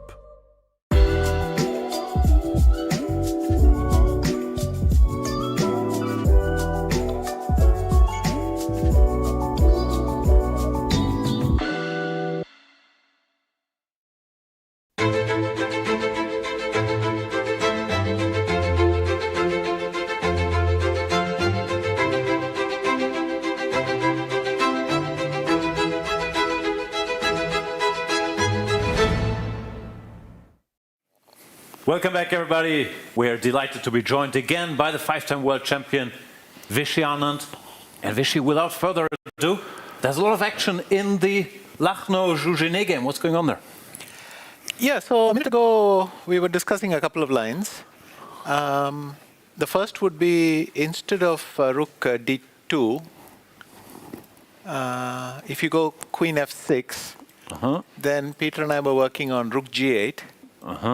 Then I play rook d4, so I'm trying to kick the queen away from the e6 square. But black has bishop takes g2 check. And when the king moves, I have queen c7 check, so black is winning. I mean, this is what we saw. So she went rook d2 instead. And now we calculated queen g4. Well, Vishy keeps on saying we. I took no part in this. Queen f6. I saw none of this. Queen f6 and rook h6 was a cute trick. Ah, that is nice. Because when you take, I take on h4, take on e1. And yeah, it's a bit of a checkers. And go back to a dark square, and hopefully that's it. So this was winning on the spot. But she went queen to b4. Yeah. And thinking that... well, she wants queen e7. Funnily enough, after queen f6, I think she might play rook h6 anyway.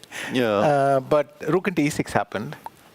And, that's unpleasant. She's been... And all of a sudden, it's just a draw. And Kateryna is now checking whether she can play for more, but the answer is no, and she is now going to give this perpetual. Yeah. And time management. Looks like there was a draw offer already, because no, I think in fact she's claiming it. So. Yeah, she said something, but no, she's calling the arbiter. So this is a perpetual. If the king goes to e7, there is queen g7. Yeah, you don't want to give up every single rook. Probably. That doesn't lose either. Actually, there's queen f8, so maybe white white just gives a perpetual anyway. Yeah.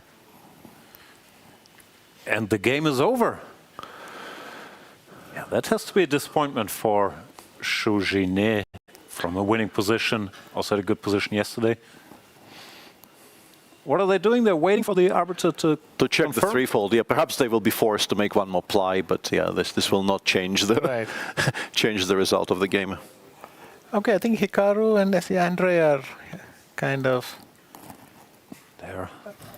The last hope for action today seems to be in the Yesipenko Nakamura game. Yesterday we were claiming classical chess is so back with the 3 victories. Is classical chess dead today? What's going on there? It's taking a rest. Pining for the fjords. It is very much pining for the fjords today, yeah. But Yesipenko still, I'm assuming he's pushing. So the previous move, he couldn't play bishop h3, I'm assuming, because some knight takes e4 somewhere. No, when he went rook c2 and or h4 and so on. But rook d8, rook d1 check, I think, is... we have this but now what is happening is, because he got g6 and queen e3, now white is actually threatening bishop h3. I mean, black's problem is the queen is overworked. It's defending 3 pawns by itself. And now the white queen is swinging to attack h6. And bishop h3 is a threat which might win a pawn. I mean, something might have happened. I don't know how big the advantage is. But and if knight g4, we can keep it there, right? We can go queen f3 and not let it go back, and then try to pin it. And h5, bishop h3. And pretend we have something, yeah. There is queen d7, but yeah. Yeah, but then maybe queen somewhere... e2 and f3, right? Yeah, try to, because there's a lot of pieces on that diagonal that need to be freed up. But maybe black is in time still, like rook c7, I have queen d4 check. Maybe it's still fine, but you feel this is a bit touch and go now, right? Giving me some stuff now, rook d2. Yeah, exactly. This is not clean, and I mean, Hikaru has plenty of time to work this out, but he is being forced to calculate some stuff.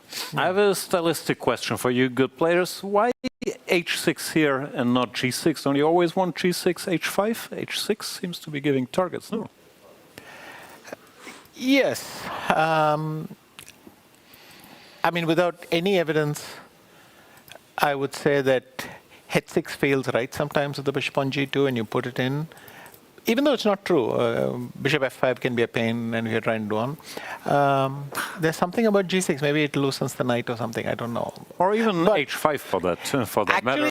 He's going to end up doing it, because after queen e3, I think his plan should be h5 and knight g4. But I mean, you guys reversed it with knight g4 and h5. Yeah, but it's going to be the same position, yeah. Like you're committing to that position then. And so in fact, it didn't matter. Yeah, is there anything else? Like, can we play maybe queen d6, but then after rook d2, you might have to go to f8. On the previous move.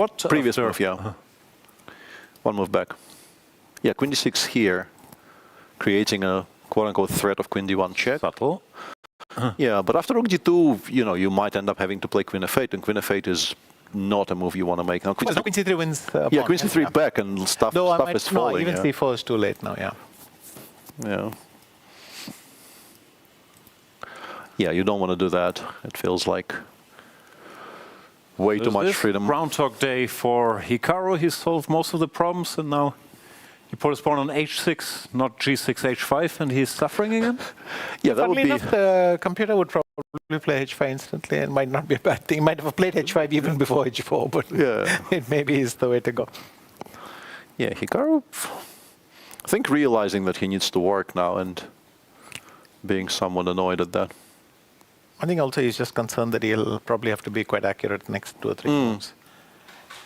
Also, it's Hikaru, so we shouldn't be too concerned, but 7 minutes for 13 moves is not that much time. Yeah. Yes. So some action here. Other than that, we can do a brief roundup. Is the Praggnanandhaa game officially over? Is someone still Nobody playing for a will win? be. It's over, I mean... I don't see how effectively the game can drag on. There's, we can maybe switch to Vaishali and Divya. Yeah, this is suddenly a very exciting position. Rook b8, rook c1, queen h3. Hang on, I have to count the pieces. Might still be a draw, but this has really blown up. Takes, takes, takes. Well, it is a draw, right, with rook b8. Yeah. Maybe rook... And yeah, Vaishali has gone a very interesting route, kind of calculating her way out of this instead of maybe playing kind of a quiet positional game. Now after rook b8, you have to play rook c1 check, and then play queen takes h3, which is kind of spectacular. Oh, that's the point. Yeah. Otherwise, I think you resign, but you do have that. You do have that, and then the rook endgame. The rook endgame should be quite safe for everybody, I guess. Yeah. Yeah, and we have it on the screen. Yeah. So so quick at counting pawns are equal, yeah? So this is a draw. I mean, a5 was a pawn for the c pawn, and it's a draw. And yeah, I decided because we didn't actually get there. Okay, she was completely lost a moment ago, by the way. She did take. Instead of queen g3, let's go back a sec because now she will save the game comfortably. In this position after knight g5, queen g4 is just end of game. And instead, Divya decided to go for a brilliancy prize with queen g3, queen e5 check, and ran into a counter brilliancy. But queen g4 just ends the game on the spot. You're just a pawn down for nothing. It's a big pawn too. Yeah, it is a pretty valuable pawn there on a4. So yeah, that's the second time this happens to Vaishali. No, she was in trouble yesterday. And opponent tried to be a bit too fancy. Once again. Yeah. And just completely unnecessary. Let's show this in slow motion one more time. Rook b8 looks winning, but Divya must have missed queen takes h3 from afar, no? Yeah. Beautiful. Okay. Yeah. And it's just rook a1. Nobody is going to be better here. Rook c8. Yeah. So that means in the women's section we will have 4 draws yet again, not for lack of action, but so far 8 draws out of 8. And Hikaru has played queen d8. Jiner missed a great chance for the second time, and Divya, of course, just basically missed a win. So. And yeah, Vaishali could conceivably be on 0 out of 2 and will be quite happily on 50% instead. Right. Yeah, queen d8 is the choice by Hikaru. Does this indicate he wants to go queen, not f8, but perhaps b6 or somewhere after rook d2? Where is the queen going? D2 plate. Yeah, I mean, that was always coming. We'll find out shortly. That was always coming. Queen f8, queen c3 just looks extremely ugly, but maybe... But Hikaru looks like someone who wants to sack something. Is he going to go queen b6? Or? But what exactly? Yeah, queen b6, queen at 6, c4? Or? Yeah, that was my... Or a4? Maybe keep a c-passer and... Yeah, and it might actually be, okay, adjacent in practical terms because the bishop on g2 is not on c4 yet. But now if it gets to c4, you do lose on the spot. Yeah, like if no, it's handshake. In fact, it's after queen b6, maybe bishop f1 is a very strong move. Yeah, it could be. You could very easily think of Bishop f1, king g7. All the nonsense. Yeah, bishop c4. Yeah. Yeah, Hikaru is still choosing a square for the queen, but yeah, I think queen f8 is an inferior choice because after queen c3, like you might lose the one you actually care about. e5, and, yeah. Weirdly, you don't care that much about the one on h6 here. I think if you lose the e5 one for no compensation, then you are in deep trouble.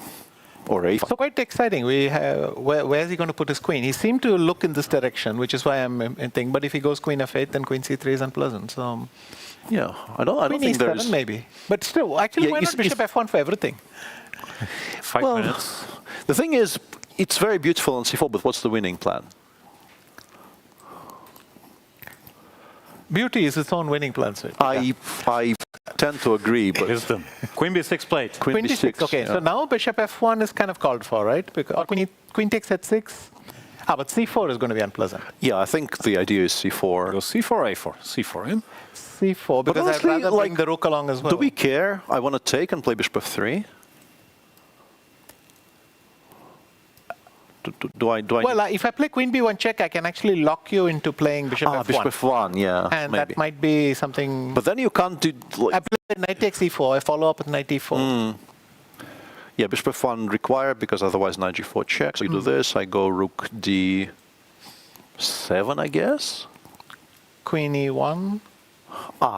Yeah, that is. Queen a2. Oh no, queen a2, queen e3. Yeah, you probably so don't want that. Yeah, queen e1 should hold. Yeah, and knight takes g3 and so very comfortably. Yeah. Okay.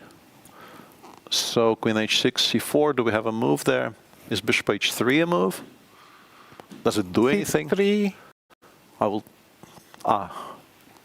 If I'm more humble and go to d3.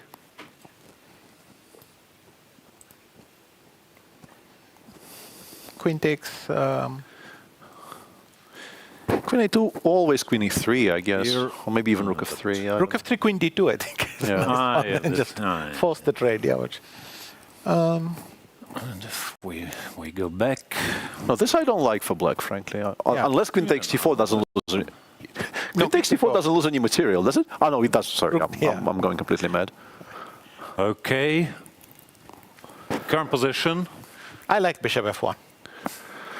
Yeah, but then how do we win? But what do you play? h5 and... King g7, bishop c4, queen c7 back. We've sort of re-established control. So rook d3 and then somehow, somewhere queen d2, f3 and queen d2 or something. And then g4, g5 or? Where are you guys? Rook d6. Bishop f1 here. Bishop f1, yeah. g7. Yeah, and then, I don't know, queen maybe f3, g4, g5, because I'm actually gaining squares on the d file. Yeah, because knight h5, f4 is going to be a bit of a pain. Yeah. So bishop c4 here is what we're discussing, queen c7. And the question is, the position looks extremely beautiful for white, but what's the progress? Understood. Yeah, and we are somewhat undecided. I really like the kind of the Alekhine gun with the silencer. Yeah, rook d3, f3, queen d2. Yeah. Or a sawn-off. It's not a silencer. It's a sawn-off. Yeah. And I can't force the issue. I can go rook d8. I'm apparently hanging all the pawns in. Well, e5 is the problem, right? Rook d8, queen d8, queen e5, and how are you going to defend e5? Yeah, no, this just doesn't work. Okay. Yeah. So let's see if Yesipenko dares to take. Plays it safe. I mean, queen at 6, c4 really looks like you've thrown it away a bit. Yeah, because of queen b1 check, yeah. Rook c4, bishop f3, I was kind of hopeful because I get king g2 and then I start playing h4, h5, and it's extremely annoying, I think. In fact, the bishop f3 threatens h5 as well. Yeah. But still, what's the clean way here? I still haven't understood. Like queen b1, bishop f1? Knight e4. Rook d3. I think... Queen e1, steal queen e3. Yeah, rook d3 is very strong, actually much stronger than my original suggestion. Maybe there is no immediate clean way. What about queen takes a2? Queen e3? Queen e3, knight f6 maybe? You have queen f2? Yes. Oh. Let's say rook a3. Yeah, that's a problem. Yeah, no, this is not that clean either, yeah. We should show queen e5, queen f2. Okay, too late, yeah. Let's wait for... There's bishop h3, just a poke. Actually, yeah, annoying. But rook c6. But maybe we've gained something, because queen b1 check no longer drives me to bishop f1. And now I take... yeah, now... You have queen h6 here? Well, maybe rook d6 is already pretty decent.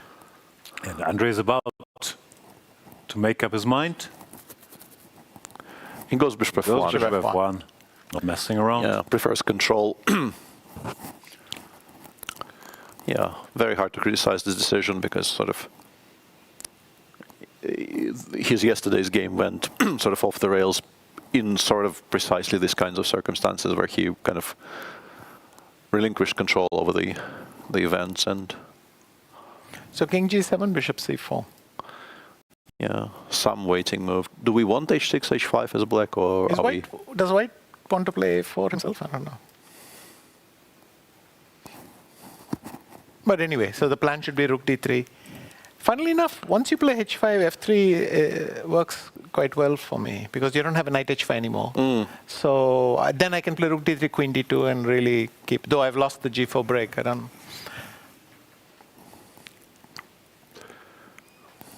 But there must be a way for white to progress, yeah.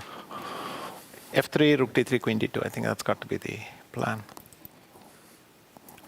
But once you play f3, I have a feeling, although the queen does return to f2, I keep on thinking f3 will allow me to play rook d8, give up on c5, start giving checks.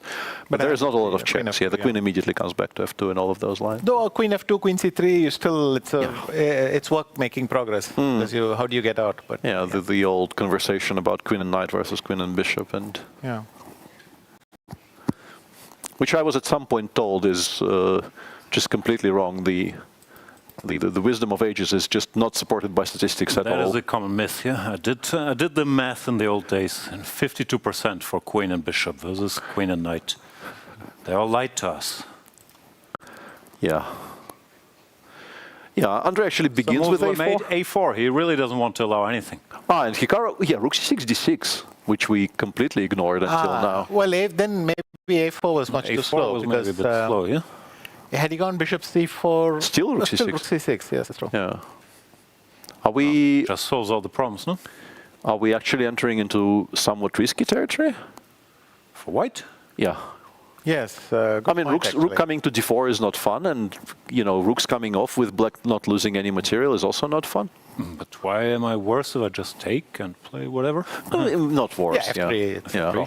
And he's gone rook c2 to stop rook d6 altogether. Or at least attempt to stop rook d6 altogether, I guess. Yeah, a4 maybe turned out to be slightly slow, but I don't know that bishop c4 stops rook c6. Rook c6 and just a tempo slow. Yeah. In a way, might even be faster because we don't have rook c2. Yeah. He's gone rook c2, c4. Is this good?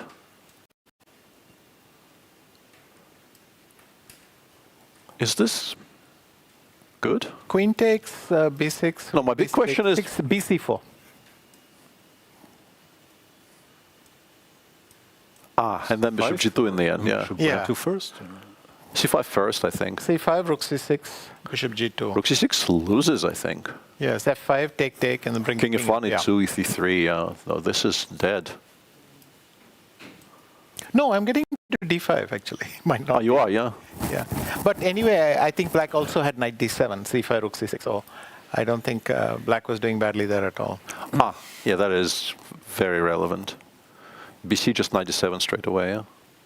Or even, yeah, knight d7, I guess. Just try to land it on c5 as fast as possible. Yeah, if you allow knight c5, you're probably worse.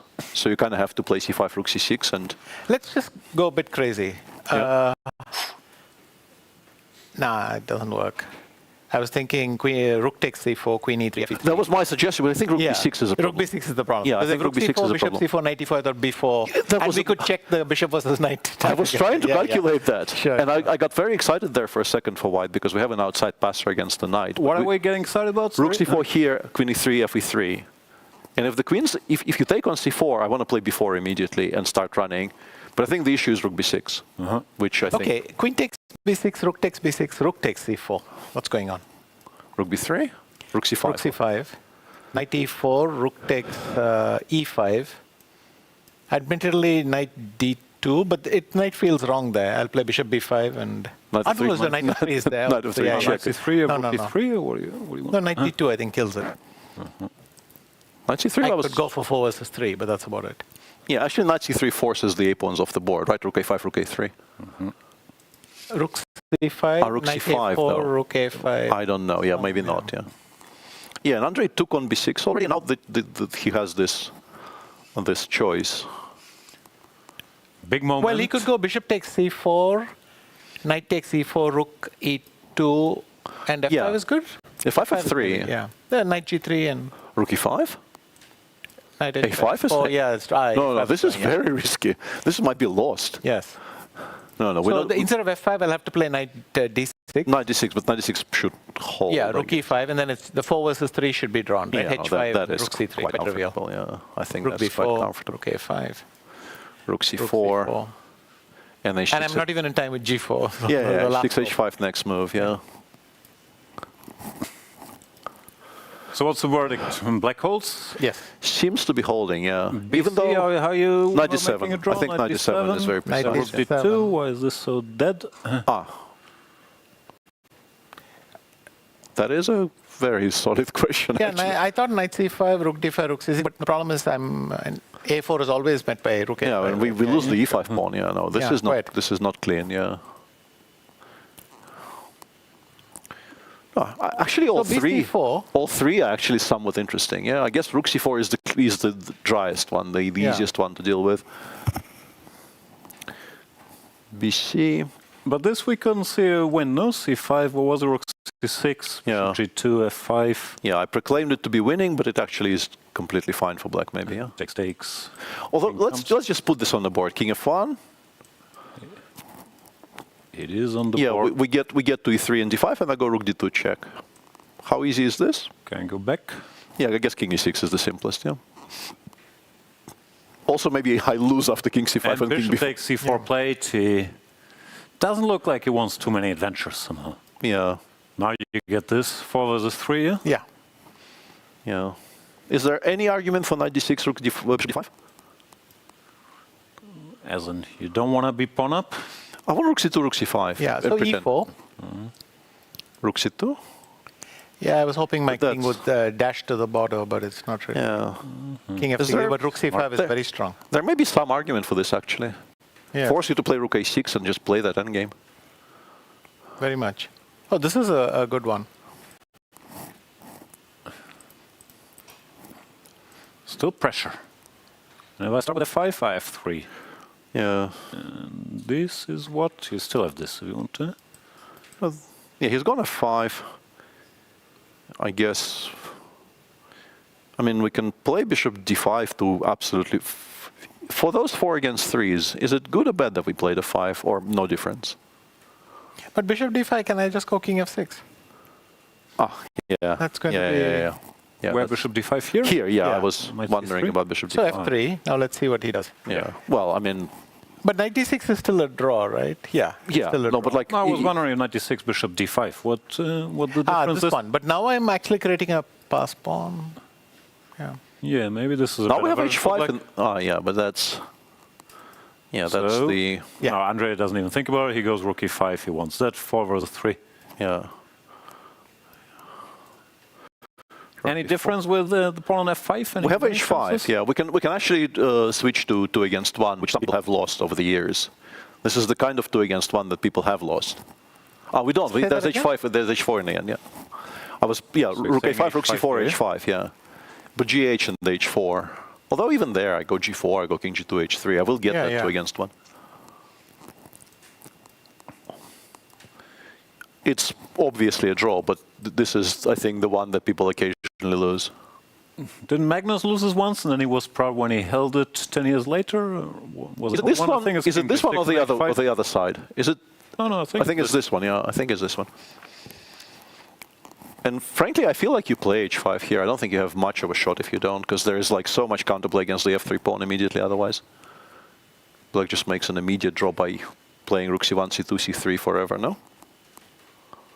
Oh, he's given a check, Not so happened. And does not agree with us. Go, yeah? He's going to play rook a6 as well.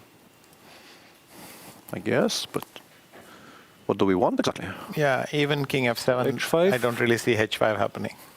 No, yeah. this one is a draw, yeah. Yeah. No, I think this is now overwhelmingly a draw. Yeah. This is less exciting.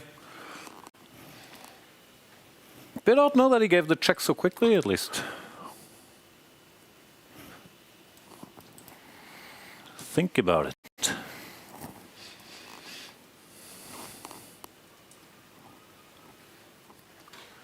Meanwhile, Divya versus Vaishali is still ongoing. Yeah, they reached the time control, and Divya is now taking a breather. Yeah, left to contemplate what could have been, I guess.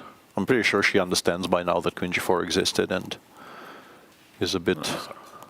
In fact, she's a slight soup, right? If she goes rook c8, rook a4, rook takes c6, rook e4, it's not a real try, but it must feel unpleasant to it's a bit grovel annoying. there a bit. Annoying. There's something a bit cleaner. Rook b6, rook b7, b8, b7 maybe? And create a threat of e6 and... King f8, am I actually getting out? Yeah, king f8 exists, sorry. Yeah. I guess you can just go rook a8 now. And go after the rook c-pawn. a8 and a5, a6 might be just do that. easier draw. No, we're not, So we're not losing. If I wait you... Yeah, also c5, rook a5, frankly. Yeah. Just to make an immediate, very safe draw. No, this one is not really going to be... Okay, so we get 8 draws finally? The long-awaited. Yes.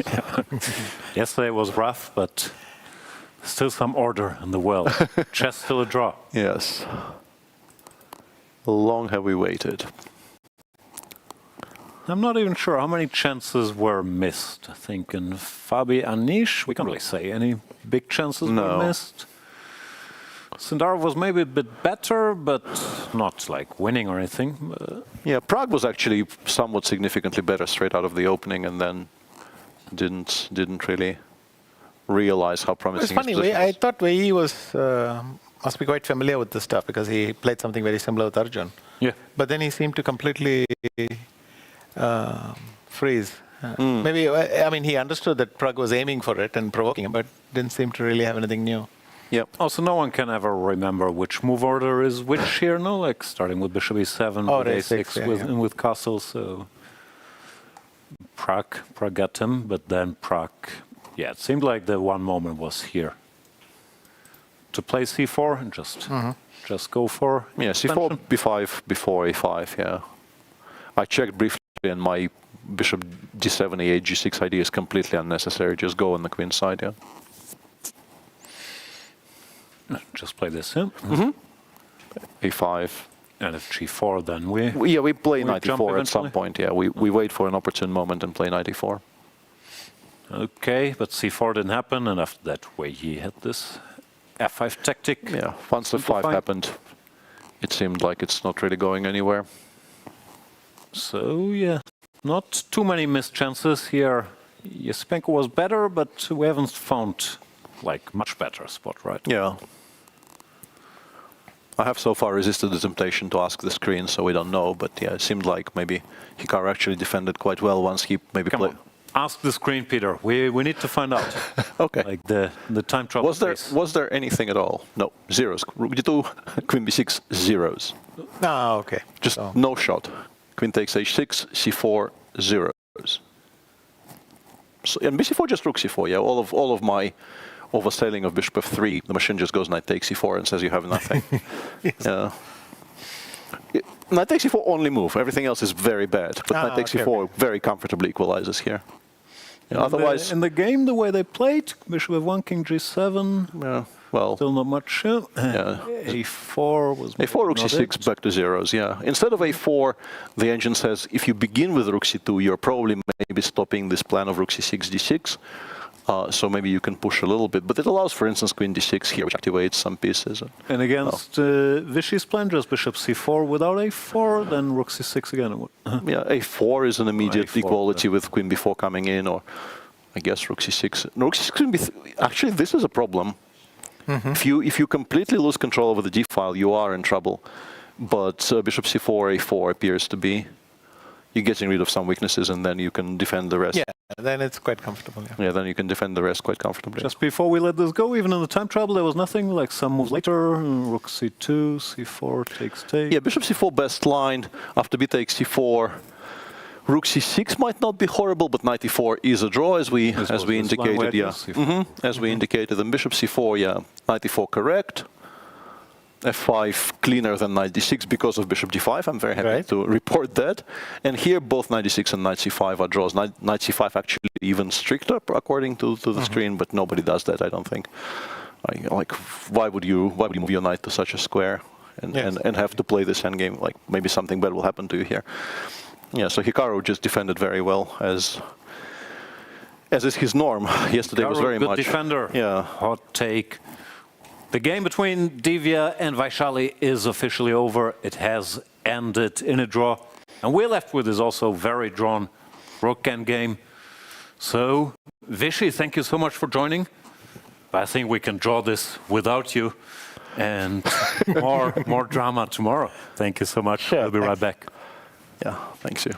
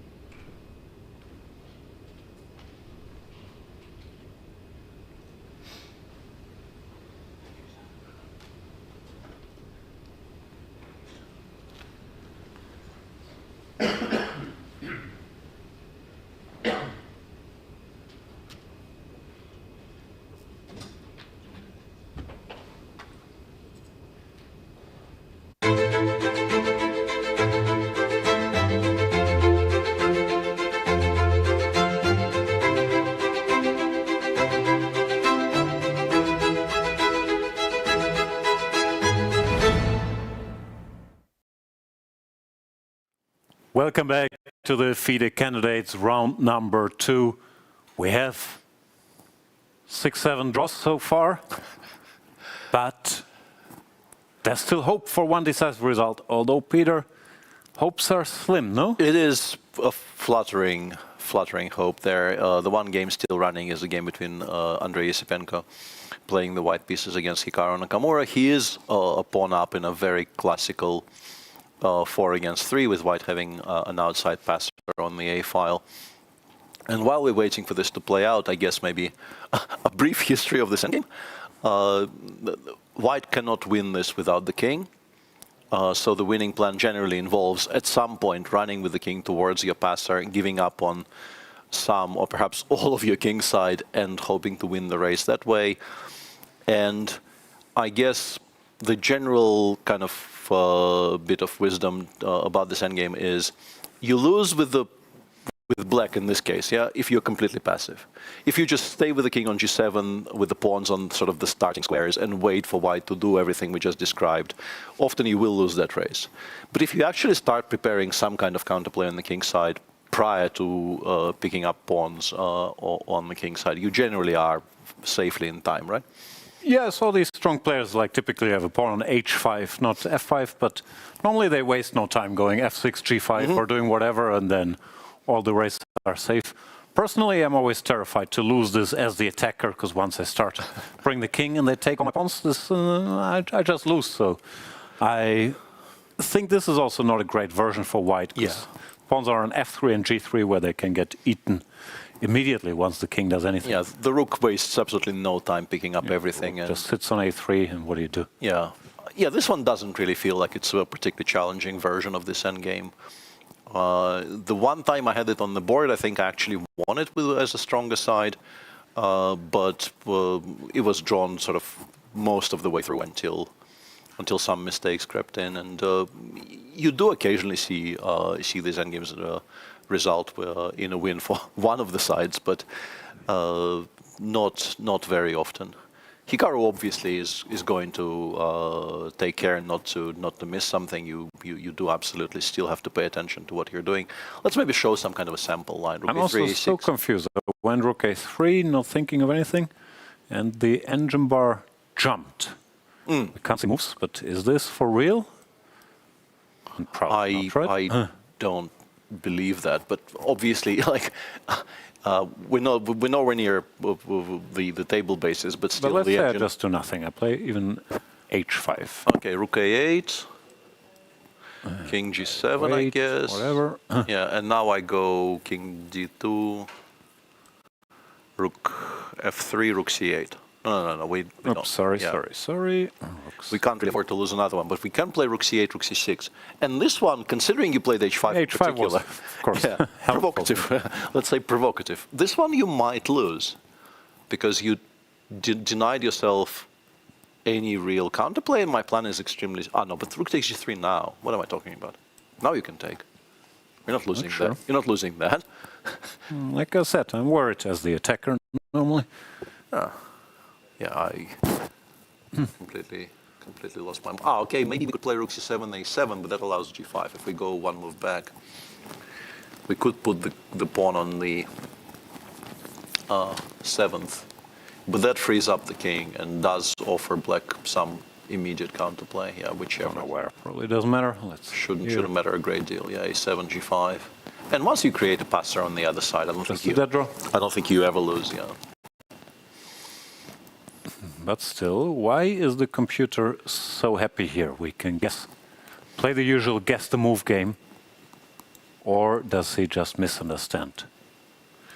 King d2 is not it.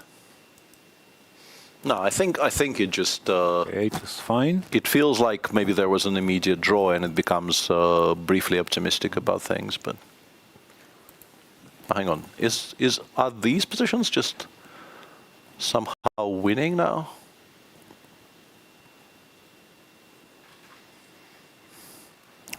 Because some of these positions will be winning after we play a7, but I don't think it's one of those, right? No. You need to be able to build an f-passer. No, what I mean is, with a pawn on f5, some pawn endings will be lost. So let's just get the king to c6. It'll take me a while, but I understand. we'll Yeah, but get we need. there. It's kind of an important concept, so we should maybe actually invest in showing this to the viewers. So I go king b5 here, or yeah, whichever way. King c6. Yeah, but with the, I wanted to get it somehow with the king on h7, but I just don't get it with the king on h7. You can. Why don't g7 make rook move? Yeah, but just to show what my point was is, if you play instead of rook e1 check here, if you play rook a1, it also doesn't work with pawn on f3, I guess. But my idea is rook d8, of course, which does force a pawn ending. Which is still a draw. Wait, which maybe I'll lose here because of a 5 f4, to be honest. I wouldn't be, I guess not, yeah. No, I have king e8, f7, of course I don't lose this. Maybe I still win this, actually. f4 might be optimistic. What's the draw then? Yeah. Still do this. f5? No, wait. What are you doing? Making moves. Oh, no, this is busted, right? f5, f4. Okay, let me improve. Okay, that is a bit of an improvement. Yeah, okay. Very instructive to supposed grandmasters absolutely flailing in the basic endgame. But there's always small differences with like, okay, h5 I did voluntarily, you don't have to, I was just surprised. But computer says it's so bad, and often computer has a point, although maybe not here. Yeah, okay, but Hikaru, let's go back to the actual position. Yeah, Hikaru Andrey gave a check. Gave a check on c2, and now we can. I guess the point is, we can try king d3, against which I assume the idea is maybe rook g2, and then we go rook c7. Hikaru's playing for a win. King e3. What have you? But this is just a draw, right? Yeah, a6, a7, g5, or whatever. It's just a comfortable draw because we're way too slow with all of our bridges on the other side. It's not even better if you get here in a million moves. I'll go king f4, g4. No, this is just very safe, yeah. So yeah, Hikaru doing the right thing, kind of forces the issue. Yeah, calculating his way out of here. King e3, rook. Maybe he could. Even rook g2, but rook c3 check is also very clean. Yeah. But once again, no, here we're. Here maybe you are slightly slow, yeah. Pushing our luck a bit. Yeah, there's no reason to allow this, even if this still holds, which it might. There's also a blunder rook f7 check, which might be relevant. Yeah, could very easily be relevant here. Yeah, this looks winning. So after king e3, he should repeat, and after king d3, now that I'm aware of this trick, here it doesn't work. Here it doesn't work. Yeah, important to have rook takes f3 check as an option. So yeah, nicely spotted there. And if white loses a tempo to cover the pawn, then black. It's just in time. So it looks like it's an immediate draw, yeah? Like, okay, you can play king f1, but then... Yeah, but what do you want? Even rook c3 back, frankly. Or rook c3, yeah. Yeah, just continue attacking the pawn, yeah. Yeah, and what you kind of your opening statement was absolutely correct. Like with the pawn on f2, we would have significantly better chances. Supposed to be a draw, but it gives you more wiggle room. Yeah, significantly better chances to actually do something. Yeah, and today is a much more recognizable storyline, I think, than yesterday, because it looked optically to Vishy even that Hikaru was in some trouble.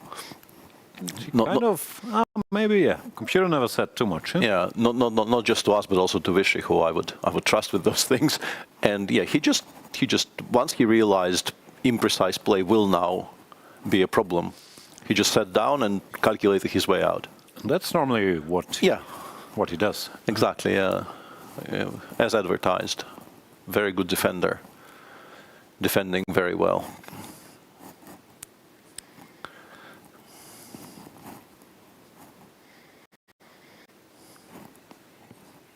Yeah, Andrey going king d3 also doesn't really want to shuffle endlessly. Yeah, he will probably actually feel that maybe he missed the chance in this game, and apart from that very, very early moment where we were in complete agreement with him regarding the move Queen C3, after he played Queen C3, it feels like maybe he never actually had anything substantial.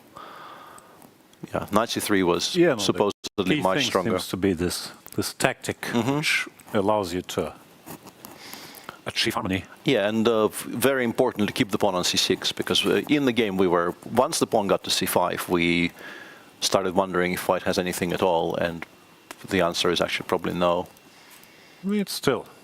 And there's still a bit of a push here, I think you would normally accept this type of position as outcome of the opening if you could choose before move 1, but you're not a favorite to beat Hikaru here. Yep, and this game once again witness to. And Rook G2 played quickly. Hikaru also doesn't seem to be too concerned about subtleties here, and frankly, probably there are none. I mean, you take the pawn, bring the rook back, you build your own passer, and you shake hands. No, he's done the work. I mean, he took some time before playing Rook C2 check, and he is now convinced this holds, and is not planning to waste any time. Okay, I get to that recap. Yes, very important. Andrey is still taking a moment, but he will also understand the moment is probably gone if it was ever there. You can throw in a couple of checks, like you can go Rook A6 check and pretend there's a difference between King F7 and King G7. There's probably none.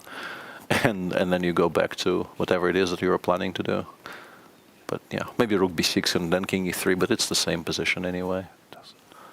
I don't think it does anything at all. Doesn't matter. As long as you can't get your rook behind the pawn. Actually, this one is ever so slightly more. Yeah, no, I'm not. No. A6, Rook A1, and I was going to argue that maybe once Black plays G5, we have H5, so we're preserving some bits of the king side, but that doesn't win. Also, I'm not even in great stress to play G5 now. I can wait for your king to approach and then start running. I don't believe it.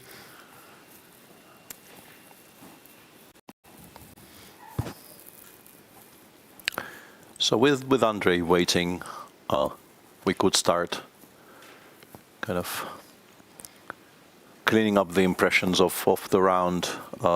In the open section, it feels like the 3 games that finished were kind of logical. The one chance that you could name, and it's also not a concrete chance, but yeah, that the game that Jan brought up on the screen there, Prague was actually quite significantly better out of the opening with Black, but probably didn't really. It's even to a degree kind of understandable, right? Because you play the French and you think the good outcome of an opening is you've equalized. And you maybe miss the moment where it's already time to think about more. You make some normal moves and it actually does equalize, but you've missed your temporary shot to aim for an advantage. So that was... Yeah, also I'm not sure if Prague has that problem, but many people growing up were taught you don't go C4 giving up the tension in the center. Only weak computers who were doing that, and then you would crush them. And to overcome that can be kind of tricky if it's in your system. Once again, I have no idea if that applies to Prague, but to me it would certainly apply. Like after long castles, I understand you go C4 and push, but with the king here, there's a bit of a filter for even. Yeah, exactly. It feels like there's nobody there. Who are you pushing? But just grabbing the space is very important, and also. As the game showed, removing the option of d takes c5 just removes so much tactical tension from the position that you're so safe to just continue building your advantage on the queen side. Giri Caruana was kind of a very logical, seemingly. I don't know if Anish had the slightest of pulse, but probably no more. Didn't really feel like much was missed. We didn't. Or at least I didn't run the engine over this, but it felt a very kind of a logical, normal draw. Bluebaum, Sindarov. Comes down to this moment of knight h7 a bit. Yeah, if Sindarov takes, maybe. It's a game. Can ask some questions. Yeah, it's definitely a game. It's not horrible for Black, but you can absolutely still play. But once this was missed, Bluebaum equalized very comfortably. Just so stable. Yeah, there's never going to be anything here. And in the women's section, there were actually some spills for sure, because Big one being this one, of course, where after rook d2, queen g4, queen f6, you get very excited. Some people would say too excited when you heard. Wasn't rook h6, it was short castles. Both win, but short castles is move 20. Like whenever you have an opportunity to castle and move 29, I think you're supposed to take it. Set a personal record. And, but yeah, what queen b4 just threw it away in one move, and yeah, that's a very big miss for. Also, it's not such a. With hindsight, it's always easy, but it's not such a tough tactic. No. 6 queen g6. She was playing on increment, though. I mean, this is time management more than anything else. We know she sees these things normally, but when you leave yourself 3 seconds, you allow perhaps panic to creep in a little bit, and then you make a mistake. But yeah, Kateryna Lagno is now on 50% after the first 2 rounds. Could so easily have been on 0 out of 2. Was basically losing in 1 move yesterday, losing in 1 move today. Not the most auspicious start to the tournament, but also, you know, you feel like maybe it's your time if people continue gifting you half points. I don't know. I keep hearing that, but also sometimes you feel like you're blundering much and you're getting away with things. So I'm not sure if it's better than to quote-unquote correct draws, but only the future will tell. Yeah, it's a mixed bag, yeah. And this was a quote-unquote correct draw, not much happening. Yeah, and there was also a very, very big miss in an all-Indian clash where Vaishali was defending very comfortably for most of the game and then decided to solve the issues tactically, like somewhere here. Yeah, she's gone. Queen c5, queen, yeah. Just perfectly fine, but knight e4 was sort of uncalled for. Yeah, just no reason to do that at all, and it does indeed lose by force after a pretty straightforward move. Queen what f3, I'm wondering g4. is what was she thinking when she went? Maybe she did just e4. I think maybe she felt that queen f4 is going to be annoying. Yeah, but why? You think she spotted queen h3 and missed queen g4, or what was I don't know. Also. Or just rook takes b7 itself? On a minute, maybe it was just a kind maybe of... it was some hallucination that she wanted knight d2 and... Or something, yeah, just this yeah, because you have this idea that f7 is protected, but it actually isn't. Yeah, happened to me more than once, I think, when I thought my piece, which is x-raying the pawn I want to be protecting, isn't actually protecting it, and yeah. Yes, queen g4 would just have won the game, but after queen g3, she got this. Yeah, and this is a very beautiful... Beautiful trick. Yeah, counter trick, which... saves the game. And Goryachkina drew a very nice theoretical game against Bibisara, Assaubayeva. Work done. This we discussed without remembering details as usual. This was Arjun Erigaisi's big novelty in the World Cup against Vokhidov, and there. Vokhidov went queen a4 and ended up in trouble. Computer said this, and yeah, I think we had all this during the World Cup coverage, which of course I'd forgotten, but this was a solution, and Goryachkina spent some time, but didn't set foot wrong. Either knew and was just rechecking or found the board after knowing. Both you sort of click through a file, but you want to verify. But yeah, very clean game, and the kind of a game you would expect a lot in the maybe World Cups of the past, where people used to play sort of quote-unquote correct openings in every game, but luckily these days people are, I think, more adventurous, and we don't have a lot of that so far. Good stuff. So while we're waiting for this game to end peacefully, Peter, we haven't talked for a while. What's going on with you? Like all good? You got the dog, you got the scrolling. Like what's going on? Yeah, the dog and the scrolling are, I think, on the opposite sides of the spectrum. Yeah, the dog is excellent. The scrolling is destroying my mind. What is left of my mind is being very successfully destroyed by my scrolling. But since I'm not stopping, I don't know why I'm complaining, right? If I actually cared about any of this, I maybe would have stopped doing some of those things. Tech is too strong. It's not your fault. We're all losing the battle for mind. Yeah. So how happy are you these days? Scale of 1 to 2. Well, I live in 2 discrete states, right? When I'm on a dog walk, it's 2.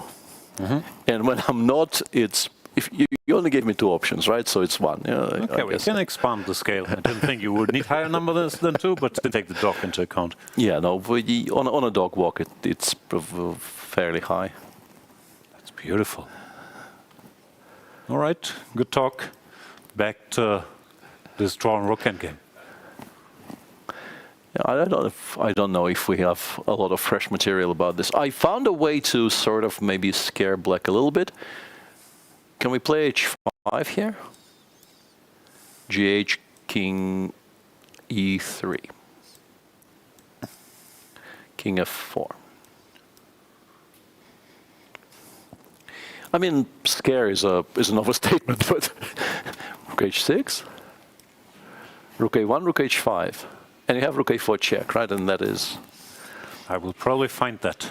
The regrettable fly in the ointment here of my beautiful idea of winning this endgame. Otherwise, I was kind of briefly somewhat hopeful. Yeah, because this is indeed winning. This is indeed winning, yeah. And I was briefly very optimistic about my chances of at least asking a pertinent question. But yeah, rook a1, a1, a4 check, I guess is. There are other ways. Yeah. There must be dozens, but I still think this maybe is the best chance he's got, because like if he just plays rook a7 check a6, that there's not a single problem. Here king e3, h5 king f4. h5 was mistake. Okay. What is not mistake? That I do not know. I can only see bar. No, but like if h5 is mistake here, I think we've achieved something, right? Because for sure. Like again, we're in. I guess rook a1 a3. Looking for other ways section. Rook g1. Ah, no, it's I'm not in time. I can't play rook g1 a3 here. That appears to be illegal. I don't know. This looks complicated. It looks lost, frankly. Rook b6. No. How is this not lost? And then rook a3 or something. See, I am holding effortlessly. Yeah, you are. No, okay. GH5, of course, is much more straightforward. Yeah. Get rid of all the pawns. Yeah, and this is why I thought actually king g7 was cleaner. I thought there's just absolutely no reason to even calculate any of this. Calculated all of this. Yeah, he's holding this effortlessly. Yeah. And it looks like Andrey is committed to keeping the show going a little longer. Don't switch on the lights just yet. On? If they want to kick you out of the club, they switch on the lights. Ah. Yeah, that betrays my general unfamiliarity with the concept of clubs. You're not a clubber? No. Were you ever in your wild young years? Then, no. When you got the earring? No. Stories I can not tell you about me in clubs. Yeah, there are so many. Yeah, the absolute dearth of stories of me in clubs is quite spectacular. Right.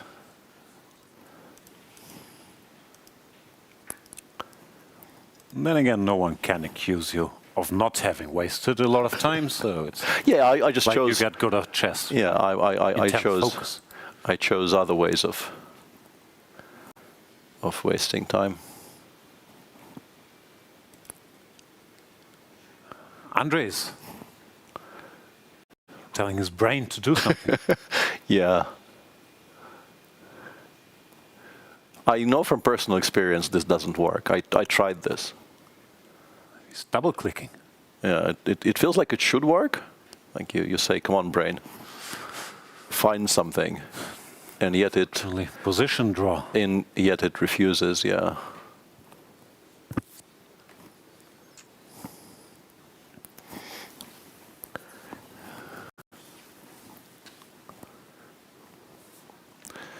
Position... Does seem to be intensely calculating something. Something, yeah. Yeah, other than h5, I don't even see a line you could be thinking about. No, I think you play h5 and you try. h5, gh, maybe we try like in some order rook h6 and king e3. Is this? Isn't this what you were trying? No, I was trying king e3, king f4. Okay. It's probably just exactly the same, right? Like rook g1. Rook g1, I can play rook h5, but you'll play king g6, king g6, rook a1, and yeah, that's just very easily drawn, right? Is it? No, we know rook h8. No, this we lost the eighth. Yeah, no. But now maybe don't I have some hopes with the pawn on a7 now? I offer draw. I do not care about any of your hopes. A6. Okay, I give check. Rook a3. Sorry, king d4. I go here. Let's. Yep. Still offer draw, but I will rethink if you don't give me some. Yeah.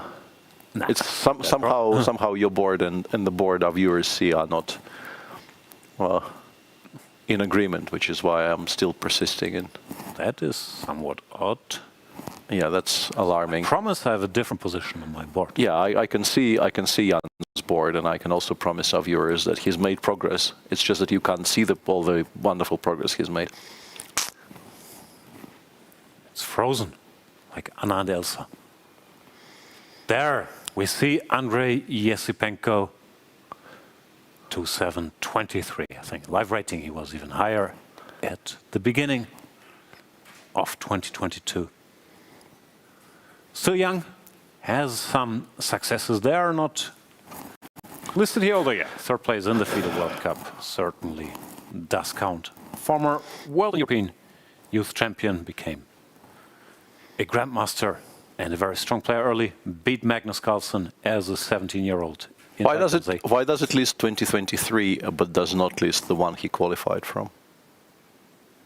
That is a fair question. Maybe those are old stats. Also, was he third in 2023? I don't think that's actually true. I think he got knocked out by Magnus. Slightly earlier, yeah. If it was 23, my mind is feels even earlier. Feels like that graphic is. And yeah, in 25, of course. He features a bit of a typo, yeah.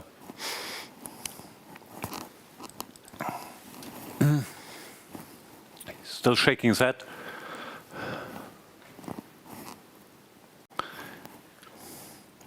Also, the analysis board is still frozen, so we are going to be doing more of the comedy stylings instead of showing you the cutting-edge analysis of this rook ending for the time being. Okay, what comedy stylings have you prepared for us? No, I'm never in charge. I'm the straight guy in this pairing. I'm not sure. I think I lost my sense of humor somewhere down the line.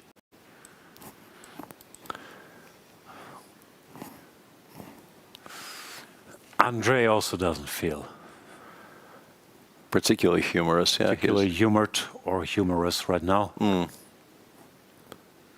an effort to help Bluebaum before the candidates, I recommended, because Esipenko knows that my one true expertise is TV shows, so he asked me after the World Cup if there's anything I would recommend, so I told him to watch 5 seasons of The Wire, but it turned out he was spending his time getting married anyway, so I didn't even have to go out of my way. Yeah, he finds a different way. He goes king d4 with the intention, I'm sure, of playing rook g3, king e5, and pretending that driving the king to the back rank is doing something. How unreasonable of a pretense is this? Rook f3, rook a7 check. Go somewhere. Yeah. Yeah, a6, rook a3, and I mean, it looks scary, but black took 2 on the other side. King f6, yeah, g5, or rook a3, f4, I guess, is also completely fine. Yeah, Hikaru. Hikaru not wasting time. Yeah. Unafraid. Unbothered. Moisturized. He already took on g3. Why is this board never updating? Sorry. Yeah. It freaked me out. Rook g3, king e5. Keeping us on our toes. Yeah, rook f3, king e8 appears to be just entirely safe. You can just start running towards the passer, frankly. Yeah, it would be helpful if the king can take care of the job. Yeah. The only thing I was thinking about, but maybe that's trying to lose, was going h5 here, but yeah, this guy is pretty fast. Yeah, I don't think this does very much. Yeah, G3, King H6. Maybe no longer a draw after F4. I don't know. Yeah. No, I don't see any winning chance for white. Did Hikaru take on F3? Not yet, no. So weighing his options. Not yet. So he actually went with the wire. Yeah, you could have. I'm wondering if you could do more damage with something else, like the extended Breaking Bad universe is what, 11 seasons? First of all, I'm assuming he's seen that. Secondly, I don't like it that much. And I was trying, and The Wire is what, early 2000s? Something. Andrey's 24, so probably he's never heard of that. But it's still recent enough that it's not Grandpa is recommending stuff from the 70s. But very much holds up as well, which is not something you can say about all of the stuff from that era. I had a discussion with some other internet users on the topic of... Oh, exciting. Very exciting, yes, on the topic of like old favorites, and Boston Legal came up, and I kind of gave it my full endorsement, and then I thought I am probably actually kind of afraid to rewatch it, because... I do recall you talked about Boston Legal a lot. Yeah, it's one of the things that is absolutely my kind of comfort food, and I've watched the entire run at least twice, maybe 3 times, but last time was quite some time ago, and I think rewatching it now is like genuinely scary, because it feels like, I mean, the show knows it's a dinosaur and portraying dinosaurs with very kind of unfashionable personal gender and other politics, but are they heroes, and weren't they flawed even at the time of the show? No, it very much understands they're very flawed human beings, but still. I've never watched the show. Just that's the usual debate. Yeah, I am now somewhat worried to ever approach it ever again. All right. But the wire holds up very easily, I think. Still, I'm very sad that you can't watch Boston Legal for the 4th time out of fear. It has aged poorly. Yes, it's keeping me awake at nights. Apparently it's not. Hikaru is trying to figure out where to put the king. Is there any difference between, I don't know, F8 looks so strange. Ask for king F6. I don't know. I don't know why you would go to G8. Yeah, what would be the reason to go to G8? I'm sure, let me check. I'm pretty sure all 3 draw. Yeah, King F8 also draws. Yeah, but why would you ever put it anywhere but E8? Very odd. And he agrees. Goes King to E8. Andrey also looks like he's in let's wrap this up mode now. He did his last thing. Maybe not. Yeah, I guess you can maybe get some position where you have H against 0, but those are just so drawn. How do you get that? I don't know, King F6, F4. You can go G5 as well, yeah, and H5. Hikaru with a plus score against the field, as we know, but yeah, I don't know. It went down a bit yesterday. Does involve certain risks, yeah, doing this, I don't know. Yeah, this looks like playing for a loss. No, I don't think you get any pawn-up position anymore. No. Currently pawn down. That is a bit of an issue, indeed. Yeah. But also, can we lose if we do something really? This is also this is what I meant. Yeah, I saw this on my screen, and this might actually end up being H against 0, and a completely and utterly drawn H against 0. The king is way too close. Also, I don't know how we get it, but maybe how do we even get it? Yeah. Still worried to lose with white. No, all of those moves maybe actually do. Yeah, just give a bunch of checks there. Yeah. Well, Rook A8 or whatever. Anyway, no matter what black does, this. Yeah. We're probably peacefully. Yeah, probably past the point where one mistake loses. You probably have to make 2 or 3. Maybe for Andrey, one mistake loses. Probably also not, actually. The king is very close to the action. It has to be some kind of a glaring blunder. Yeah, my screen currently says I think, if I understand correctly, every single move apart from maybe rook d7 and rook e7 and rook f7 is a draw. Could be. Let me check. Yeah, pretty much everything is a draw, which doesn't blunder the rook in one move. So what's the dumbest move? King d4? King d4, I guess, yeah. Still a draw.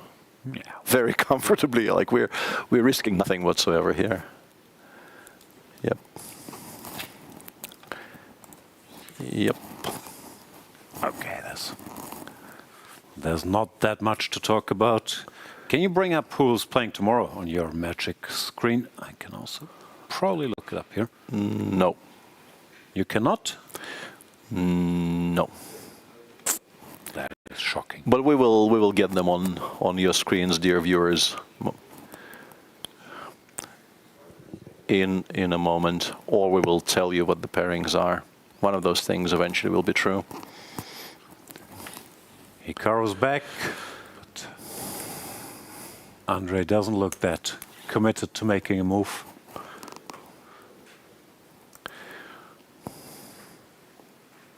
And we do have the pairings for tomorrow's round number 3 coming up. And there we have it. Bluebaum white against Andrey Esipenko, Prague white against Javokhir Sindarov, two of our leaders playing each other tomorrow. Fabi plays against Wei Yi, and Hikaru playing Anish in the battle of people on -1. That's the pairings of the open section. And in the women's, we have Vaishali white against Anna Muzychuk, Goryachkina white against Divya, Jiner is white against Bibisara, and Zhongyi is white against Kateryna Lagno. Yeah, the women's section, I remember the scores. Everybody has 1 point out of 2. The open section, we have Prague, Fabi, and Sindarov on 1.5. Yeah. Well, we can tell in the women's section. You can tell who leads the Sklansky Bucks competition, right? I guess Jiner is on chances for sure. Yeah. On at least 1.5 of those. Not to reopen any old wounds, but you making random poker references from the 1990s won't hide the fact that we all know you've never read a poker book. Yes. Been discussed extensively. It has, yeah, there are videos on this topic, which I still occasionally watch. Yeah, and also...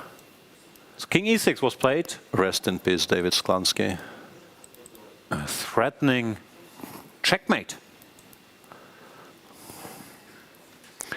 Hikaru will probably find a way to parry that threat. So he went a6, rook to a3, king to e6, threats checkmate.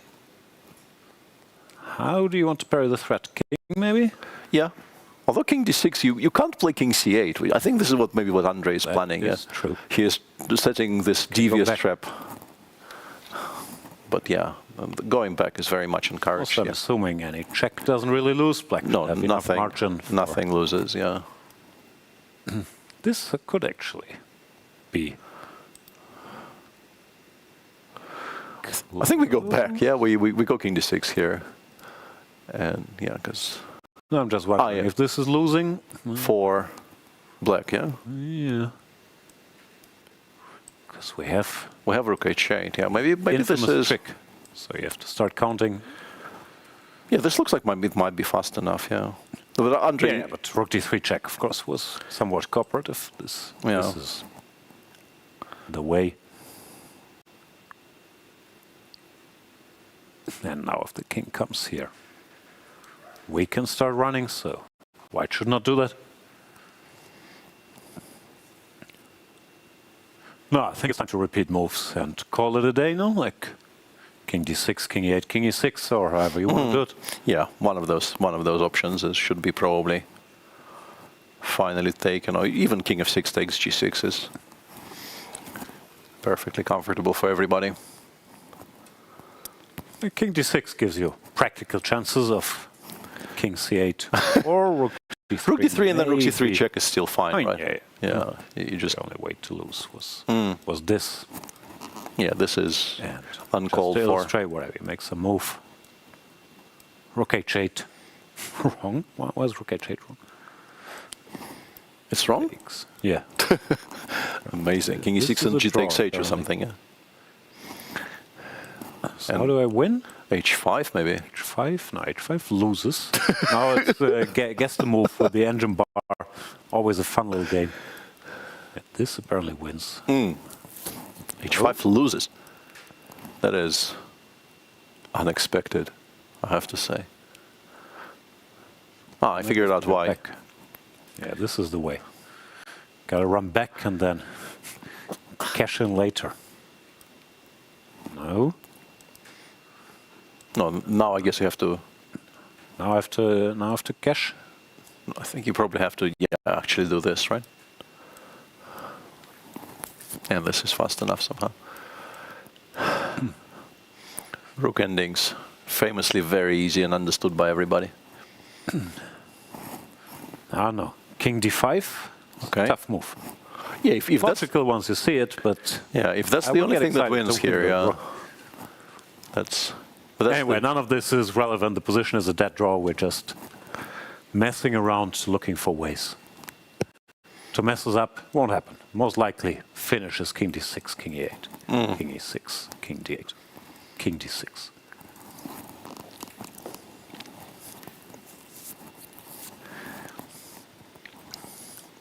Yeah, and that means that we are minutes away. And Andrey goes king f6, which is also good. Similar.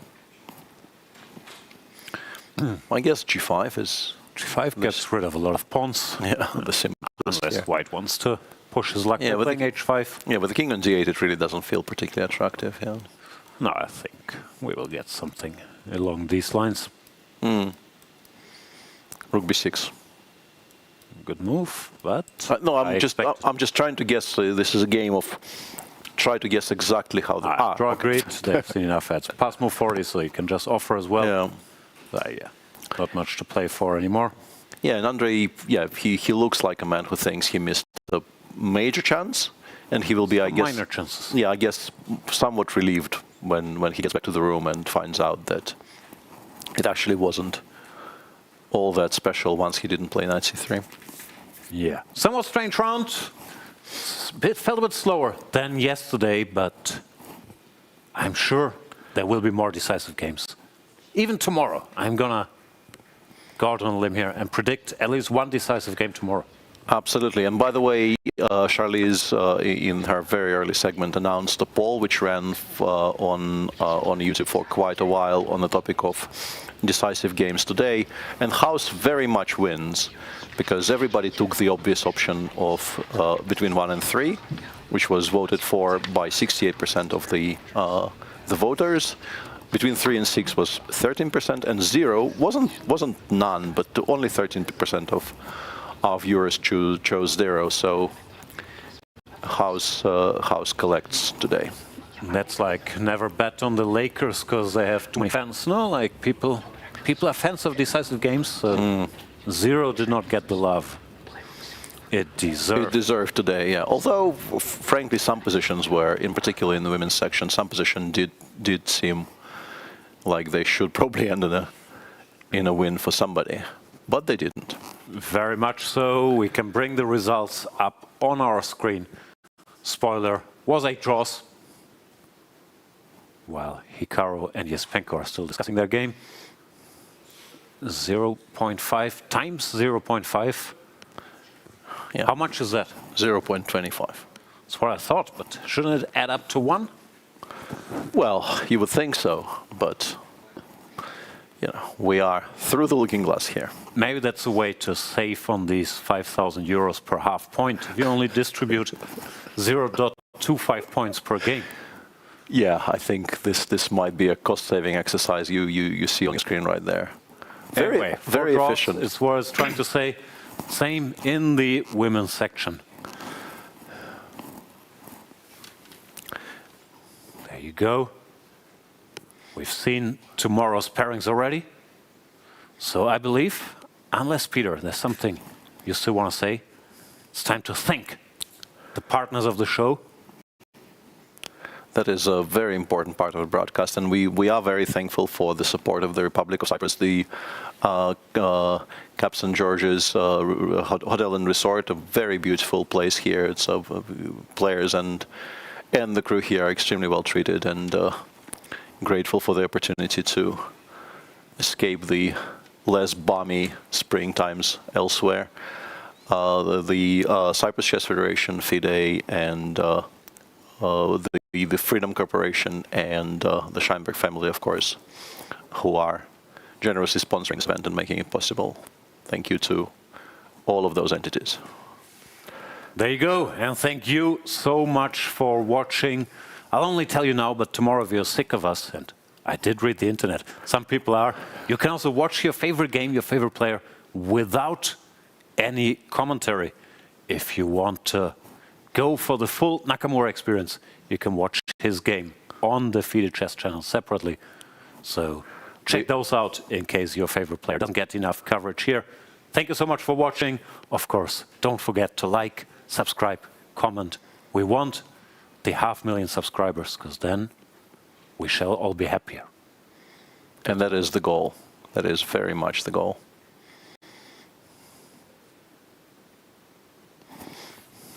Which player comes to your mind? Fabi? Me. Fabi? Let's say Caruana. Candidates?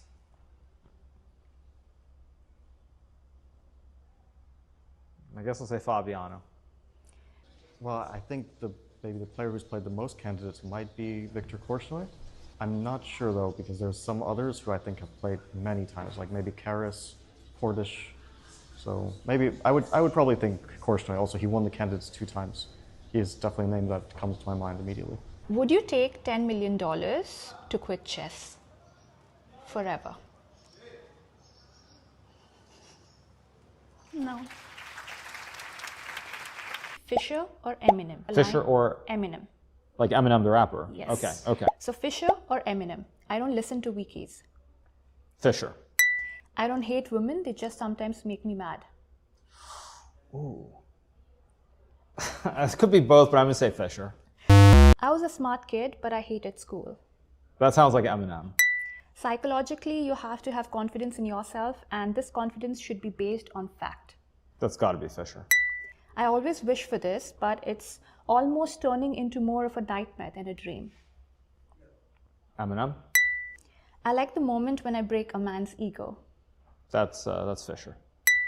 I really love the dark of the night. It helps me concentrate. I'd say Eminem. I don't know the lyrics, but that sounds like Eminem. Anything I've ever said, I certainly was feeling at the time. I think Eminem.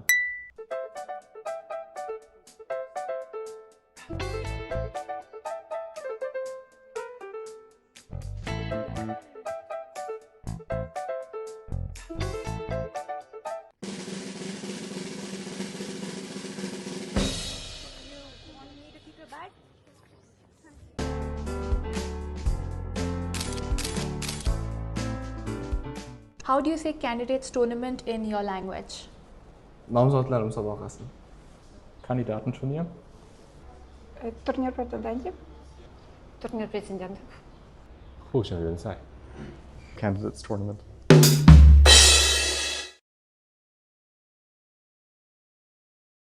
Grandmaster Hikaru Nakamura, who just finished another very long game, the FIDE Candidates 2026, drawing against Andrey Yesipenko. Hikaru, tell us a bit about the game. Did you ever feel worse at any point? Well, I mean, I played something very stupid that I had not looked at in quite a while, in this Catalan, basically, and I knew that it's relatively okay, but it's very passive, and then over the board I just couldn't figure out what to do, and I have a feeling that I was just losing somewhere around the 15th or 16th move, but you keep playing, see what happens, and I was a little bit fortunate to make a draw. I think when we got low on time, Andrey made a couple of mistakes, which gave me a chance, and luckily I held it. And this was another game that lasted almost 6 hours. Yesterday, you were also the final game to end. These long games require a lot of stamina. Is this something you think might have gotten rusty with your lack of over-the-board play? No, actually, I would argue I think I got the best of both of my opponents. The only problem is that I made the final blunder yesterday. Like I said before, Andrey should have been winning at some point, and he didn't capitalize. And obviously, Fabiano was winning for probably 30 moves, and then at the end slipped. But I of course made the final blunder. So actually, if anything, I would argue that I think my stamina is better than the other players. But I think the positions haven't been great, and that's why I've had such long games. You're actually quite used to looking at chess for very long with your streaming for hours. So what's more tiring for you, streaming for 6 hours or playing a classical game for 6 hours? I mean, obviously playing a classical game is much more tiring. I think both yesterday and today at certain moments I was wondering why am I here? I could just be at home doing recaps and I'd be a lot happier, but I'm here, so that's that. You've also had 2 blacks in the first 2 rounds. Do you consider that to be a bit unlucky, or how do you view that? I mean, when you start with 2 blacks, if you are able to avoid losing, then you're in great shape. I think to be really blunt, yesterday I should have drawn. I was completely equal out of the opening, and today I should have lost, so the result seems pretty fair. Finally, we have a question from our social media users who want to know, when you look away from the board and you're calculating, do you see the pieces in 2D or 3D, especially with all the streaming online? I mean, I basically just see a board. I mean, it's probably not different from the one I use on chess.com, so that's that. Okay, just on that, what color is that board? They also want to know. It's the blue board. The blue board. Well, thank you very much, Hikaru. We will see you back here tomorrow. Of course, tomorrow will be round 3 of the FIDE candidates. Stay tuned, not miss any of the action. We'll see you then.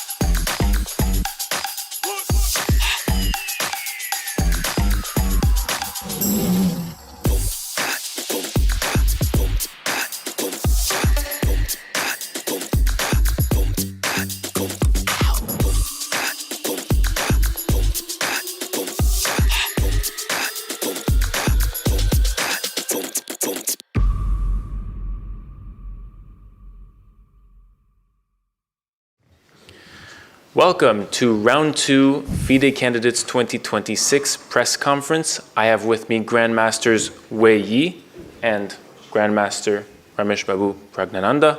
The result is draw. Prag, tell me about the accommodation and the conditions here so far. Wait. You're settled in now? No, I thought we were going starting with the game, but okay. We're gonna move towards the game afterwards. Everything is great here. Awesome. This was a very interesting surprise in the opening by you. You played your fourth most popular first move with black against 1e4 in the database, the French defense. Let us know why you chose this. Yeah, I don't think French in itself was a surprise. I mean, I've played French recently, so it's not I don't think it will come as a big surprise. But but it's not clear what I actually play here because I've played like a lot of lines, many different lines, even though I have like few games. So I thought, what I played will come as a little surprise, and I think I got a good position out of the opening. So. And a good time advantage, so I can't really complain about the opening today. Were you surprised by the French defense? No, but I think Bishop E7 was the first surprise in this game. What were you expecting instead of Bishop E7? What were you? I don't know, because I didn't see any games of my opponent in this position. So. Okay. And so, what's a further critical moment, you guys think? Yeah, I think castle f6 black should be okay. And then take. Yeah, I was quite happy with my position. Like knight e5, I thought queen c7 is good. And then I like this plan of rook a7, rook f7. I mean, what happened in the game later. But I think I should have just played c4 here, and instead of rook f7. Instead of rook f7? Yeah, I should have probably played c4. Why do you feel c4 here? Yeah, it stops f5, and I can play rook f7 next, and then just start rolling the pawns. I don't see I mean, white's plan is not clear, and black's moves are just free flowing. I don't know what the computer says here, but I think c4 should be practically good for black. I'll get your insights first, and then we can look at the engine. Did you feel like c4 was more critical here for black? Yes, I think maybe it's the best way for black if he wants to fight for the win. To fight for the win, okay. Yeah, so in this position, small edge after c4. Yeah, I think practically it could be more, especially given the time situation. Right. I thought I'll go rook f7, and it also gives whites a lot of choice. Like you can go dc, you can go f5, or you don't have to do both, some bishop g1 or something. I thought it'll also, practically ask some questions, but I mean f5 turned out to be strong, and I couldn't really find anything after that. I spent a lot of time, but I thought maybe best I have is to just play some equal position. Yeah. This was the first time you guys were playing in a classical game with these colors. Yeah, I think so. How did you feel going into this round, playing against a fairly new opponent with this pairing? No, but okay, I think we both know each other well. We have played a lot of games, not just classical, but also like rapid matches and so on. I mean, those games are are not good for my memories, but I think we do have a lot of experience playing each other. So the difference between rapid and classical for you is not a big difference. No, of course it changes, but I think as you understand the player's style, I don't think these colors matter much. Okay. Further critical moment in the game?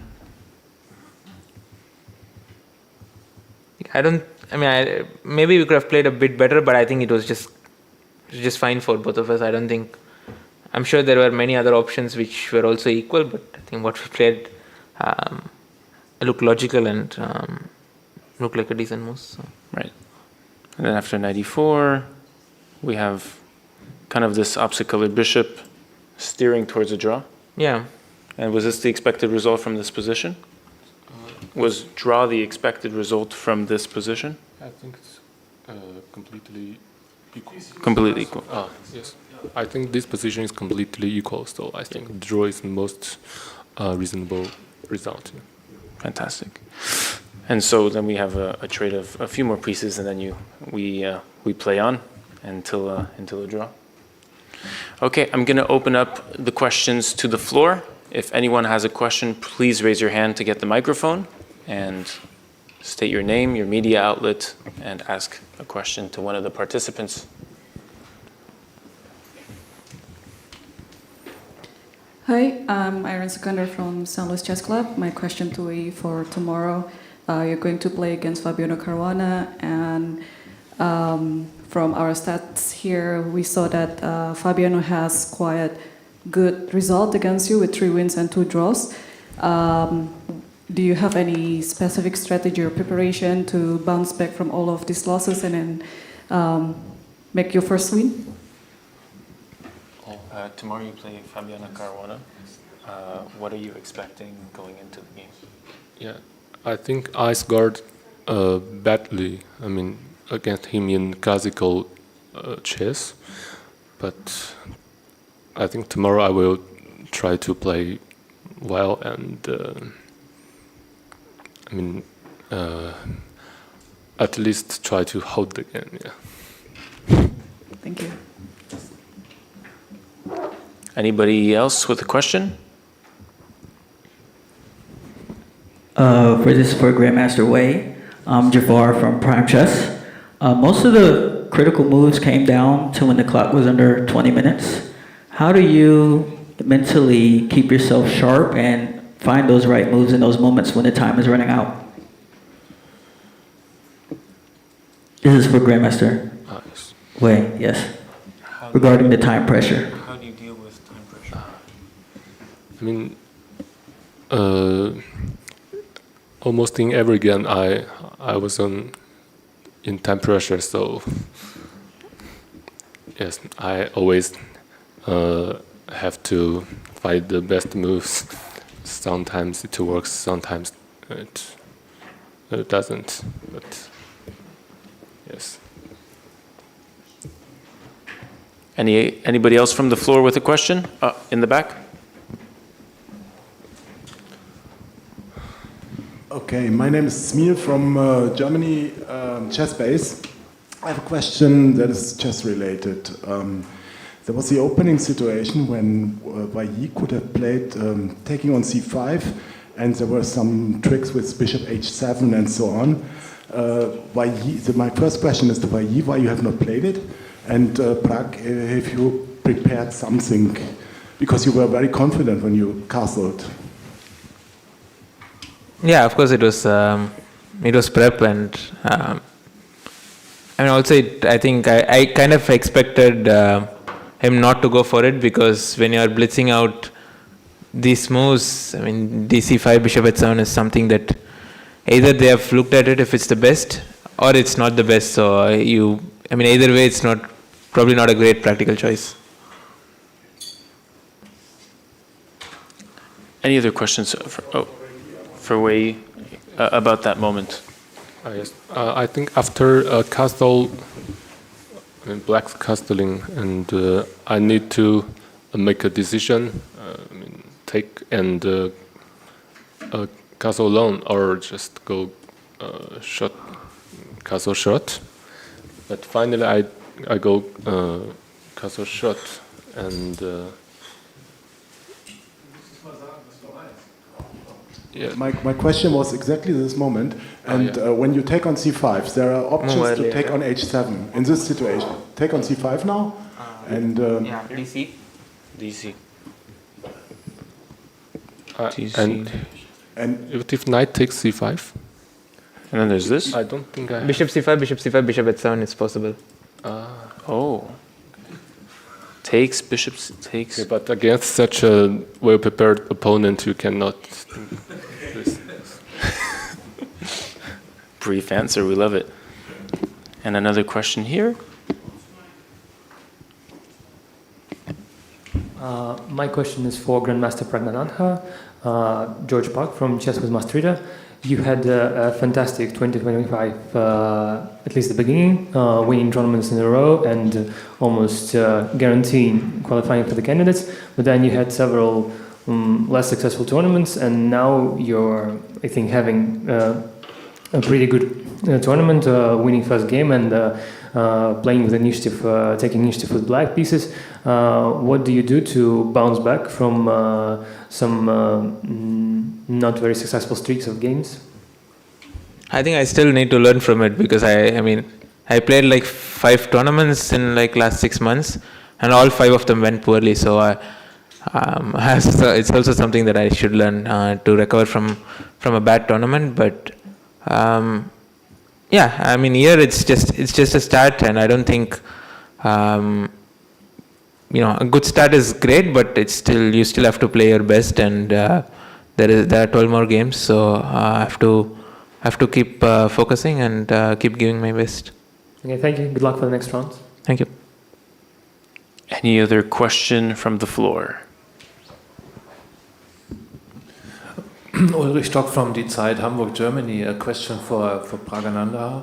Is it possible to play too many tournaments? I mean, we were talking about Hikaru Nakamura, who was not playing that much. Maybe you played just too many tournaments?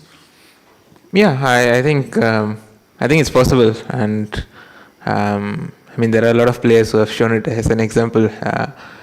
I think it can be really good if you're playing well, but can also be can also backfire if things aren't going your way. So it's something that you have to decide, and I think right now the calendar is quite packed, and sometimes you just have to prioritize some events over other. How much time would be ideal after a tournament to recover, to be prepared for the next one? It really depends from player to player. I mean, ideally after a long event, you would want a break. As I said, like calendar is so packed that you don't get so much break nowadays. So yeah, you just have to deal with it. It's not it's not my problem. It's just a problem for all the players, and I think it's a good problem to have. So opportunity to play a lot of tournaments is certainly a good thing. But let's say after playing for a week or 10 days, you need a week or 2 weeks of recovery, or? I think it really depends on the player. It really depends on the tournament and how the tournament went and all those things. If the tournament went well, you're probably in a positive mood and you won't mind playing one more. But if sometimes tournament doesn't go well, you sometimes want to take a break and so on. So it really depends on event. Thank you.